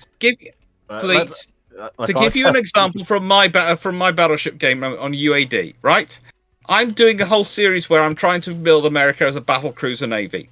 Unfortunately, I haven't managed to get the battlecruiser research through yet, so I keep building fast battleships instead. They're not what I want, but they're doing the job enough if I modify them and I do them because they're what I can build. And it's better to have ships in service than it is to have designs on paper of what I'd like to have. Because one is a nice way of stroking my ego, one is a way of winning wars. And that's why in Mountain UAD, I'm winning all the wars, because I'm building good ships with what I have. What I will say is that the Second Great War is when everything falls apart. Prior to that, I was building ships to I that wonder why it concept. fell apart. It Because fell you apart weren't because ready of for the that point, paradigm shift. Yeah, and you had managed to probably annoy everyone with your bad politics. So No, I you was haven't got only any allies fighting- to help you. I was only fighting fascist Germany and fascist Japan and Spain, with France as my ally. So, 3v2, right? Yes, but I will point No, out no, that's not 3v2. That's 3v1. I will point out my No, converted. 2.5. Actually streaming it, I just will. realised. I will point out Please, these convert the ships on screen right now. These converted dreadnought battleship carriers, Excuse me? of which there were 4. Shoot me now, shoot me now. No, Fleet, you have just undermined yourself again. You would think so, but if not Converted dreadnoughts into carriers? If not for the fact they have numerous kills of purpose-built fleet carriers under their belt for no losses. 22 knot, Right. a 10-inch belt on a Yeah. Mother of But God. that is thanks to the joyous thing that is this game and how badly it runs, not the reality. Now listen. He's right, though. Because, right, Fleet, at this point, you're no longer using an excavator. If anyone's played DRG here, or Deep Rock He's Galactic- using an atomic excavation munition. Look, okay, there are the light carriers. DRG drop Project Plowshares himself. I mean, there are the purpose-built light carriers that exactly what worked he's with doing. the conversions, which actually were built before the conversions. He's Why have you following gone up for a lopsided wildly scheme? inefficient with more inefficiency. How is that Why? inefficient? Like, I'm Do also I just- have to Forward explain the lift. carrier law to you again? Like, I'm Look not at the suggesting forward Fleet's using lift! I'm not suggesting Fleet's using one of Why? these, which is a rocket powered from orbit to below subsurface, basically. Drop pod. I mean, Russia's first Going missile down that far. cruisers weren't that bad. Oh god, The let's try Kindas? The Kindas? No. The Russians one. The ones Fleet's The made. ones he built! Oh. That's not bad. Just Well, honestly, even I'm sorry, it's a missile cruiser. Why does it have armor? okay, honestly, despite Works at the Albanese. despite the fact I'm about to get roasted, hearing The cyclic Albanese laugh. were Get conversions, a they little have a bit more defense. roasted. Yeah. Honestly, They weren't purpose-built. even though I'm about to get roasted so hard, I'm about to make the surface of Venus look cold. Hearing cyclic laugh that hard was worth it because he. I was laughing at what Phoenix put in chat.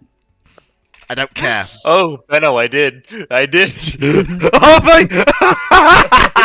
I know it's at my expense, but I can't help but laugh hysterically. Oh, okay, all right. I mean, to be fair, there's also the embarrassment that is the battle.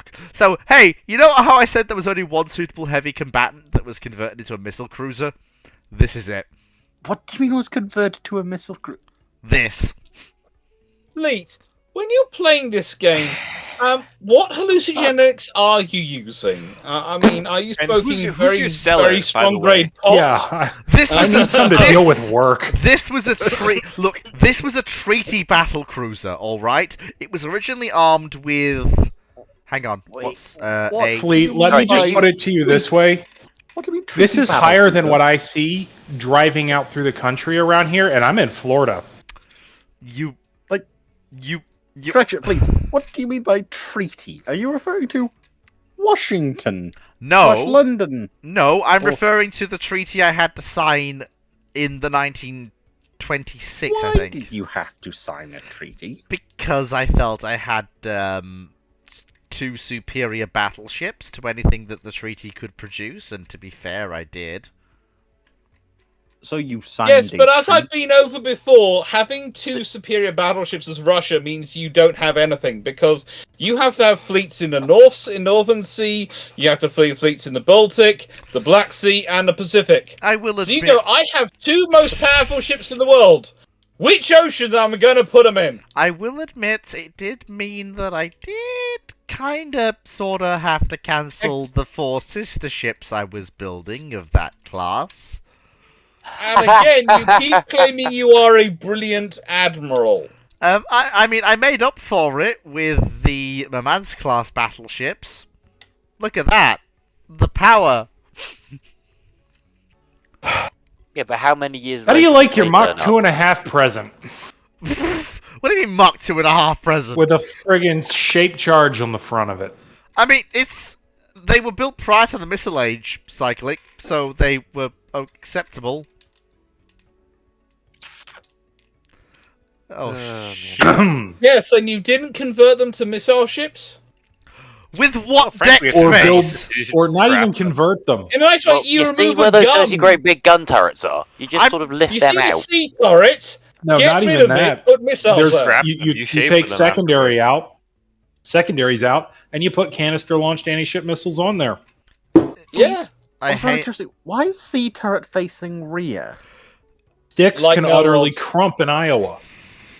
Why are you like the moment missiles come out? Like Moo and I disagree on this, but the more I think about and look back at what, say, allowed the Soviet Union to catch up somewhat with the United States Navy, it's the missile. I will. Hey Clark, what allowed Germany to come to being a near peer at sea with the Royal Navy? You'll note I'm using near peer here and not peer for obvious reasons. Dreadnought. Well, basically, it was a transition to the Dreadnought, and the fact that the British government and Jackie Fisher only ordered one Dreadnought. If they'd ordered 4 straight off the bat, Germany would never have come close. Exactly. But you have that Dreadnought moment. Yeah. So basically, what The you're missile saying, resets the playing field. So basically, what you're saying is that would explain why when the Japanese transitioned heavily to the missile, you had no chance. They got parity very quickly.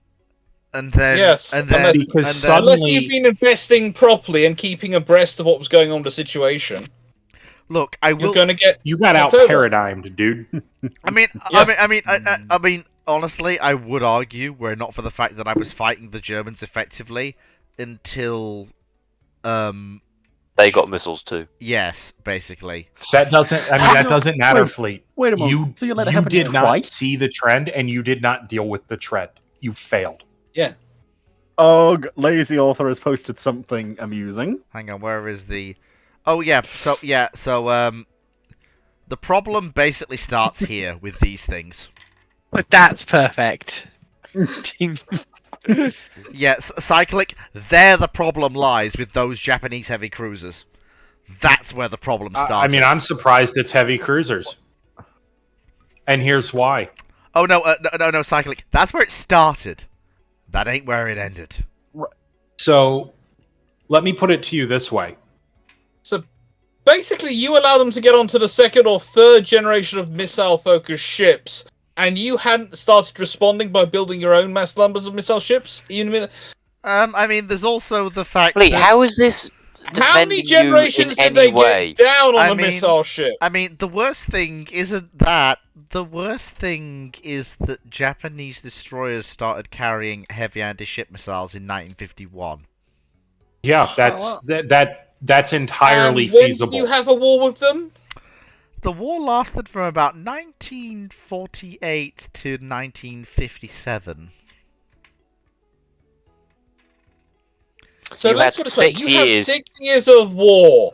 Russian ships... And they've started this in 1951. They've started And you're having not even missiles fielding earlier your own than that. missile destroyers. Like, Oh. your first thing should have been classes of missile destroyer. Yeah, the first The thing... first You thing can should be, fit a what's missile on happened a to my boat, you can fit it on a- infrastructure? The first ship to carry missiles in the Red Fleet was the Nizhny Novgorod class rebuilds of battle cruisers in 1954. The first Well, this is dedicated why missile- you lost. No, you were Because 3 years the late to missile the age, table. you shouldn't be focusing on capital units.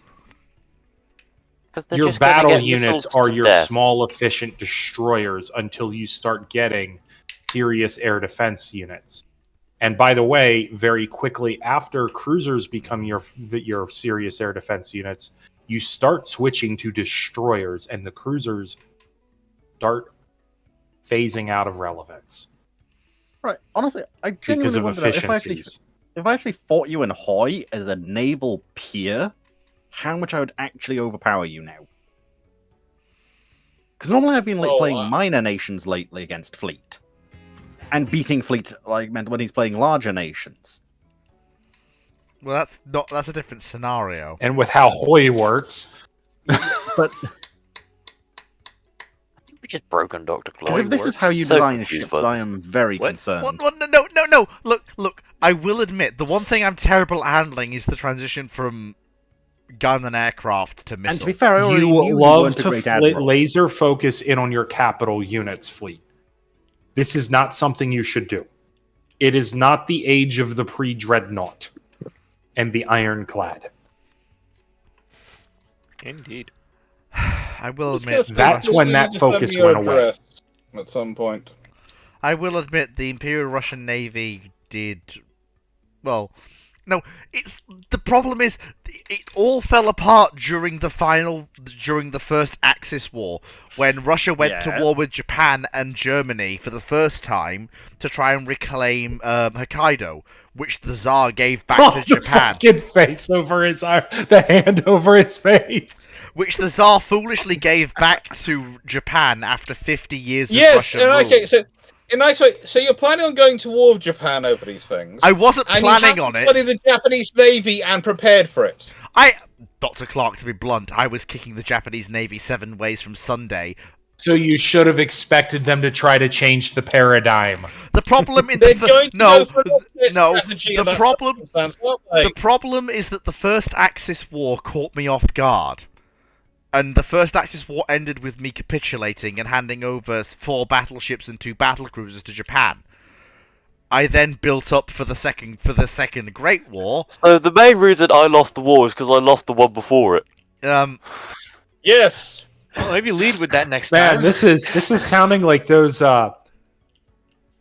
two-time World War loser logics. Look, I won the first, Two second. World Wars, World Cup. Look, I won. Yeah, Right, who look, is starting to sound like a wereboo? Look, I won the first, second. Making excuses. I for- won. We had all the best equipment, but we still lost. We had the both bestest Right. ships. I but won we I've been couldn't trying afford to build not bring this slots. up because I feel it would be too much of a nail in the coffin. But we already know you're not a very good Admiral Fleet because of what happens in Empire at War when you used to fight me. Now listen here, Dragon. You collapsed on every front unless you had help or spammed out the most overpowered ship you could I find. fought you and tooth even and nail then- over several systems. Yes, and you still Right, lost. Oh, good God! I'm gonna. This Galactic Civilizations multiplayer section still work because we'll play again that and we'll see who wins. Because Anyway, I what have I a will feeling what you'll do is you'll try and get to the end of the tech tree to develop the most perfect ship possible. By the time you get there, I will control every system around Oh you. no, and you are have so. a fleet sitting out of fleet. You're taking. As Cyclic says, you're taking the wrong lessons from this. Are we? Yeah. From you and That's Galactic a bold Civilization? claim, Fleet. It is, but I can back it up with facts and Let's see where logic. he goes with it. Because here's the thing. You mean in Galactic Props- Civilizations, props head unlike in hand every other waiting. game you play, you do not pursue the absolute ultimate best ship you can get, tech-wise. No, of course not. Because that's Mediator silly. printer would like a word. Now look. Well, I mean, Dr. Clark, clearly he wasn't because he ignored the transition to missiles. I kept pumping out Yeah, I ships suppose that I that. thought worked, and because Clearly they were he good doesn't enough. rush to the end of the tech tree. He just gets laser focused on the middle of it. No, To be that's fair, not. Fleet, Yeah. Fleet doesn't actually like it because in Hoy, I've figured out the best way to try and get down the tech tree very quickly. I don't like that. That I know how to get 1944/50 ships But what I will in say, 1940. what I will say is that I So won. he does know how to do it, but I he doesn't won- like it when people do it. I won the first, second, third, fourth, fifth Russo-Japanese wars. I only lost to Japan in the first Axis War and the Second Great War. Yes, because you forgot you were Russia and needed multiple fleets in multiple places. I beat the French as well aggressively, and took you didn't beat Indochina. And on then But you you my- allied can't in the take Peninsula of multiple London? people on at once. Honestly, I would be annoyed, but Cyclic is You right. beat them up and then even depending on them in a fight. These are the French we're talking about. Even in the game, they're not going to like that one. I hate the fact that Cyclic is bloody right because I just realised Because of course I am. I was only. You've told us this for the past half hour. I was Yes! He's also notoriously very humble. I was only winning when I was fighting one nation alone and could concentrate. Yes. Yes. Because you As I told you about your battleships earlier, you're the two most powerful battleships in the world. I also, you know what? I probably need to show something in order to highlight. No, Fleet. No. I'm going. Hang on, everybody. No. Full stop. Full stop. Roger. Everybody, Silence full in the stop. ranks. Chair, stop. I am going to do you one favor and one favor alone, Fleet. We are going to move on to a different topic. Please. Because you cannot stop digging while you try and defend yourself. I am trying to preserve what little credibility you have. All right. At least you're not talking about this from a historical standpoint. At least, thankfully, you're talking about it from a game standpoint, which is very different. It is. Yes, but all of this is pointing to an underlying logic problem. I'm just not good at strategy games, am I? You're just not good at strategy. Now, I will admit, on occasion, he has done some keep stuff in working Empire together. War. We'll By the get way, you better. anyone who We'll is get you better. hearing this, when I am actually training people or teaching them, I am far better than this. Hang on. Is this trying to save you? Make you sound nicer than this, or is this because you're trying to excuse the fact that Fleet is the way Fleet is and taking responsibility for that? ¿Por qué no los dos? Okay, fair enough. I just wanted to get a clarification on that for the record. Fleet. Don't worry, Fleet. I'll work with you on your strategic sense. We'll have a nice long discussion on Dr. Bruce. Clark, I wish I could buy you some whiskey, but I can't. Stop. I can't afford it right now. I need to stop digging because Next question, please. You need to stop. There's no more what? questions. There's no more Fleet, questions. have you read this book? I can't. Let's see. I see David look. Your camera's causing problems. Andrew Lambert, The British Way of War. No, I have not. Yeah. I would This suggest is a good reading. place for you to start. I'm not strategic. Look, I get what you're all saying.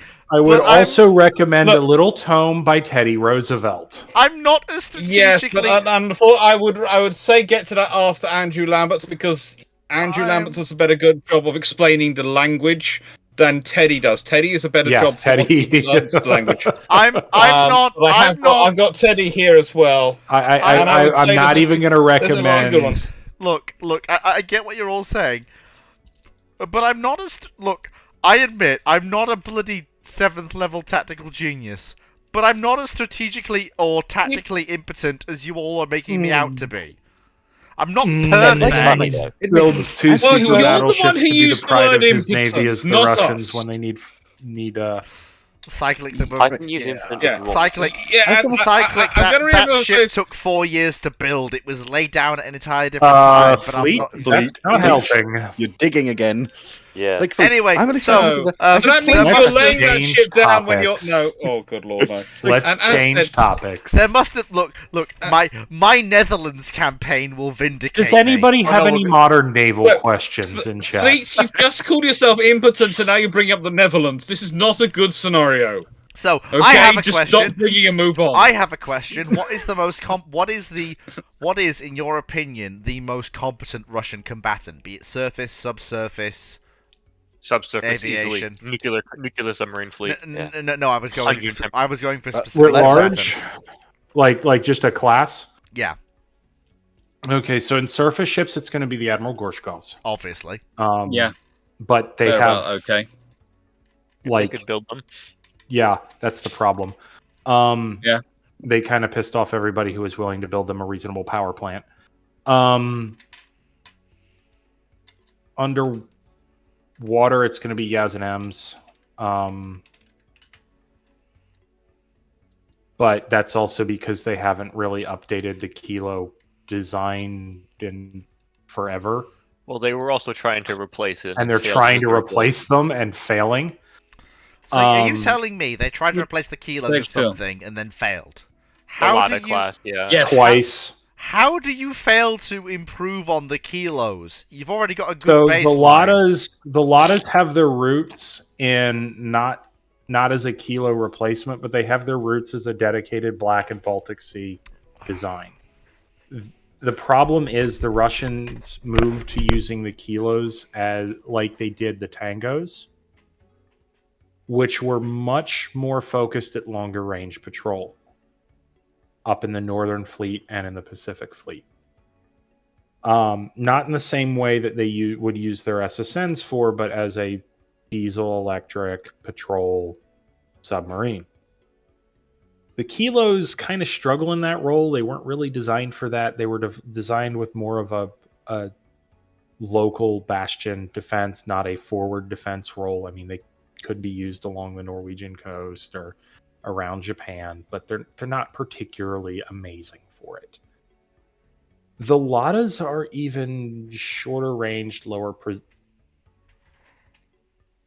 less provisioned designs than the Kilos, because they're designed for seas where you really do want smaller submarines. They perform better, they have more maneuvering room, and they're much closer to port, so that's an easy compromise to make.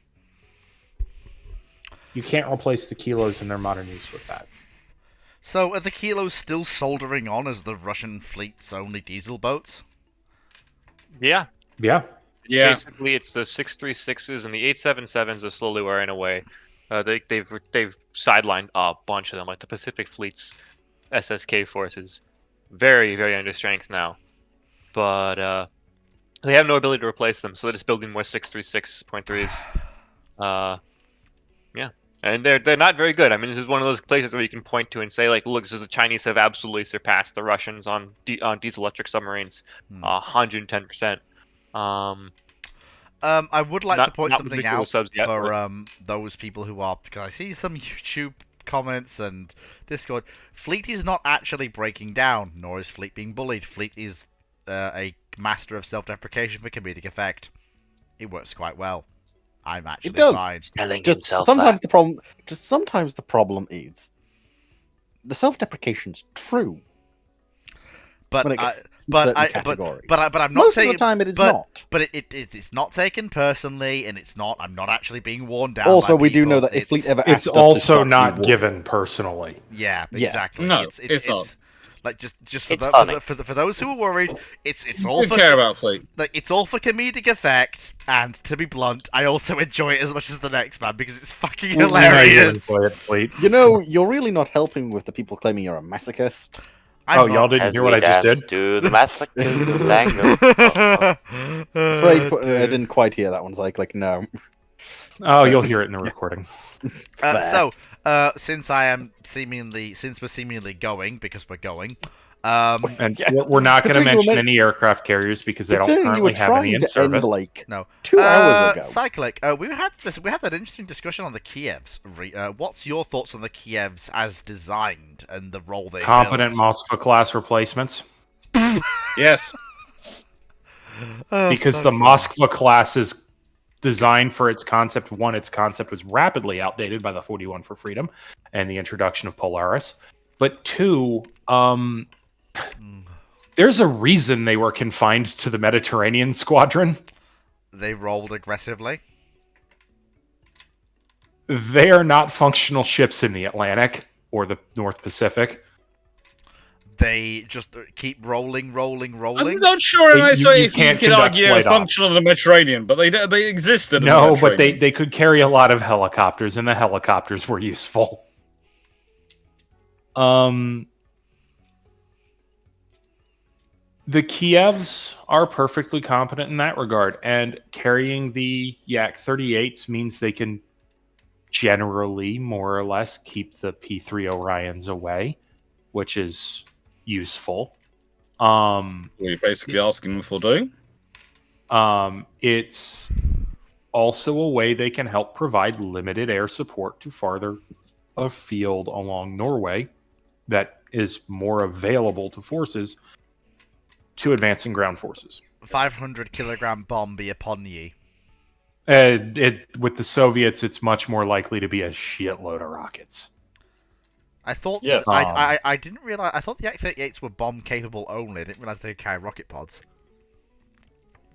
I'm pretty sure they could. the Soviets not fielding a jet aircraft with a hefty focus on attack that could carry like that would just be wildly weird to me. I'm not too intimately familiar with their. They're listed as being able to carry up to 4 weapons with a capacity of 2,000 kilograms. That's 2 tons or 4,400 pounds. Able to carry combinations of various types of rockets, up to 240 millimeter rockets. 240 missiles, 2 anti-ship or anti-air. Yes, the Soviets 240 use of heavy rockets. Yeah. Missiles, 2 anti-ship or air-to-surface KHS-23s. R-60 or R-60M air-to-air missiles could also be carried on external pylons. Hold up. Bombs. The Yak-38s could carry anti-ship missiles for surface strike if they wanted to. Yes, a glorified ATGM. 23. Yeah. It's lighter than a Maverick. It's that's it's not so fine, good. but it's not massive. Bombs, 2 Fab 500 or 4 Fab 250 JP bombs on the pylons, or an incendiary ZB, 2 incendiary ZB 500s, or 2 nuclear RN-28 bombs, and they could also carry external tanks. And they have a 23mm gun pod, carried in 1s or 2s pods under the external pylons and the wings. I thought the Yak-38 had an inbuilt gun. No, well, yes, but the Soviets also had gun pods for ground attack. And the nice thing about those gun pods is they could depress them. Oh! So they weren't on collision course with ground. Oh! That's interesting. The gun pods on the 38, the Yak-38, the gun, it's only gun pods. It doesn't have ones which are... they can either be they're just pods. It doesn't have an internal one. Okay, so I have to ask, since this is my job, apparently, because this is something I do. So Kiev exists. I get it. Makes sense. However, Admiral Kuznetsov, as built. Yes, why is the not? best carrier they were allowed to be built that Ustinov would allow them to build. Mm-hmm. So wasn't the Soviet Navy repeatedly tried to get nuclear-powered Katobar supercarriers. They kept getting kicked in the teeth on the issue by Dmitry Ustinov. I believe it's Ustinov. Let me go look in Shipstock because Moo talked about this recently, and this was a hefty part of his masters. So basically, the Soviets, if logic had prevailed, should have had at least 2, maybe 3 to 4. I don't know about numbers there, but the Soviet Navy did want to procure carriers. And then you have the Urnosk, which are coming after Kuznetsov, because after Kiev made enough case them, they managed to argue Dustinov to win and get the argument for it. And it still has a ski jump! Look. Yes, because they already had the Su-33s. Yeah. They needed the catapult for the AWACS and for some other supporting aircraft. Very much like some of the proposals for the QEs. And as we've discussed many times, Fleet, in the nicest way, when it comes to operations, there is an advantage of STOBAR operations, of short takeoff, short takeoff of STOBAR, in that the rate of launch of your fighters for air defense. So if your carrier's primary purpose of its strike wing is air defense, and you want to be able to rapidly launch aircraft to reinforce, then actually short takeoff is better than Katabar because you don't have to reset the catapults. You can just roll the aircraft. Well, they still have to they have to reset some deck holdback devices and stuff like that too. They do, yes, but as the theory goes. Myself, I'm not a fan of STOBAR, as I've said before, because it's got both the limitations of the short takeoff and it's got the limitations of the barrier-assisted recovery. And one requires a heavy airframe to survive the takeoff, the recovery, and one requires the aircraft be as light as possible for it to operate with short takeoff. And combine those two requirements, and I consider it a recipe for building an absolute nightmare of an aircraft. But leaving that to one side, there are some sensible ideas behind why you have the short takeoff system. I mean, I'm not one to. I mean, I have never used the term, and I will always fight against the term cope slope because that's made by people who don't understand how bloody naval procurement works. Oh, I still call it that. Cyclic, bad. But that's because my navy has a budget. Yes. No, your navy You has. see, the thing is, the point is, in a nice way, when you're a smaller power, you have to make trade-offs. It's like the treaty system; you have to make trade-offs, and Yes, it's working out what's going to be a trade-off for but your it's operations. not a Now, cope nice slope. way, it can be good trade-offs or bad trade. It is sort of it's cope slot, but it's a trade-off. It's a nice way. It's what capabilities can you afford to lose from your desired perfect carrier? It is quite literally coping with. It is there to help you cope with limited funds. But yes, but it's otherwise known as, if you want to put it in positive, it's making the best of the of the resources you have available, and it is something to do. It's making the best of the resources you have available within the political constraints you're working with, because that's always a criteria, and everyone's political parties are different. And in the UK, I'm just kind of hoping we've ended up with, it's like I've been talking about this recently with Charles de Gaulle. The French ended up with an excellent carrier in many ways, but it's also small needed because they're having a battle with Saint-Nazaire Yard, so they built it in the Naval Group Yard at Brest, which for some reason someone's heard me talk about in the video, and it said, you said this wrong thing, you said it was built in Saint-Nazaire, and I've listened to the video, the thing they've linked to, and I specifically say it wasn't built at Saint-Nazaire, it was built at Brest by the Naval Group. So I'm not sure what they were listening to, unless they presume I got it wrong, so they're just commenting I got it wrong without actually listening to me. But leaving that to one side. Dr. Clark did. Sorry, not Dr. Clark. It's built. That's why it's the size it is. Because of the political limitations. And in the UK, me and Drac have just done a whole section of video discussing this. Half the problems you can put back at the current carrier generation are because of the political decisions about where the carriers were going to be built, and the fact that they decided they weren't going to do any work on the facility when they did it, which meant you had a maximum limit you could build the shit to in terms of beam, because it had to get out through a narrow gate, and the maximum length because of the length of the dock, and the height had to be adjustable because of the fourth bridge. All because they chose that spot to build it, and they didn't want to put any investment into that spot to make it bigger to get a slightly better value for money carrier. You can't really invest in the fourth railway bridge. There are things you can do to help. You could have picked a different yard.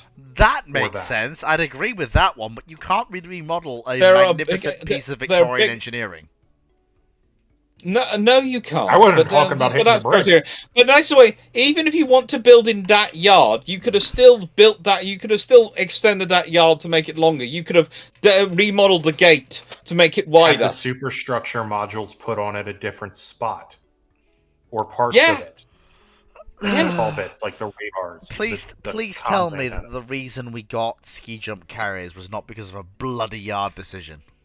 Well, the ski jump versus catapults stuff is it also saved like a bunch of money. No, that's because we were wedded into the F-35B, because the F-35B was considered by the F-35C, and catapult capabilities was considered by the then Chief of the Air Staff a threat to the Eurofighter program. The idea that if British got involved in the F-35C, it would be the British forces be on its route to a one-type fleet, because the 35C could do both roles very, very well. And so if you want to keep a two-jet fleet, you need the F-35B. Operating the same aircraft.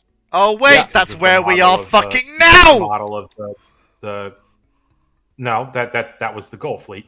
It stems from a joint model for the carrier Air Wing, which Phoenix has a whole rant on. It's silly. Stupid. I have a whole even bigger rant on it, but we'll leave that to one side. Why can't this one involves the Italians in a fascist era law. What happened to us having politicians and people in the armed forces who can make actual sensible decisions? Or is it only the US that gets to have those nowadays? We never had them, Flay. Oh, good God, you're claiming the US has them. Oh, that's wrong. I'm on the same side as Clark on this. I mean, we have some, but they're not in the US Air Force. Let me put it to you that way. Stop looking for them. They don't exist. I mean, hey, if you find them, please let us know, because we really fucking need them. But we'll get them promoted. I mean, I think we'll put a protective shield around them. To be blunt, gentlemen. Yeah, they're certainly not in the United States Army or United States Air Force. Yeah, But to be blunt, be gentlemen, what I'm saying is... Fair, Cyclic. The other day I was having a conversation with a Forces- US Navy captain who was telling me the decision to to stop building the LCS is the worst decision the US Navy's ever made because they are the future of combat. That should have continued until we had proper replacements, yes. No, he thinks he still thinks the LCS is the future of combat, and he doesn't think you need he doesn't think that the loss of speed in the new combatants to the new frigates is sensible because you still need high-speed small vessels like the LCS. Yes, but is he a 06 Please note he's on the rank, short list or to is become he an admiral. just in charge of a LCS? No, he's on the short list to become an admiral. He's a full captain. Oh fuck! Oh my god! I'm really tempted to have you DM me his name. I would. I would not be that cruel because it was technically in one of those discussions I have, which are under not on the Chatham House record. Got rules. it. Yeah, but let me put it this way: I have never seen. There was a Royal Navy captain 2 seats away from him who literally was looking at his heads in his hands and going, "Oh my lord!" Like, I will defend LCS, but what the heck is that comment? LCS's job is so very different from a frigate in general. I mean, I know. what they were trying to do with it. Well, do you know, Cyclic, and it's when he realised that his reason for that was the speed of the LCS allows them to support the strategic mobility of the carriers when they want to rapidly divert from one ocean to the other. In other words, he thinks the LCS has taken over the role of the nuclear cruisers. I'm going to scream. I'm going to scream, and I'm going to shout in the direction of the opposite. I think I just rolled a triple D6 for mental damage. Also, gunnery officer. Hey, that's not going to happen until we put out Cyclic. the Saudis. Hey, Cyclic, am I smarter than that guy? Hey, look, he's fast-tracking as a captain already in the US Navy on his way to becoming admiral. How am I smarter than that guy? That's what it's introduced as. I am definitely smarter than that guy. Cyclic silence is indicative of what he thinks of you there. Cyclic is rapidly going through the senior captains of the US Navy, working out who this was. Foxo. I am definitely smarter I'm trying than that to guy. figure out if it is worth finding out who this guy is, because it probably wouldn't be too hard for me. And then worth getting this to Commander 2nd Fleet. You could do that? If I wanted to. Indirectly, Right, but I could. At this point, I'm assuming Cyclic is like Clark. He'll mention something and they'll go, well, actually, I know a person who can get me in contact with them and I can do this. Cyclic, you don't have to worry about that. I think there's probably enough people in the room who have probably gone and had the conversation already. The guy didn't seem to understand it, but I can see his career ending in front of me. It sounds that way. To be blunt, particularly given with the proliferation of warfare and tactics instructors throughout the fleet. There might be a reason they're proliferating throughout the fleet. Hint, hint, that guy.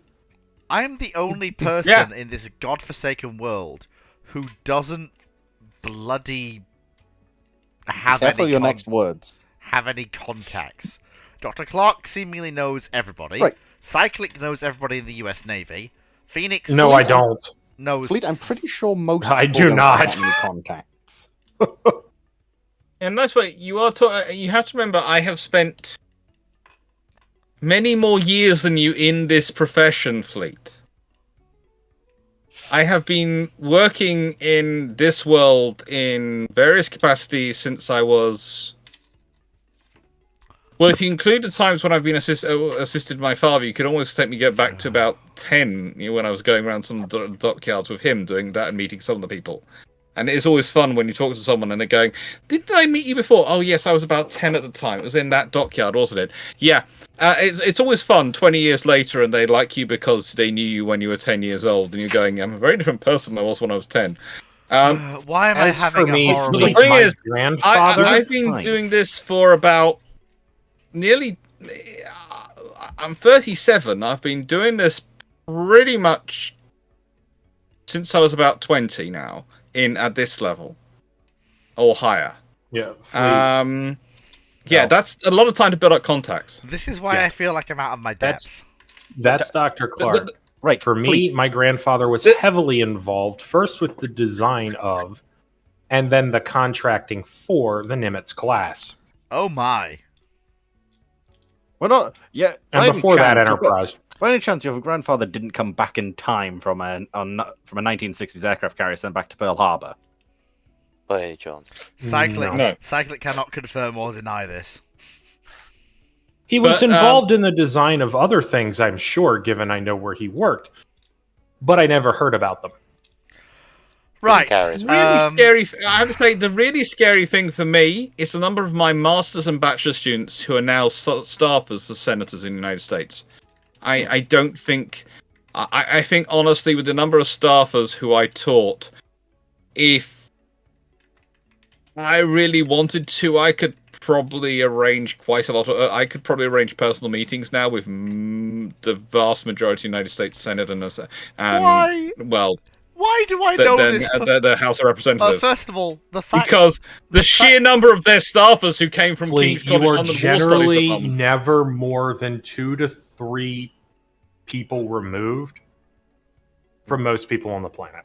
No, I get. I get. Like why? My grandfather knows most of the people get, involved with the UK glass industry because for a long time he worked in the glass industry. Yes, and Cyclic. became quite irate. Cyclic. I get that, but why did it have to be Dr. Clark who takes me under his wing and is now basically lobbing lobbing celebrities and key political figures at me like it's going out of fashion? Because it's amusing. It's fun. Yeah. Dr. Clark, because he's good. Would you like a broom to sweep up all these names you just dropped? Or... Oh no, I didn't drop any bloody names. If I wanted to drop names, I'd ruin Drake's Now, job. I do want to address something that may come up in the comments. I do not know Commander Second Fleet. Okay? I want to make that clear. I just know people who know him. And it's like, I'm fairly sure the people in that room probably have as direct a line. Right. Considering...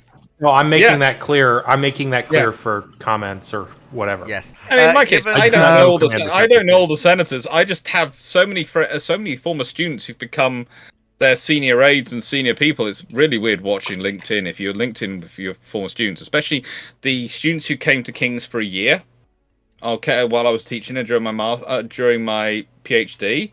You know, I'd have them they'd come on an exchange year to the UK, and then they go back to America, and they've gone into foreign policy and defense and all these things, and they're staffing these people. And it's really weird, especially when I get messages from them like, you know, congratulations on your book and all these things, and watching the YouTube channel. And it's been quite interesting, I have to say. It is something which I've noticed amongst Kings, which is quite common amongst the lecturing staff there. If the students like you and they go onto these posts and they found you useful and you helpful, and you a sort of person who was useful for them in their development, the amount of times you get messages along the lines of, so my boss is having trouble with this. What's your opinion? Oh my. And that's not something unique to me. Please don't think that's unique to me, but that's something which Kings and the War Studies Department especially does find. That the academics, you could... The relationships can go on for a long time. And when I think about it with one of my students who's heavily involved in the world of maritime law and international maritime affairs through that direction, I taught them first when they were 18 years old on an A-level revision course.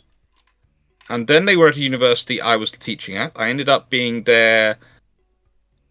Technically, I would be classified as their third supervisor for their bachelor's thesis at this station. But unfortunately, the person who was supposed to be their second supervisor decided to change universities in the middle of the academic year. And the first supervisor was ill, so I basically took over that role, even though technically I wasn't employed to. And now this person is now a senior person doing international maritime law, and when they have questions, they still can't contact me, and I'm still in touch with them. And this is how, in a nice way, someone in my field builds up quite a disturbingly impressive contact list because of the people we've taught and we've helped. I still can't believe that. I mean, I'm going to say this out loud because I kind of don't believe it, but I still refuse to believe that former prime ministers have watched Ramblings. Dr. Clark, from what But you it's told not me. unusual in my world. Yeah. But why would they have How well watched does me of all Burn the people? Dragon? Because the nicest way you do realize I send an email out almost every week to to a lot of my friends going, this is stuff I've seen on YouTube and various things which you might find interesting. But why me? Oh, So I send it out as a weekly email to about 1,000 people. Ah, fair enough. And that gets passed on. So random important people may have heard me ramble about seaplane carriers being a good idea. Cool. Yes. Right. So just to point out a fact earlier, the fleet that I had to. And I get emails back from them. The sheer fact that they were here on Monday, which I recognized the name. It was only until today I realized, wait, Killabin. Why does that name ring a bell? And then struck the chord of, wait, he's the main lead for EU community representations for wargaming. He knows who Yes. I am. Wonderful. Yes. So, Right. again, you were. Right. So I need to. might not- You are well connected as well, please. Fleet. Oh, I can do that. Oh, like you have no And trust me, idea. talk you don't about have why to. I stopped playing the game. You don't have to. Clark's done that, from what I've heard. Excuse me, I do that on I do that on Armchair Admirals. I Doc- complain about them nerfing You do renown. that on their. You Dr. do that on their Clark. official live streams Dr. and Clark, presentations. when you said a few weeks ago, be prepared for contact at some point sooner than you expect, this wasn't what you meant, was it? I'll translate the comment. look. No. Right. Fleet. Right, let's put it There this could be way. more coming, my friend. There are various ways of testing people out before they get called up. And the thing is, True. as I said, one of the things you've noticed is Dracula keeps traveling quite often, a lot. And I am taking on a bit more because I'm usually freer. There's a reason why, if you watch the recent video, the recent sort of thing they did as the special, you might notice that I'm in there for quite a long time. And I was doing quite a long time because I was basically there because... Oh, on the latest Armchair Admirals. Yes. Honestly, the question system annoyed me. Oh, sweet Jesus. I hate it. It's getting better. It's based on speed, which makes you really mess up with questions. Yes. But it's getting better. But the thing is, I enjoy doing that because of the amount of people I get to talk to and the amount of people I get to reach out to with naval history. But it is better when there's about 2 people acting as experts and 2 people acting as commenters. I see. And the thing is, Killer Bin and me can fill the expert role. Quite well. Just proven today. Like, honestly, So, they're wonderfully knowledgeable. Basically, what you're saying is you don't need another expert, you need another... I need another passionate historian. Which you do pretty well.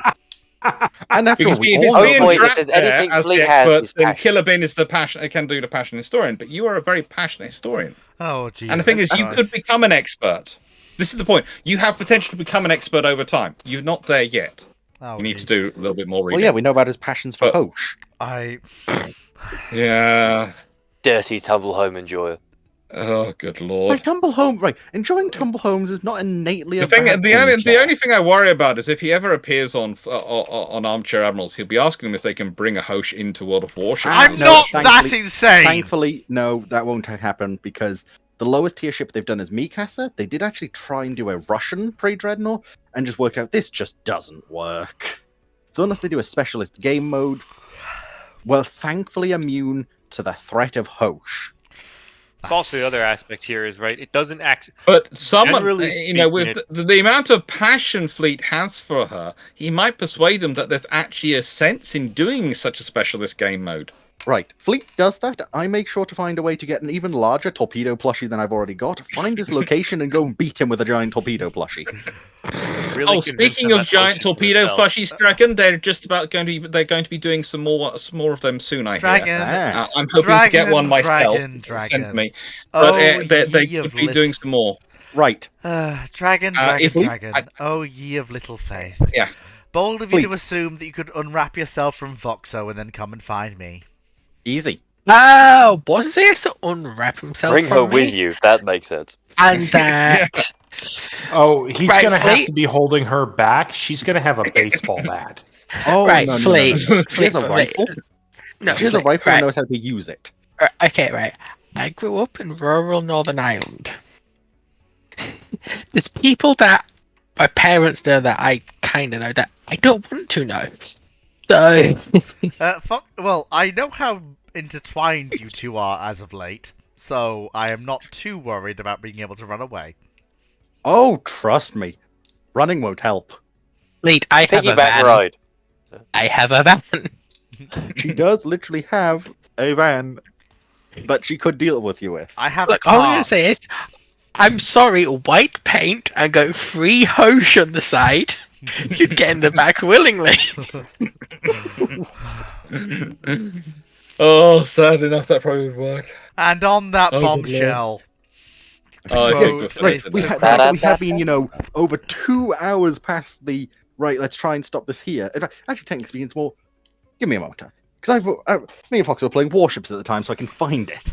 Oh, what you and Voxo were playing, I really don't want to know. Well, after a while, we needed to, Betty just boy. do something else. So we played tier 8. I really didn't want to know that. Flea, I was doing something that you can't do apparently, playing carriers. Because you wouldn't let me kill you in a carrier. Oh yeah, he got salty about Carrie. I thought the only Oh, per- he got I- very. I thought the only person you killed was Dragon. About 2140. All I'm gonna say, Flea, is I want to kill you in Mo, BCS. I do not have time for that. I have to go fix shit that was wrecked by a Well, actually, hurricane. you say tomorrow. that, Moe.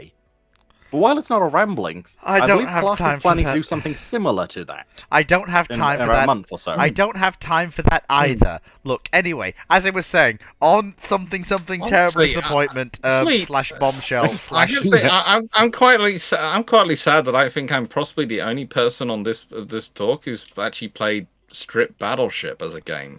I'm sorry, what? It's actually quite a fun one, by the way. Yeah. Huh? Well, thing is, Considering no one brought it up. well, thing I'm is, not even gonna ask. I would point out you can't play Strip anything against me with any chance of winning because I can bluff aggressively. No, I've played Strip Monopoly before. Fleet, I beat you in Fleet, poker. don't take this the wrong way, but there is no way I want to play Strip anything with you. I like you, you're nice. You're a nice guy, but no. Yeah, I'd No. rather not as well, frankly. No. Yeah, hard pass. I've got Foxo for that, so. Way, Dragon, nice. Wait. Yeah, but Dragon, But I will say, it is a fun version of the game. It's far more fun than Strip Poker.